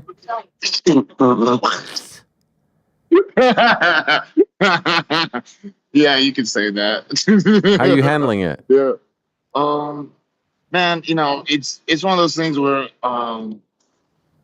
you know, I can't talk shit back. You know what I'm saying? I really just want to make weight. You know what I'm saying? That's the only thing you can do. You know what I'm saying? All you can do is keep on moving forward. And, you know, I'm just not sitting there dwelling on it. I'm not checking all the comments because I already know what they're all saying, you know. And, you know, I got people, and even with all this shit talking, there's still people who are reaching out and showing love. You know what I'm saying? And, you know, even on top of that, it's one of those things where, all right, well, you know, there's all these people talking shit. There's people still talking about it. You know what I'm saying? So it's just, I'm a less than fortunate person. I'm going to keep on just building on it. You know what I'm saying? And next time we'll have good publicity. You know what I'm saying? You know, they say all publicity is good publicity. Well, we just want good publicity, period. You know what I'm saying? Go out there, whoop ass next time, get the W, make weight, and keep on moving forward with my career. Appreciate you coming on, Bryan. Anything else that you want to get off your chest or say to the people after, I would imagine, a tough weekend? Well, one, just I want to say thank you to all the fans. You know what I'm saying? Everyone, especially the people who are still showing love. Like at this moment, the motherfuckers who are still showing love. I feel that. You know what I'm saying? Those are the real fans. I'm sorry to all the people I let down who were ready to watch me fight. You know what I'm saying? Because it did. It makes your heart warm when you, like, the lead up to the fight. You see how many people are just excited to watch you fight. You know what I'm saying? How many people are invested. I don't want to apologize to the UFC, Mick Maynard, Hunter Campbell, you know what I'm saying? All those guys, like to apologize, even my agent, Jason House, you know what I'm saying? He vouches for me and he's gone. He's done so many great things for me.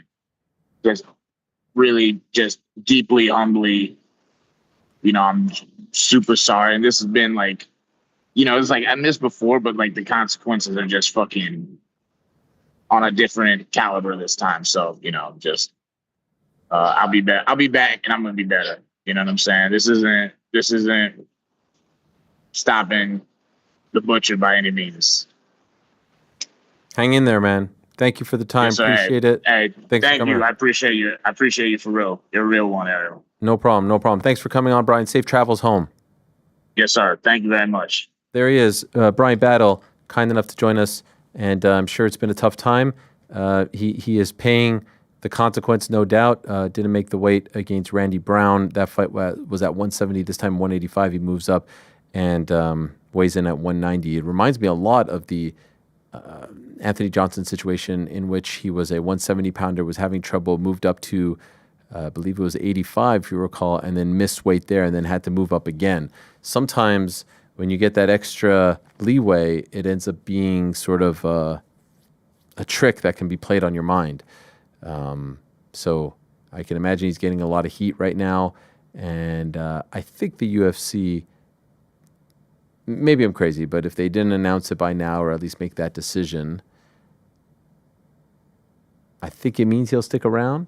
And remember, it was less than a year ago, he gets on the microphone in Paris and he cuts that incredible promo against Kevin Doucette, my promo of the year. And it wasn't just because it was a great promo, but like it was a great fight, a great performance, and he was on a roll. And here we are a year later. He has the fight against Brown, which he wins, but wins controversially. It was a close fight, misses weight prior to it, and then this fight, which he misses weight prior to, and the fight doesn't come to fruition. You have to think, though, also... By the way, looking at you right now, it doesn't look like you got a haircut earlier. Oh, really? Well, now it does. Yes. But like right now, it's perfect. If Nursultan had taken the fight, Battle fights and wins, people probably, like, certainly people would, next time Bryan Battle fights, go, oh, he's got to make weight.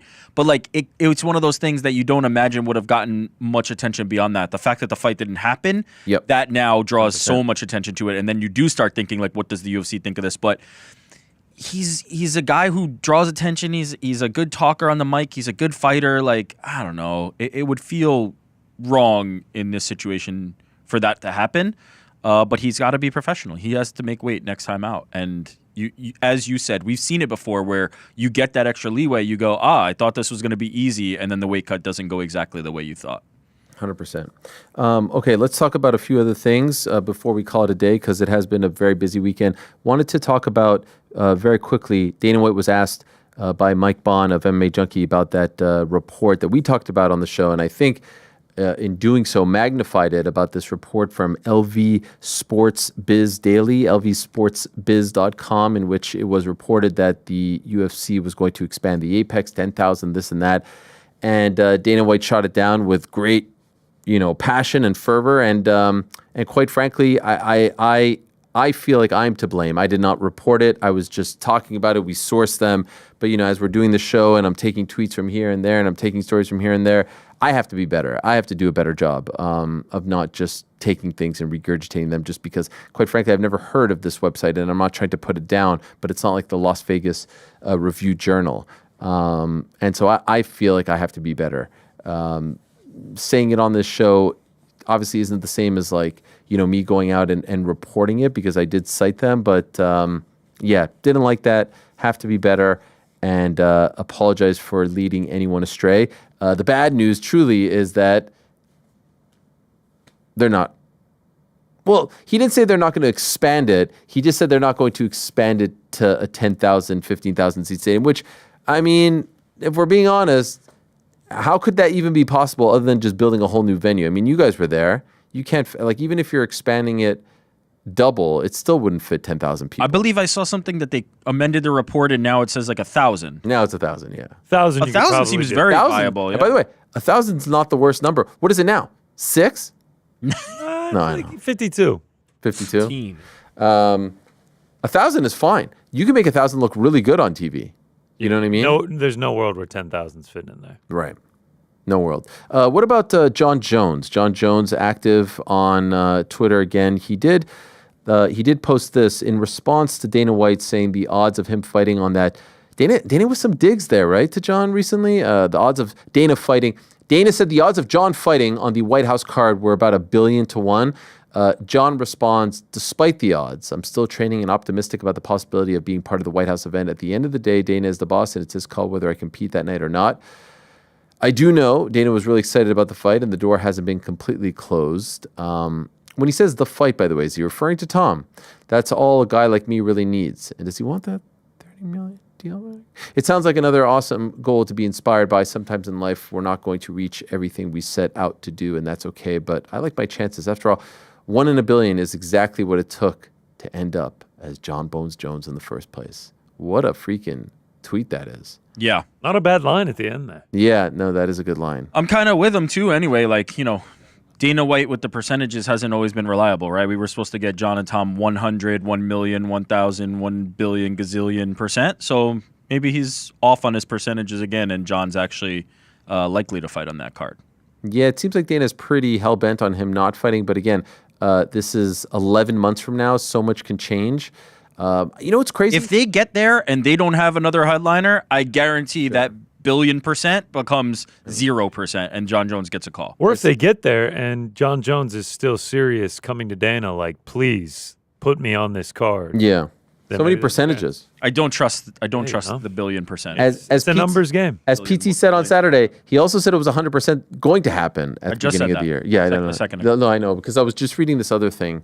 Is this real or not? I don't know.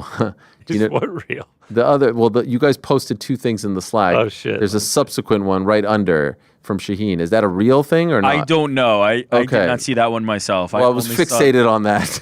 Yeah. Okay. Is this real? I mean, no, I don't know if this is real or not. Okay, all right. Well, we shouldn't, as I just was saying, that we should be a little more careful.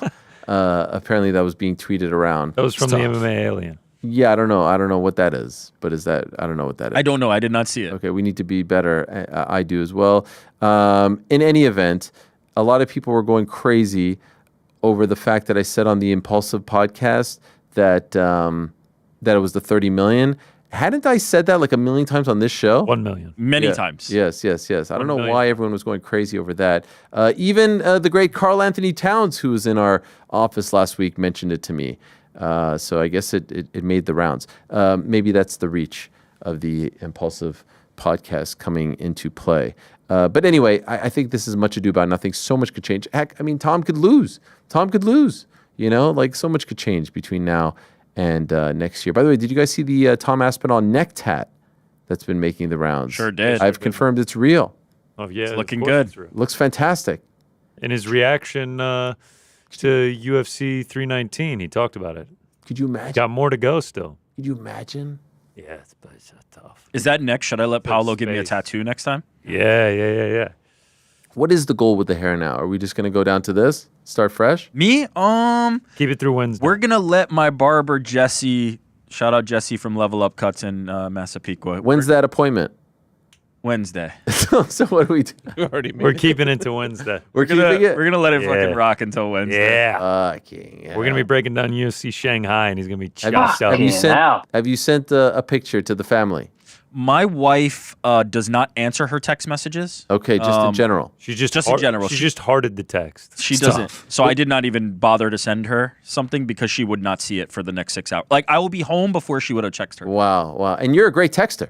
I'm a speedy texter. She is the exact opposite. This guy's a D1 Glazer, bro. Would you say on the team I'm number one texter?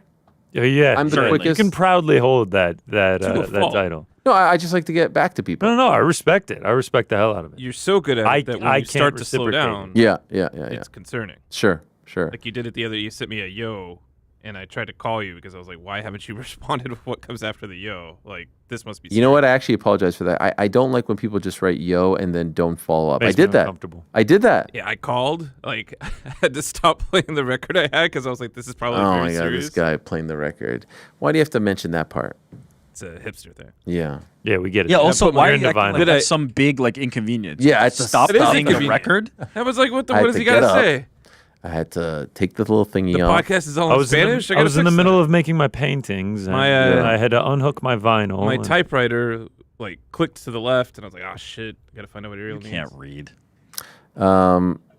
I'm sorry.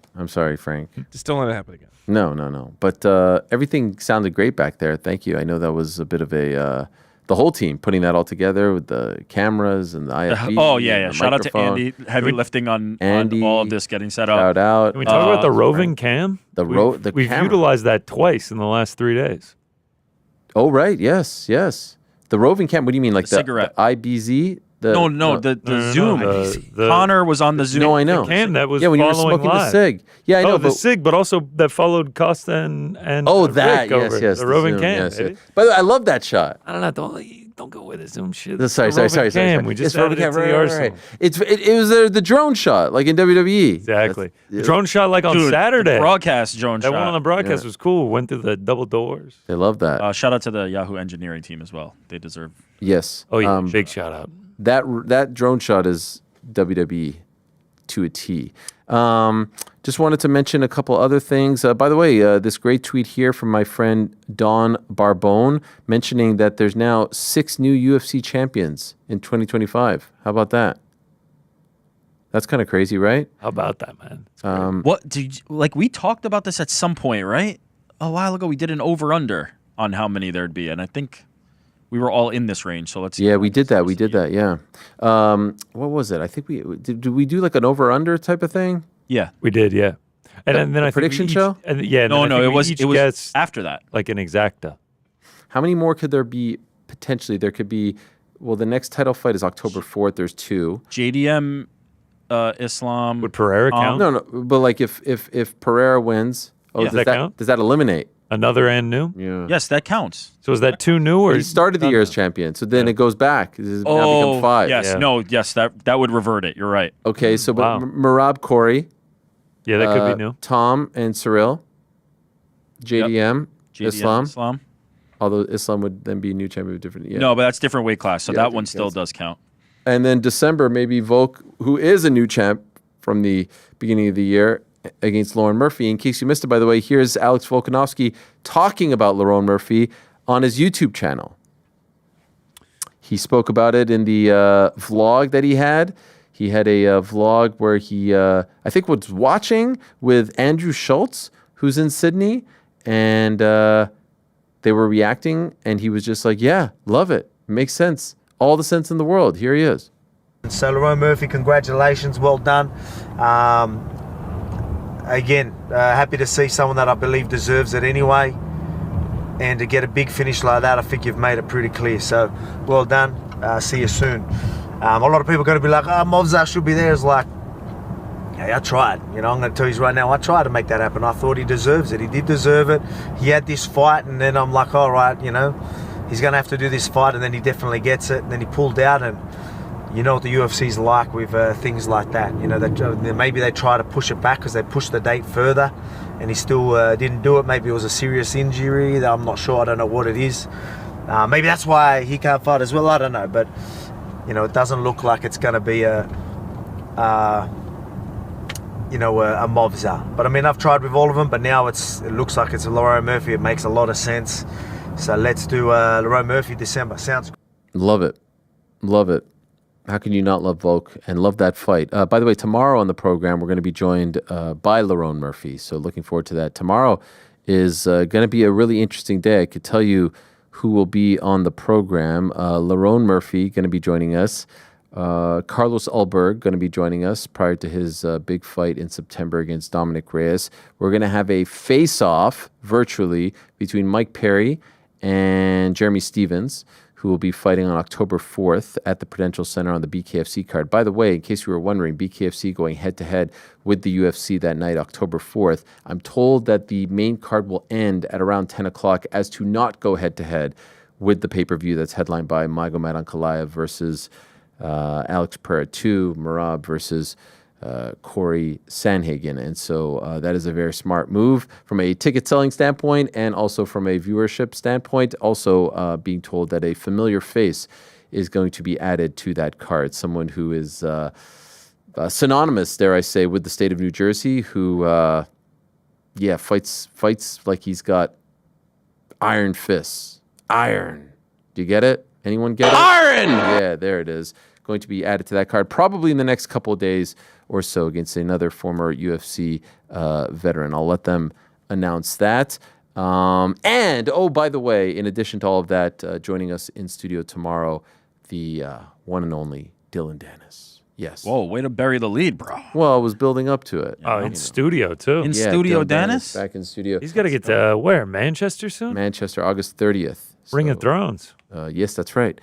12 days from now.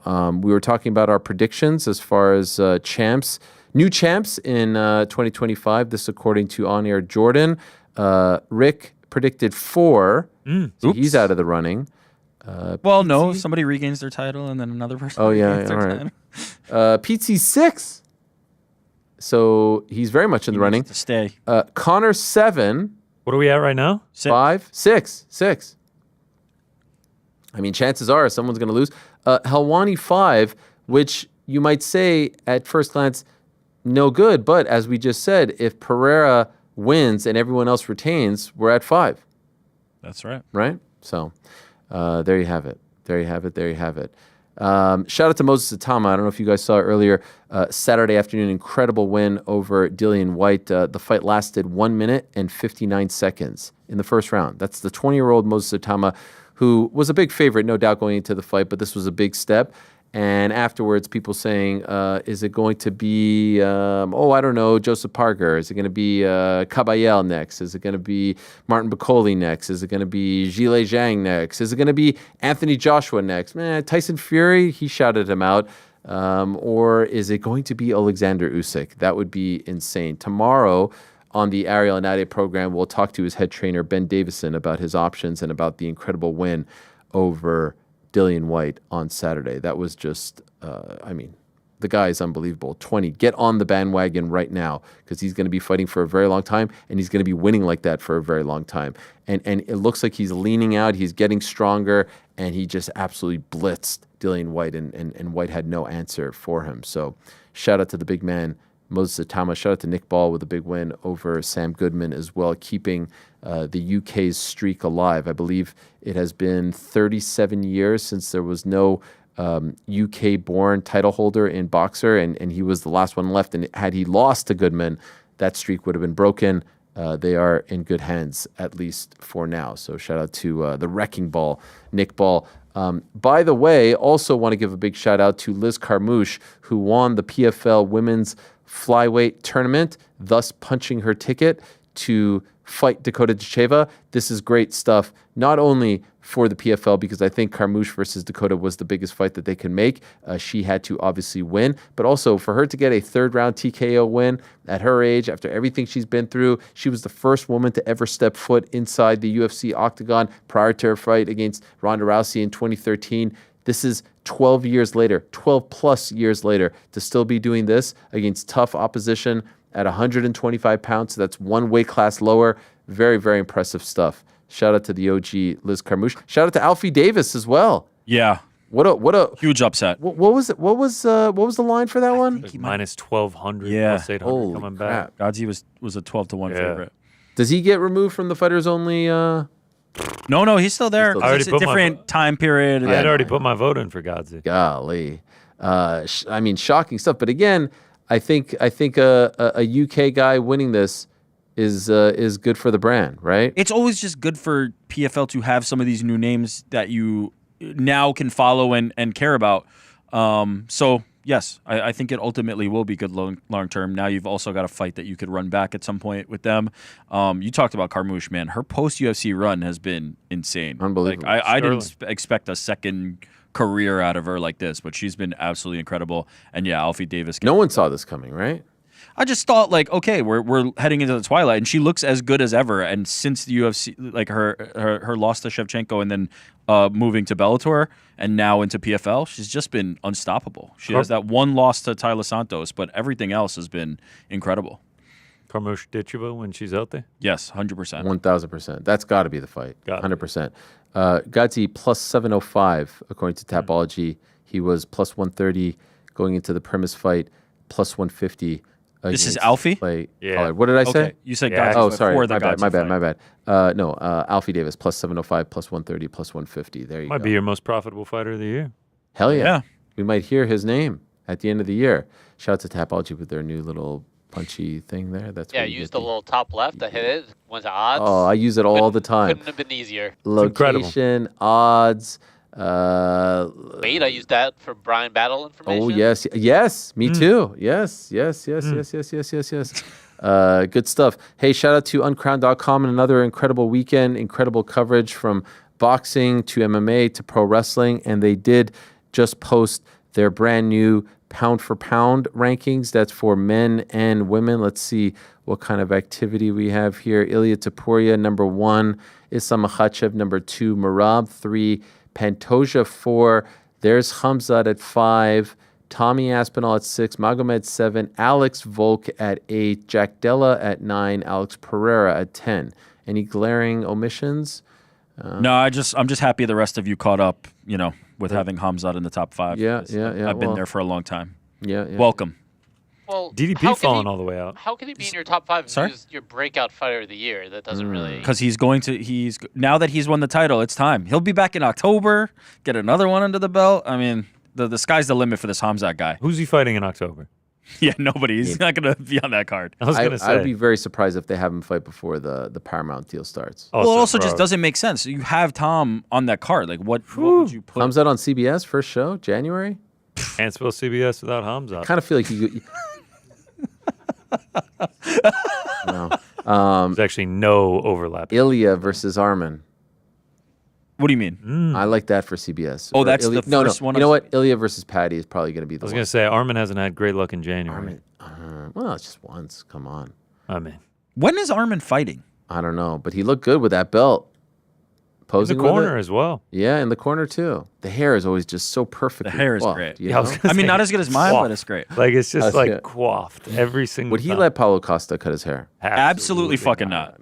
Absolutely not. But that would man be a is always mistake. man. Paulo's fantastic. How pissed would you have been if Paulo cut your beard? 3 out of 10. Okay. Also, you can always tell, like, God love him, he's such a nice guy. He is You can a always sweetheart. tell he doesn't want to, like, push it too far. I think you so. know? I think he actually felt bad. He always feels a little bit Yeah. bad, but this is what he's here for. And I actually, maybe not.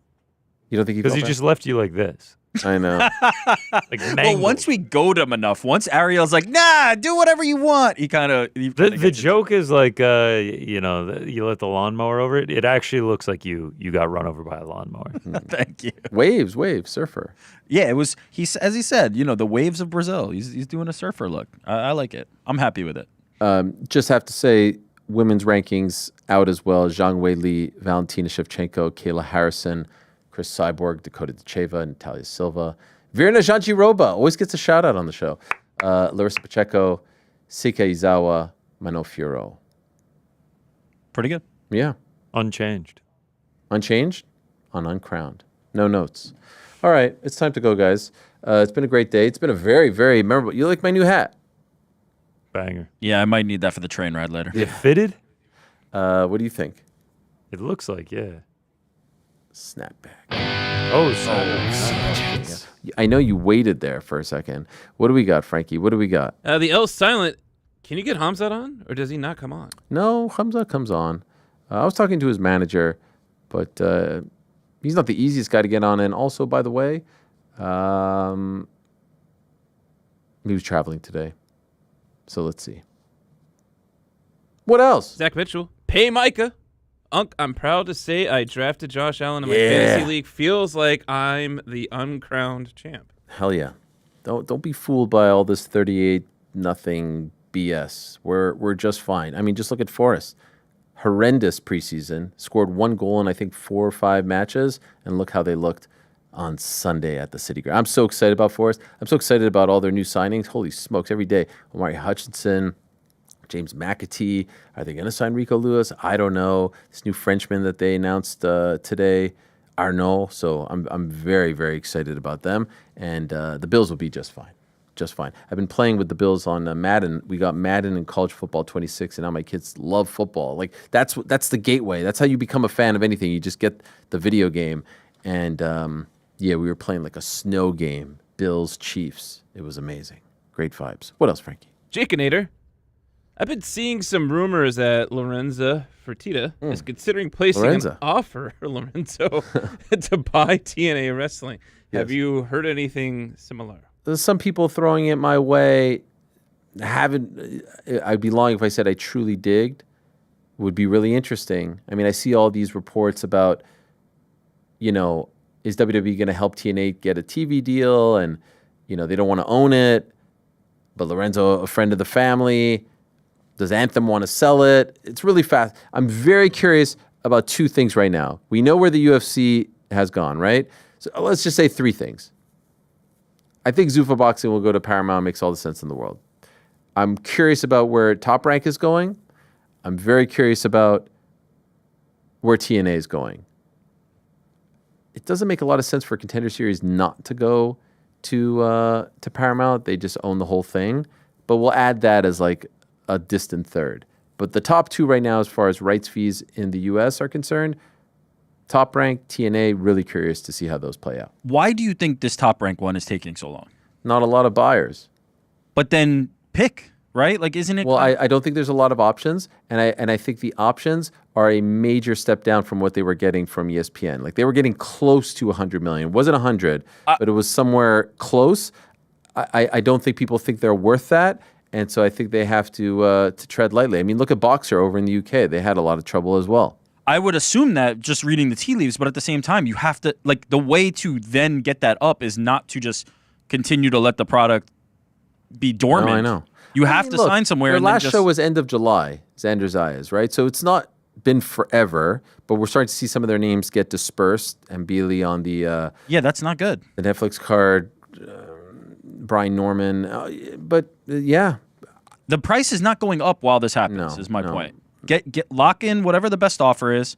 Get your fighters on. Make it a short-term deal, and then try to renegotiate after that. Yeah, hopefully we get an answer soon. And then the TNA thing is super interesting. Are they going to go 52 weeks? Are they going to go live every week? What kind of network? But yeah, it's such a fascinating time in the wrestling business. WWE bought AAA. They had their Triple Mania card on Saturday night. AAA is a historic Lucha Libre organization. TNA has AEW has their business with CMLL, which is their biggest competition, AAA's competition. So much activity, so much jockeying for position. Fascinating time. Fascinating time. Just for the record, Frank asked us how to pronounce the Fertitta part of that, and then botched the Lorenzo. He called it Lorenza. Wait, did I? Lorenzo Tortilla. What else, Frankie? What else? Antivon says, get those kids a candy bar each. Antivon? Oh, no. Oh, shit. Frank is actually never going to beat the cannot read allegation. Oh, no. Antivon. Rick joked earlier, but he really, like, every show he can't read. Oh, my God. That was a joke, right, Frank? I think it was. I'm going to give him... I keep suggesting books to Frank, and he just, like, conspicuously is like, no, I haven't gotten around to it, man. I don't think he can read. Do you want me to read the rest? Only if you want to. No. But Antivon is You don't do the crazy. voice as well, though, Ariel.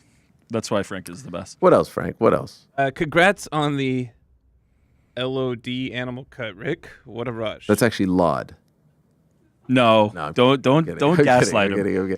That's from Lazy Bet MMA. We do have to give the people a shout out. He paid a very hard-earned $199 for that. Anyway, congrats. What else? Cloudy Slan. Someone throw a Jorge Masvidal knee at Khamzat. Oh, all right, cool. I think Paulo wants to do that. Yes, he sure does. He showed us the exact. By the way, shout out to Paulo for moving the mic, being aware of the. Oh, he was all over it. He was killing it. I thought he was all over it, 100%. What else, Frankie? And lastly, just woke up from that main event. What'd I miss? Wait, you said lastly? That's the last one. Uh-oh. I couldn't help but notice another one was So skipped. I can't read and I can't hear when a producer says this is the last one, Frank. No, there wasn't another one. Oh, okay. Sorry, I didn't even notice the name. I had it. Now I closed it. It was someone asking about if the watch parties could be on Spotify. But I kind of feel like after the fact, there's not much of a demand, right? I just saw the name. No, that's a horrible. The audio, no yeah. Need, no need I mean, for what was a the name? podcast. I don't even know. Cam 63. If that person wants that, just listen on YouTube. Just listen. No? Can't you just turn on YouTube and not watch the video? No need for it. Podcast of a watch party is enough. No mas. But thank you to everybody who watched. That was a very fun watch party. Thank you to everyone. Thank you to, the incredible numbers. And I do want to mention, before we say goodbye, lastly, a bit of a different week. Rick mentioned the Wednesday haircut. That reminded me. AH show today, obviously, it's over. AH show tomorrow. DAZN show after that, as per usual. And then you won't be hearing from me for 2 weeks. The next time I'll be back in your life, barring any breaking news, September 2nd, the Tuesday after Labor Day, there'll be Boys in the Back on Wednesday. There'll be The Crack on Thursday. And then for the first time since we came over here, almost exactly 1 year after we announced this whole shebang, taking a break, going dark. So no extra stuff. Again, barring any major breaking news, no extra stuff planned. We've done that over the last few months where we've sprinkled in some things, but distance, as they say, I do believe makes the heart grow fonder. And, we all need a bit of a reset, if you will. It's been a great, great summer, a fantastic summer for not only the channel, but uncrowned.com and everything else that we're doing, the pod feed as well. But come Thursday, we'll take the break and then we'll come back on the Tuesday after Labor Day. For those that don't know, Labor Day is usually the first Monday in September. That's September 1st. September 2nd, everyone back to school here in the Northeast, and we come back to the show. So wanted to mention that. So tomorrow, I'll be back with that lineup, then the DAZN show, then I pass the baton to the Boys in the Back, and then PT on Thursday with The Crack, and then we say au revoir, just for, a little less than 2 weeks by the time the whole thing comes back. All right, let us say goodbye. Yeah. The look of love is in. So we're just keeping it, right, Rick? We're not gonna clean it up. We're not gonna touch it. Clean it. It's perfect. What am I supposed to do to this thing? That shower is gonna be an incredible experience because it's gonna be like like when you have very short hair, like you feel the water. I'm more used to the long hair these days. I mean, look. It is what it is. I'm gonna feel. You know what I'm gonna feel? I'm gonna feel the waves of the ocean. Oh yeah. Shout out to my guy Paulo. What a guy. What a legend. I still can't believe that he does Shabbat. That was the revelation of the day. And I was trying to get him with some of the. Oh no, he knew. He knew everything. Other than bar mitzvah being 10, he was on point. Someone said, I believe it was Jedi who said this. You let him cut your hair, so it's only right that he lets you do the circumcision. I do not want that pressure. I'll tell you what. I'm gonna pass on that one. Fuck you. Breaking. Paulo Costa out of title fight against Khamzat Chimaev. Imagine. Due to circumcision. It's gotta be a Habai that does the. A Habai. Yes. Shout out to the Habais out there. I mean, we were talking about Tom Aspinall's neck tattoo. I can't even imagine at this age, mid-30s, doing something like this. Oh my God. Oh my dear. Much respect. What a day. Thank you very much to Paulo Costa and Tamara for coming in. We appreciate them very much. Thanks to my family as well. Thank you to Francis Ngannou. Thank you, Michael Venom Page. Thank you, Tim Elliott. Thank you, Bryan Battle. Tomorrow will be fantastic. For now, thanks to them. Thanks to you. Back on Tuesday. Peace.